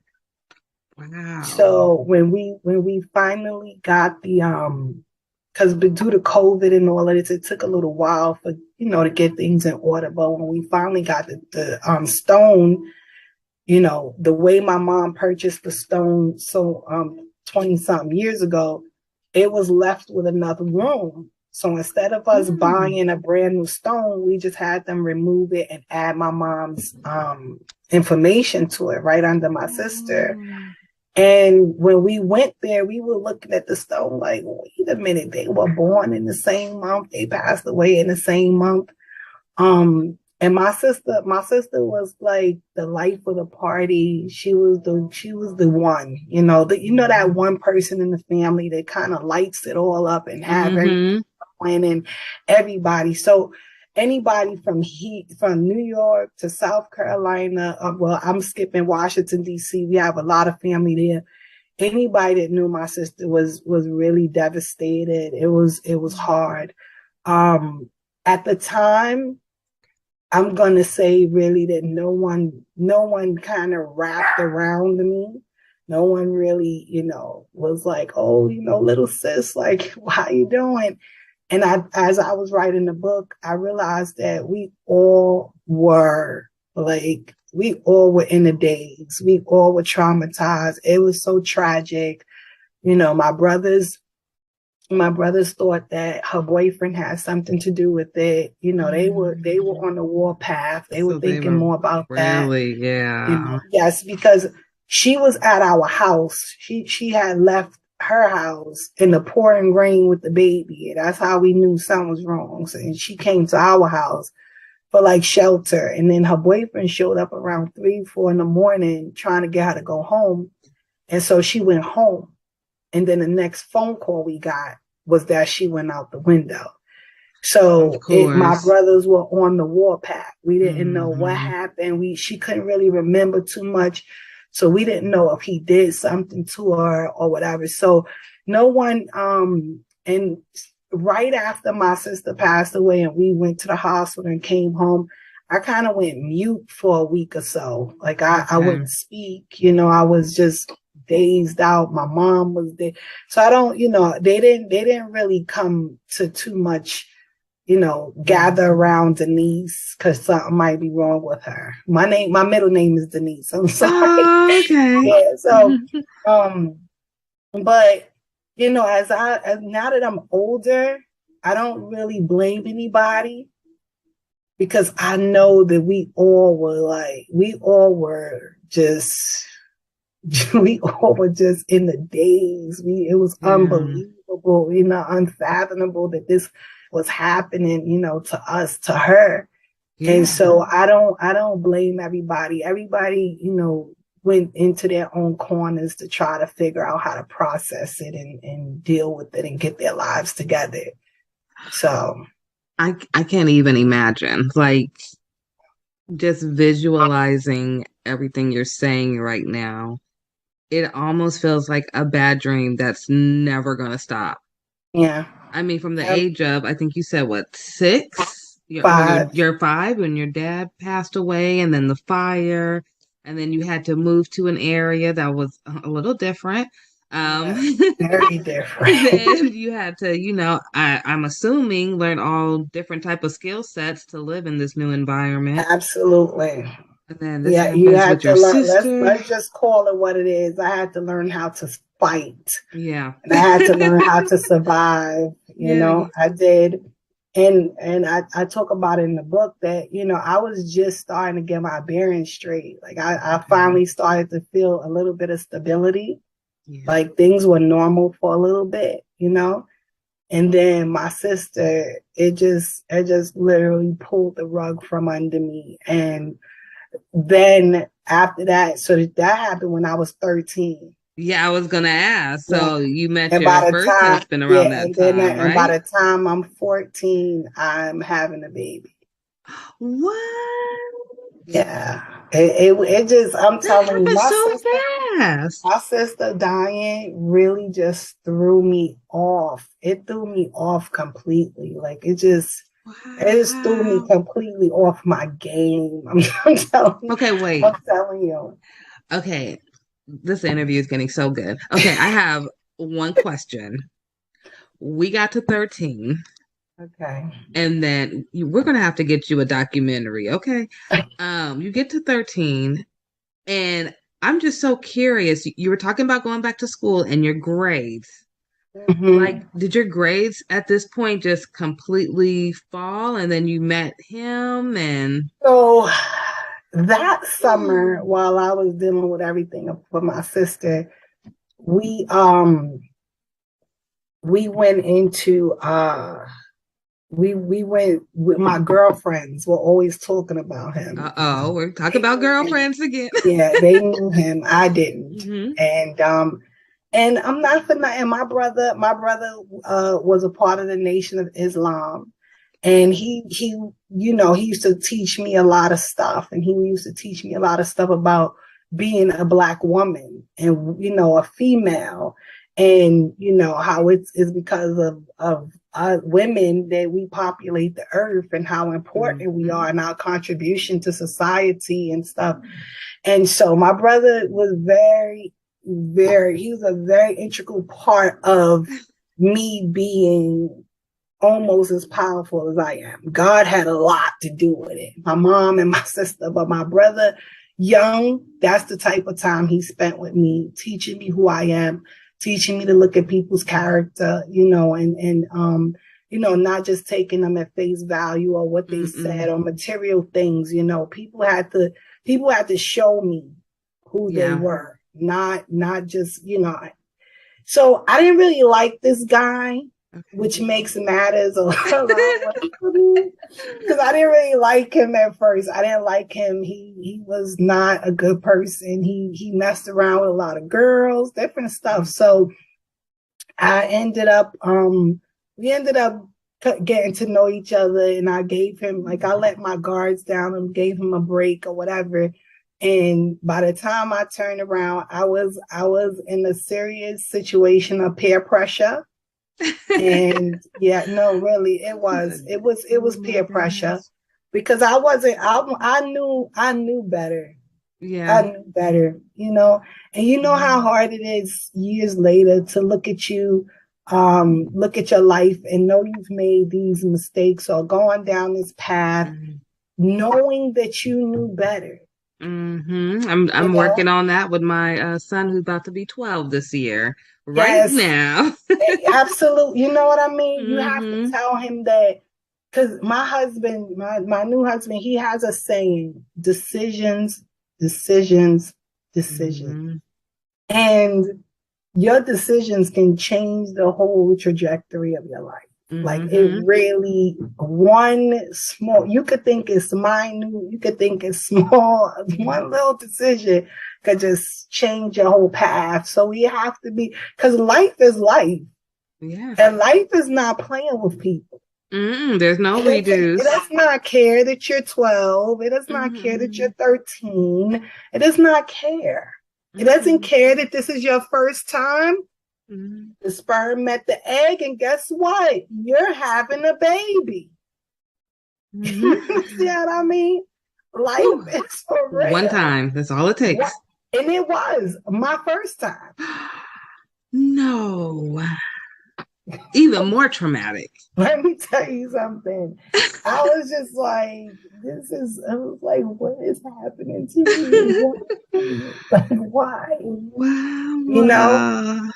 And it's so many years later that I can say that it's okay. You know what I mean? Because now that life has given me so much lessons and so much experience that I can help other people. You know what I mean? So they say that God gives his the toughest battles, to the strongest soldiers. So if he saw fit to say, like, you know what, she can handle it. She's gonna make it through it. She's gonna come through and she's gonna glorify me and let people know that I do exist because I brought her through. Then it's okay. But in the process of it, it's not. In the process, it wasn't okay. I know you were just wanting to throw in the towel so many times. What's going on? I was like, what is going on? What is happening? Why is this happening? All of these things just keep happening. And I'm in the center of it all, What a testimony. Yeah. And we haven't even got to the end yet. We're only at 14 years old. Oh my goodness. I have to ask. Yes, ma'am. I won't get into so many because you do have this in your book, right? Yes. Some of this. So I won't ask too many questions. But I am so curious to know, when Mama Baby came in and said, Mama, I'm pregnant, what was Mama's response? Because you the baby. We got to remember. Yes, absolutely. Oh, I'm glad you realized that. I can't wait for you to read this book because I'm glad I can't wait to realize that I'm 13 and pregnant. And as a woman, you can say, she's still a baby. Because some people didn't treat me that nice. Yeah. Some people didn't care that I was 13. But you'll read about that. So my mom, my sister, the person that didn't treat me well, was on the warpath against me, and I had to get to my sister. I couldn't think. I couldn't take time to think about anything, so I had to call my sister. My sister is my rider. She does not have children. Okay. And I don't care about her godchildren. I don't care about my children. That's her nieces and nephews. I am the closest thing she has to her own daughter. You claiming that right now? Oh, absolutely. And you can ask her. She'll tell you. She has always treated me well. She has always taken care of me. She has always, she's never, in all of my ups, downs, back and forth, mistakes, my sister has never treated me like, what's wrong with you? Are you dumb or something? Like, what's happening? But she's always That's all we want to hear. She's always just like, little niece, what's up? What we going to do? What you want to do? So I got to my sister, and once my sister was on my side, that was all she wrote. That was really all she wrote. You know, she was like, she had just moved into a really nice area of the Bronx. She had 2 bedrooms. And she was like, if you want to come and live with me, you know, with the baby, she's like, you're more than welcome to that room. She was like, I know you might be a little embarrassed. Like, I don't know what you want to do. You know, she was like, well, I don't care. But all I know is you're finishing school. I'll pay for daycare. You're finishing school. You understand? And I was like, all right. You know, so when we went, she went with me to tell my mom. She actually told my mom for me. Oh, so good. She wasn't one of those people like, you have to say it. You're gonna say it. It was like, Mom, this is what's going on. This is what's happening. This is the part I'm playing. Like, so what? And my mother was like, what? My mother was like, like, wait a minute. That ain't a part of the plan. You know, we talk about college in this house. We talk about finishing school and education. That's not a part of the plan. And so I pretty much told my mom, you know, this is what I'm doing because of my brother. You know, my brother was very big on the things he taught me. Abortion was not one, like, we were not going to do that. So, you know, I told my mom I didn't want to do it, you know, and I was going to have this baby. You know, I made my bed and I'm going to lie in it and we going to be okay, you know. That's why I was hoping to, when I saw that you had youth and parents on there, I wanted to tell children. Because I feel like I was my most powerful at 13 years old. Even when I sit in front of people and they're like, oh, you seem so confident. You seem to have it all together. And I'm like, ooh, some days I don't. But when I was 13, I was severely determined and persistent. And like, kids are powerful. You know, kids are powerful. I think kids are powerful because they have not been in the world long enough to be, you know, some of them, because some of them do have it rough. I don't want to discount the ones that come into the world with these rough things going on. But for the most part, kids have not like been tainted. They've not been like traumatized to their core, really hurt, you know. And so they still have a lot of strength and resilience in them. They know how to bounce back quick. And so I always want kids to believe in themselves and know how powerful they are, you know. And so so at 13 I was like dynamic. I was just like, I was like, let me tell you something. I did this. This is my responsibility. I'm taking ownership of it, and I'm having this baby. I'm not gonna do it. Like I just wasn't willing to do it, you know. And I had to advocate for yourself. Yeah, and you are a really good advocate. It sounds like. Thank you. And you know what? I don't only advocate for me. Even when I was a kid, I advocated for others. You know, my mom, she used to work, she was a para for the New York City Department of Education, and she worked in the special ed department. And you would not want to make fun of those kids. You would not want to be on the side of, you know, talking down to people, or, you know, my mom, she was that person. She was not, she wouldn't allow it. And so if we did it as her kids, we would have something to pay once we got home. So, you know, we grew up looking at other people, you know, as equal to us, you know, not beneath us in no way, education wise, financially, anything of that nature. We had to respect people, you know, whatever station in life they were in. And so, I think that's what made me a big advocate for kids when I was younger. I don't like bullies. Yeah, I don't like clique mentality. I have a zero tolerance for it. And so I've always been willing to stand up for those that are like less fortunate and things like that. in my book, my mission, I have a mission in my book. And so let's get to the mission. Yes. So for a certain amount of books sold, I do fully loaded backpacks for the homeless. Okay. I love it. It's like so cute, right? So New York has this thing called the Midnight Run, and what they do is they go out at night, and some of the homeless people might know where they can go to meet up with the Midnight Run, or they go around the city and they give out different stuff. And so I used to give out blankets like during the winter and things like that. COVID came, so it kind of threw me off my game, but I'm definitely gonna get back into it. Now I like to do little backpacks, right? Make them a survival kit. Put some blanket in there, socks, a hat, some gloves, because it gets cold out there in the wintertime. Some soup, some hot chocolate, some toiletries and stuff, toothbrush and different things. Look at Let's give out some back. I really, me and my husband did it a couple of times. It was awesome. It was really, really good. It was really good. Keep me updated. When you guys are doing it, let me know if there's a way we can donate some items or funds. Maybe if we have some extra funds, we don't mind helping out for Definitely. the cause. Let me know. I know I've talked to you. You're still in the Bronx, right? Yes, ma'am. Okay, I think I talked to you before, but we work with a hospital really closely in that area.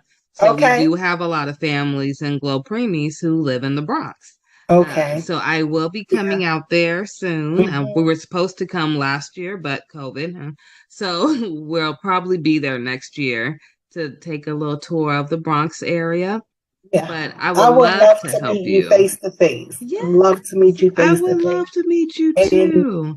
I got one more question. Hold on. But wait, I want to say this to you. I want to thank you for doing that for people in the Bronx. The Bronx is a very low socioeconomic territory, and we don't have the greatest health care. We don't get, the Bronx in New York City, to me, gets treated like the little redheaded stepchild. And so And so there's not a lot of programs for our families here. And so I take my hat off for you for coming from somewhere else to help the people here. I really appreciate that. I will tell you, well, thank you so much. Let me start with that. I appreciate it. I'll tell you this much. My family is not involved at all with what I do. Okay. So if you ask them, hey, what does Ashley do? They'll probably tell you, I don't know. She works from home, I guess. They have no idea what Glo Preemies is. They have no idea what the Alliance is. They have no idea how many policies I have single-handedly helped change. For your area alone, I believe we have already sent maybe 6 breast pumps to new NICU moms, Black NICU moms. We are working on sending more right now as we speak. Okay. So that is just one of the little things that we do. So just to let you know that I am very appreciative for you acknowledging anything that I do, but I never do it for clout. That's what they say. I do it more because I was a NICU mom who had no family who came to see me when I was in the NICU with my baby. I'm a mom that never had a baby shower because I had preemies. I'm a mom who's been let go by a doctor because I was too sick. Just too many bad things. So I thank you for sharing your story, particularly the preemie story. Yeah. But is there a way for those who just heard what you're doing with the mission to be able to help donate to you?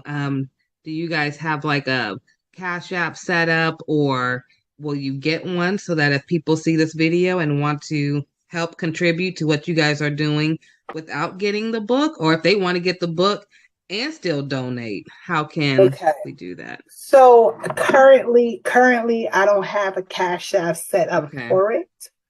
We'll but work on one. Yes, we will. Yes, we will, ma'am. Listen, you're gonna be right. You don't even know how much you're helping me right now by kind of giving me some tips and instruction. Like, hey, girl, get this together. Oh, good. We're gonna have you popping, okay? Don't worry about it, you guys. So you heard her. She is gonna get a Cash App or something to that caliber, and when she do, I will post it under this video. So keep looking for this video, see if there's any updates. I'm sure I'll have you back when the book comes out. Absolutely. I want to do a giveaway for the holidays. I need that book for the giveaway. Okay. For and sure. we will definitely stay in touch. I want to see you when you come to the Bronx. I want to, I want us to get some lunch or something. Yeah, I can't wait. I greatly appreciate you having me. It's been an honor. And to know what you're doing here in the Bronx is really, is very moving to me. Because like even when my sister was in the NICU, there was no helping. There was no, it was thank God we had my mom and my sister to do stuff and to help and to, even me when I had my daughter as a teen, I was like that, growing up, I was like, there's nothing here to help, people that have I did have a high school. I did go to a high school that had a daycare, but even with that high school is still an alternative high school, but it no longer, I don't believe it has the daycare center anymore, which was tremendous because that gave people a real opportunity to go to school and continue their life and, so, but yeah. Do they have any of those options anymore? I'm not really. Or? That was the only school. It was called Bronx Regional High School, and I forgot the name of the extension because they had an extended piece to it where all the pregnant girls went to school. So if you were pregnant, you can attend and you just be in class with other pregnant girls. You wouldn't be amongst the general population. Yeah. And then once you had your child, you were able to still come to school and bring that baby to the daycare center. But they don't have, it was beautiful. New York used to be a really awesome place to live, and it had a lot of resources, but not much is going on here anymore, so for you to still be in the place of trying to help out here, it's wonderful. We're gonna have to connect for sure. Definitely, because I'm ready. It's gonna the winter months are coming soon, so I'll be this year I'm doing something special. This year, all of the blankets that I buy, probably in the blankets and maybe in the hats, I'm gonna have my daughter sew in patches that says Jesus loves you. Because I want them to know that it comes from him, not from me. Look at you. So, I love that. I want them to know that he is thinking about them. He's not forgotten. He's not forgotten. Yeah, because I would not have gotten to this moment without him. Absolutely. I feel the same way. Yeah. I don't. Yep. That's why I said earlier. I believe everything happens in divine timing. God little ones is what GLO stands for. So GLO stands for God's little ones. And I truly believe because, quick backstory, when I first got pregnant with Aiden, my oldest child, it was in 2010. I was going to Xavier in New Orleans and Tulane at the same time. Going to be an OBGYN, wanted to be a doctor. That was my main goal. I wanted to be a baby doctor. And I went to Tulane because I wanted to do public health, because I wanted to work in the World Health Organization. Ended up having Aiden with 2 semesters left. And here we are 12 years later. I have Glo Preemies. It incorporates both of them. So I'm still dealing with babies. I train doctors now. I educate doctors through what I do at CPQCC based at Stanford. Not only that, that was my college that I really wanted to go to. My Okay. mom said I couldn't go to Stanford because she wanted me to go to Xavier because they were known for African Americans to go to medical school. Okay. So I still ended up at Stanford. Absolutely. I'm still there, and I'm the Still first gave you your African American to become chair. So I have that honor under my belt. Congratulations. Thank you. I got that this January, so it's probably one of my most proudest moments. But just like you said, your trauma makes you who you are. I only got that honor this year because of my 3 preemies, because I came in as a preemie parent who became advisory board member, who then became chair of everything within the NICU. So everything's divine timing. Your book is divine timing. Man, thank you. We're not going to go into your divorce because you guys, I want you to get this book.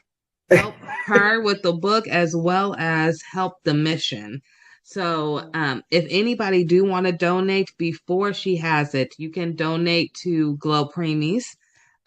Please put the mission in the description so we know where to send the money to. If you're sending it to Glo Preemies, just put donation to Glo Preemies. If not, put the mission so we can send it directly to her. Thank you. Thank you. And then, yeah, we'll get that going. I'll put everything in the description. To everyone, we are now on iHeartRadio now.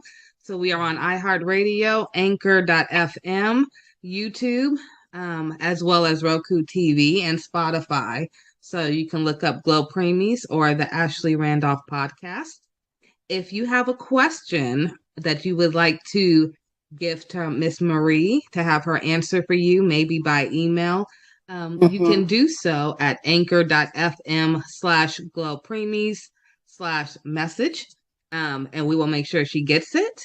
And we are just so grateful. Now, before I let you go, because it's amazing, and I am going to bring you back for part 2. Before I let you go, where can people find you? Because that's the most important thing. Is where can they find you? I am on Instagram at marie.d.mosley, Mosley. And I'm also on Facebook at Marie Mosley. And like you said, they can email the pretty divorce at gmail.com. And I'm also going to set up a Cash App and send it to you. So if anybody wants to donate, I would greatly appreciate it. I will share photos so you can see that your money is going to good use, because I would like to do at least 50 backpacks this coming winter. I want to do more, but I'm saying my minimum is going to be 50 to give out to the homeless. So there's a lot going on out there right now, and people need our help, And let's not forget that it does snow, so it's very, very cold. So this would be going to a good cause. If everyone helps, even $5 adds up. I do hat, glove, scarf, and socks, and a blanket. And the blanket. So, yeah, I think it's wonderful. You have such a good heart to say everything you've been through. Your family sounds amazing. Thank you. So we know that you came from some kind of good background. We may not know them personally, but we know that they're tough, they're strong, and you're the baby. So you're gonna just take everything that you've seen from them. So you have to be a tough cookie. So we are so appreciative of you and thank your you, my work. dear. I appreciate you. On behalf of all the millions of women who may be going through a divorce right now, thank you for writing this book on behalf of them, so that they can move forward like the women in my family. Hopefully I'll never have to go through that. I don't think I will, but you don't want to go through it, but it's those that have been through it, or those that feel like they're stuck, I definitely feel like my book would help them. Because I have a little bit in there about us divorcing ourselves, not only from men, but some other toxic behaviors. See what I'm saying?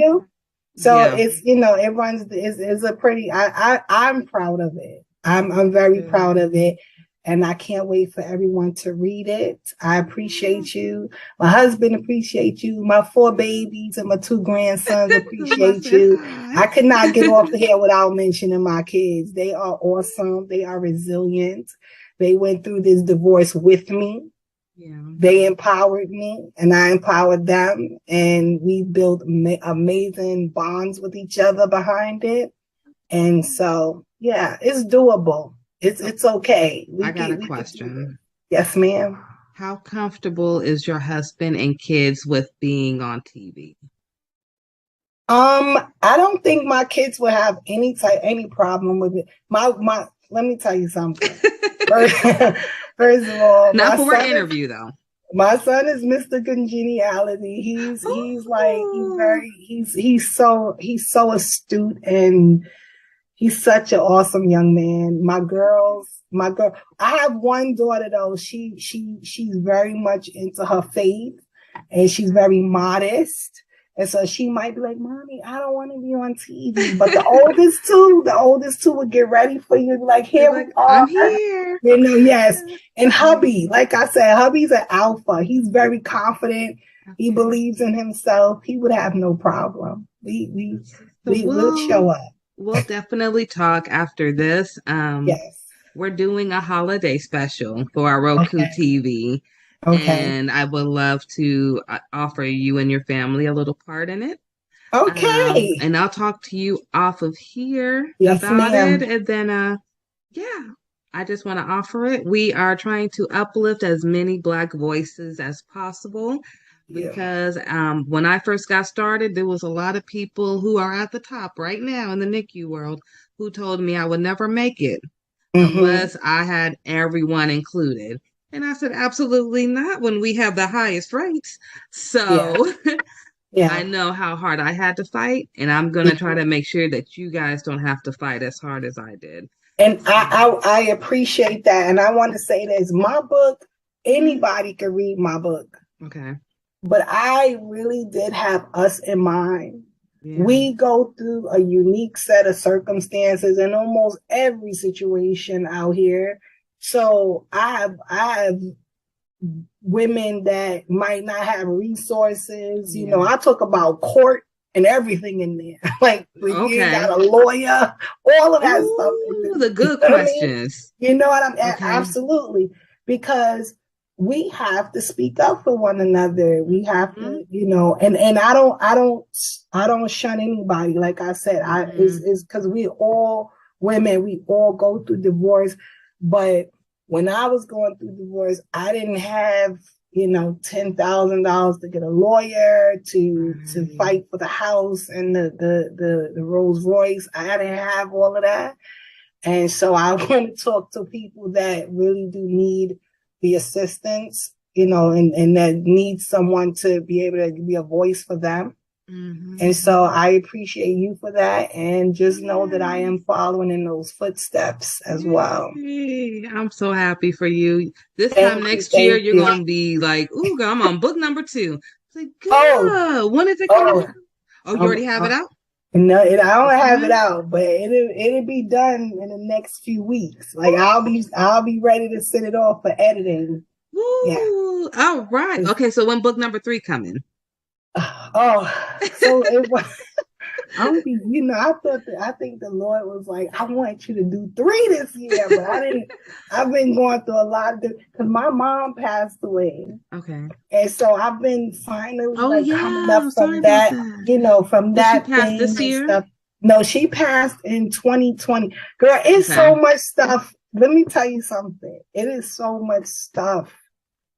And I'm going to quickly say this. My daughter, the one that I said is modest, this woman, this cult leader, talked her into, no, I'm being honest. I'm not. Like, I'm serious. I'm being very serious. She talked my daughter into leaving home and not speaking to us anymore. No. Yes, in 2018. Yes. And so we were going through that and trying to get her back.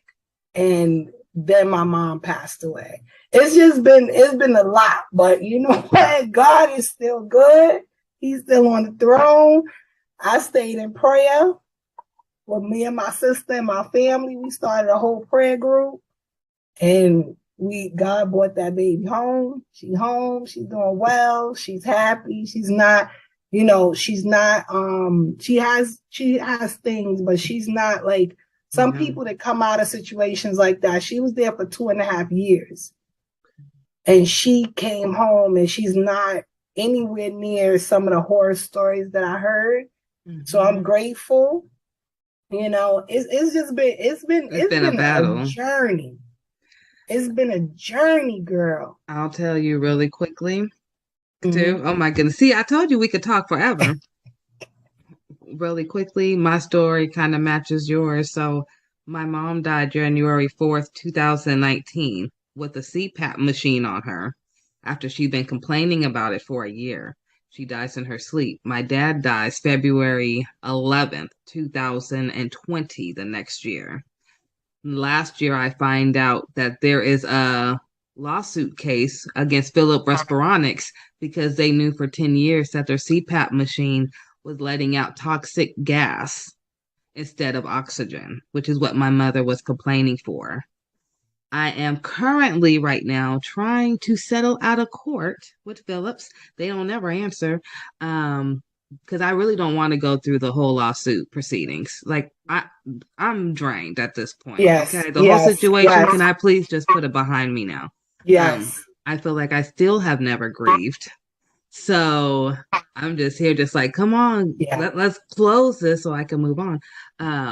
But all of that has happened really fast. And then my grandmother, my mom's mom, she had a stroke this year. She had a blood clot in her brain earlier this year. So she's still alive, but she's nowhere to where she used to be. So if you ask me, I feel like since 2019 to today, all the close relatives I had growing up, they're all gone, and they drop like flies really fast. So, close uncles, everything, just girl, we lost, starting with my mom, we lost 9 in 7 months. Starting with mommy in 7 months, we lost 9 back to back.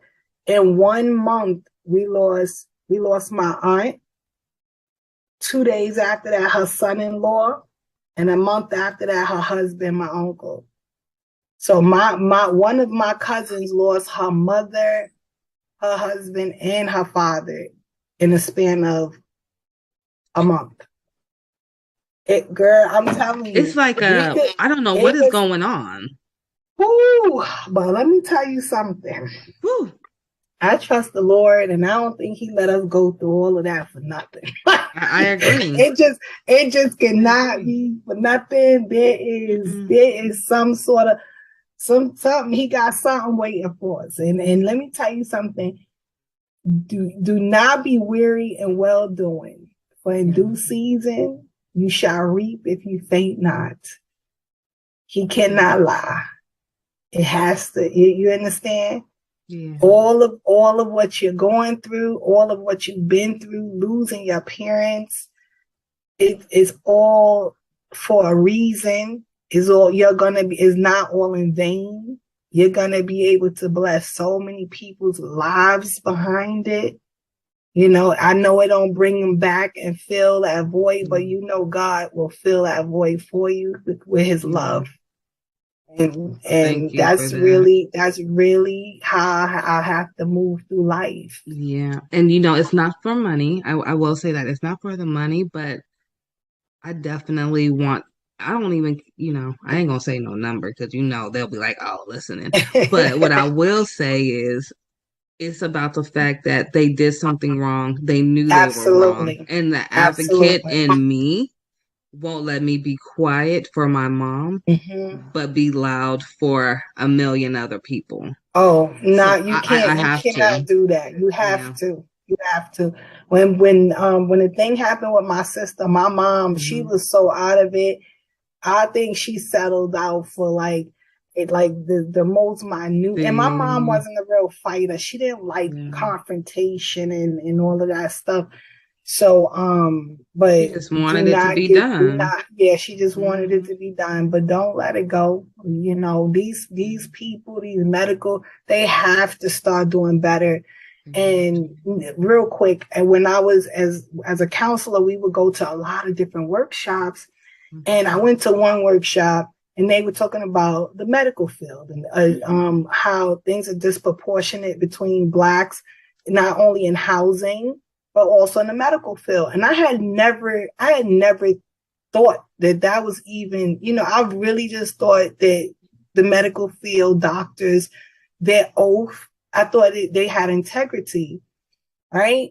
But it helped me to understand why my mother, who went to the hospital every year for a checkup, for every annual, I could not understand. I said, how can you be telling me in 2005, my mom only has 1 year to live because one of her valves is completely destroyed and the other one needs to be repaired? It is no way possible. My mom keeps up with all of her doctor's appointments, with all of our doctor's appointments. And it was an awesome cardiologist that God used to save my mom's life, basically, because they had given her 1 year to live.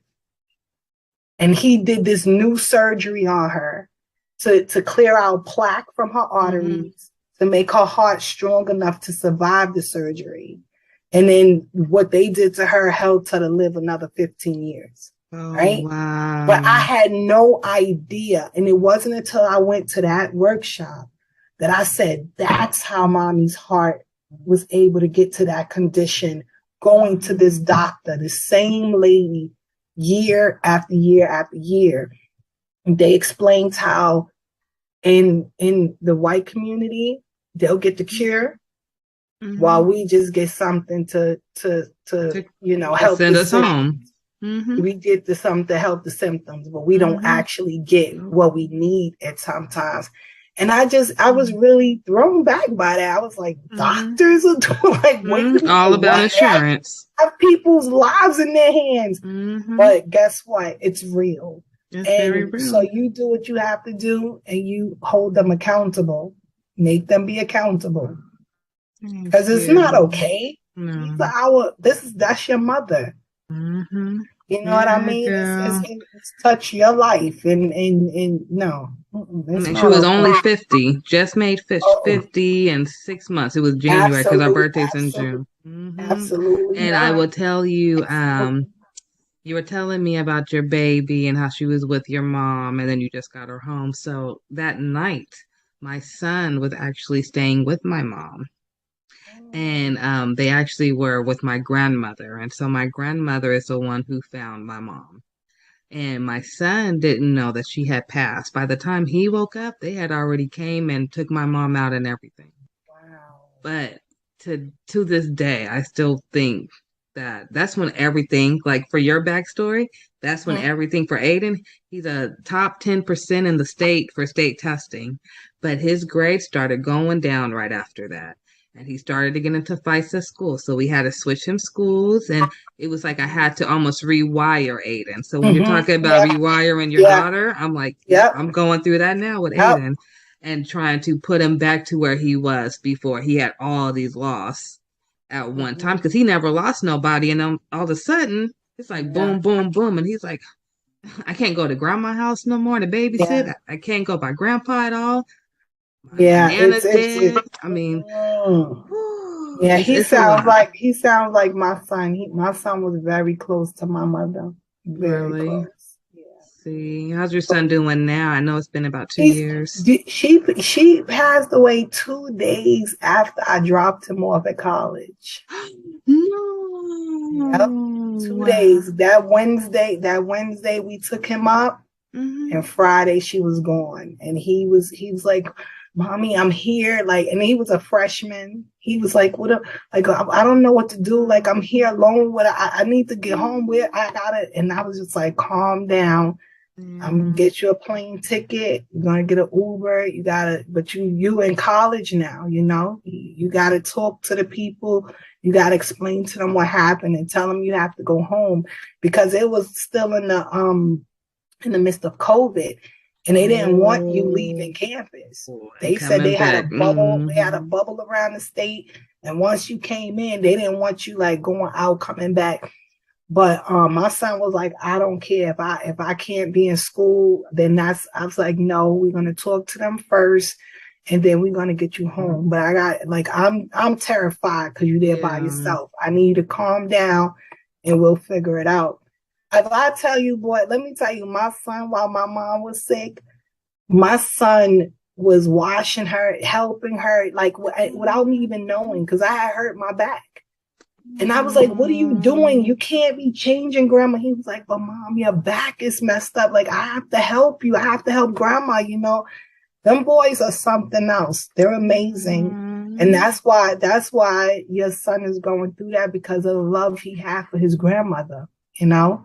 And you just got to help him work through it.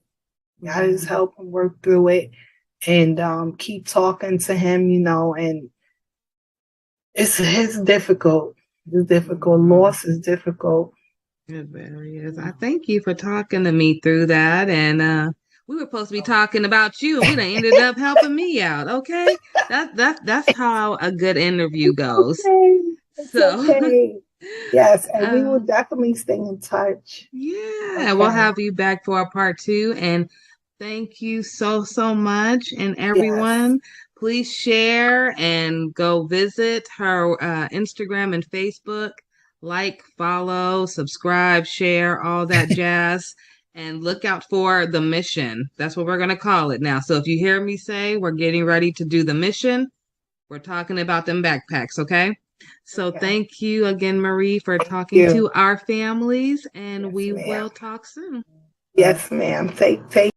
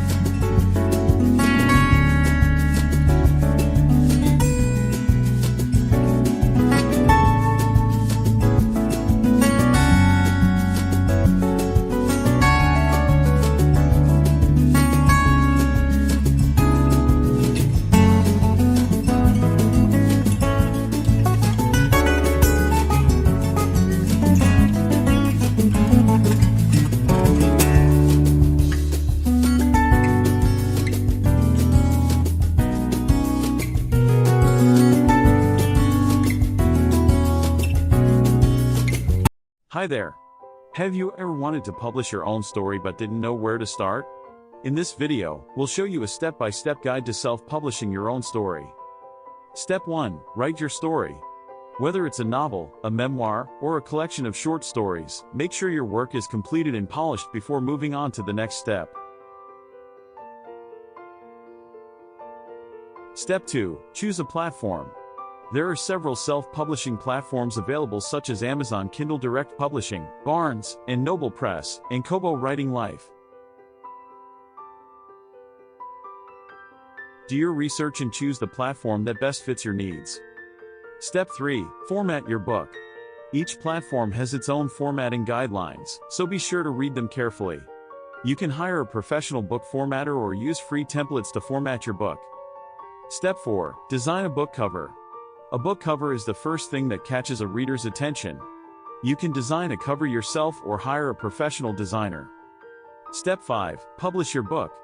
Upload your formatted book and book cover to your chosen platform, set your price, and hit publish.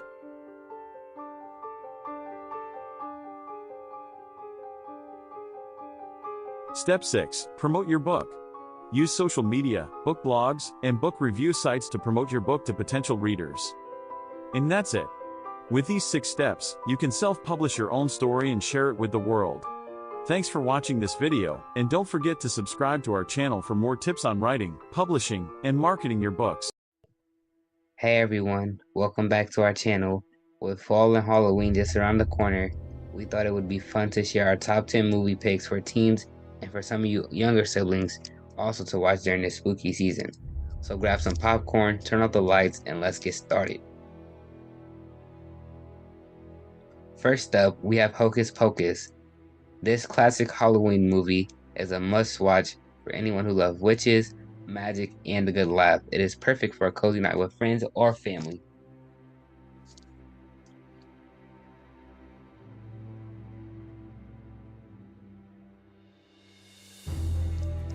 Next on our list is The Nightmare Before Christmas.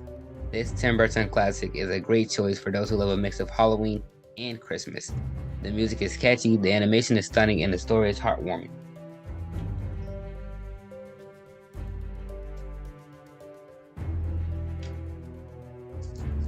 For those who love a good scare, Teenage Mutant Ninja Turtles Mutant Mayhem gives the right amount of thrills and excitement throughout the film.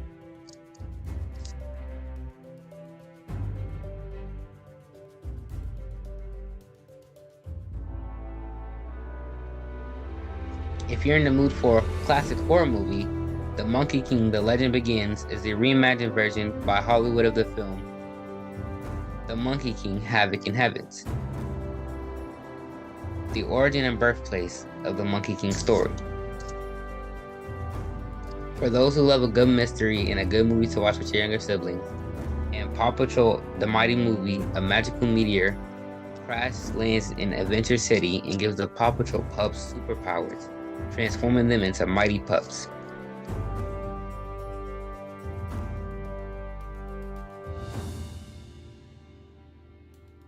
If you're in the mood for a comedy, Leo is a great film. A 74-year-old lizard named Leo and his turtle friend decide to escape from the terrarium of a Florida school classroom where they have been living for decades.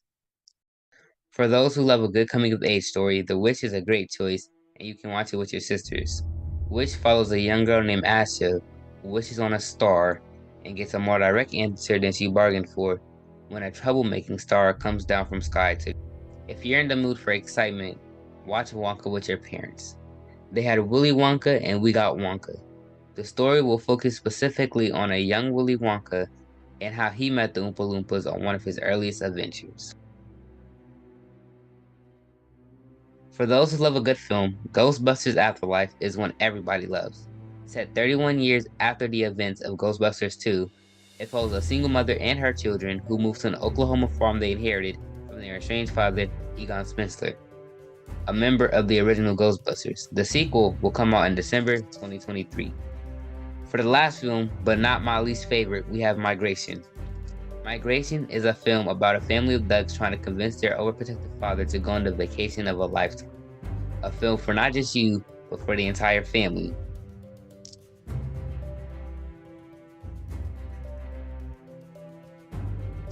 Well, that's all we have for today. Leave a comment of your favorite fall movies and don't forget to like, share, subscribe to GLO Preemies. to never miss new content and to check us out at glopreemies.org. Thank you. Have a good Halloween.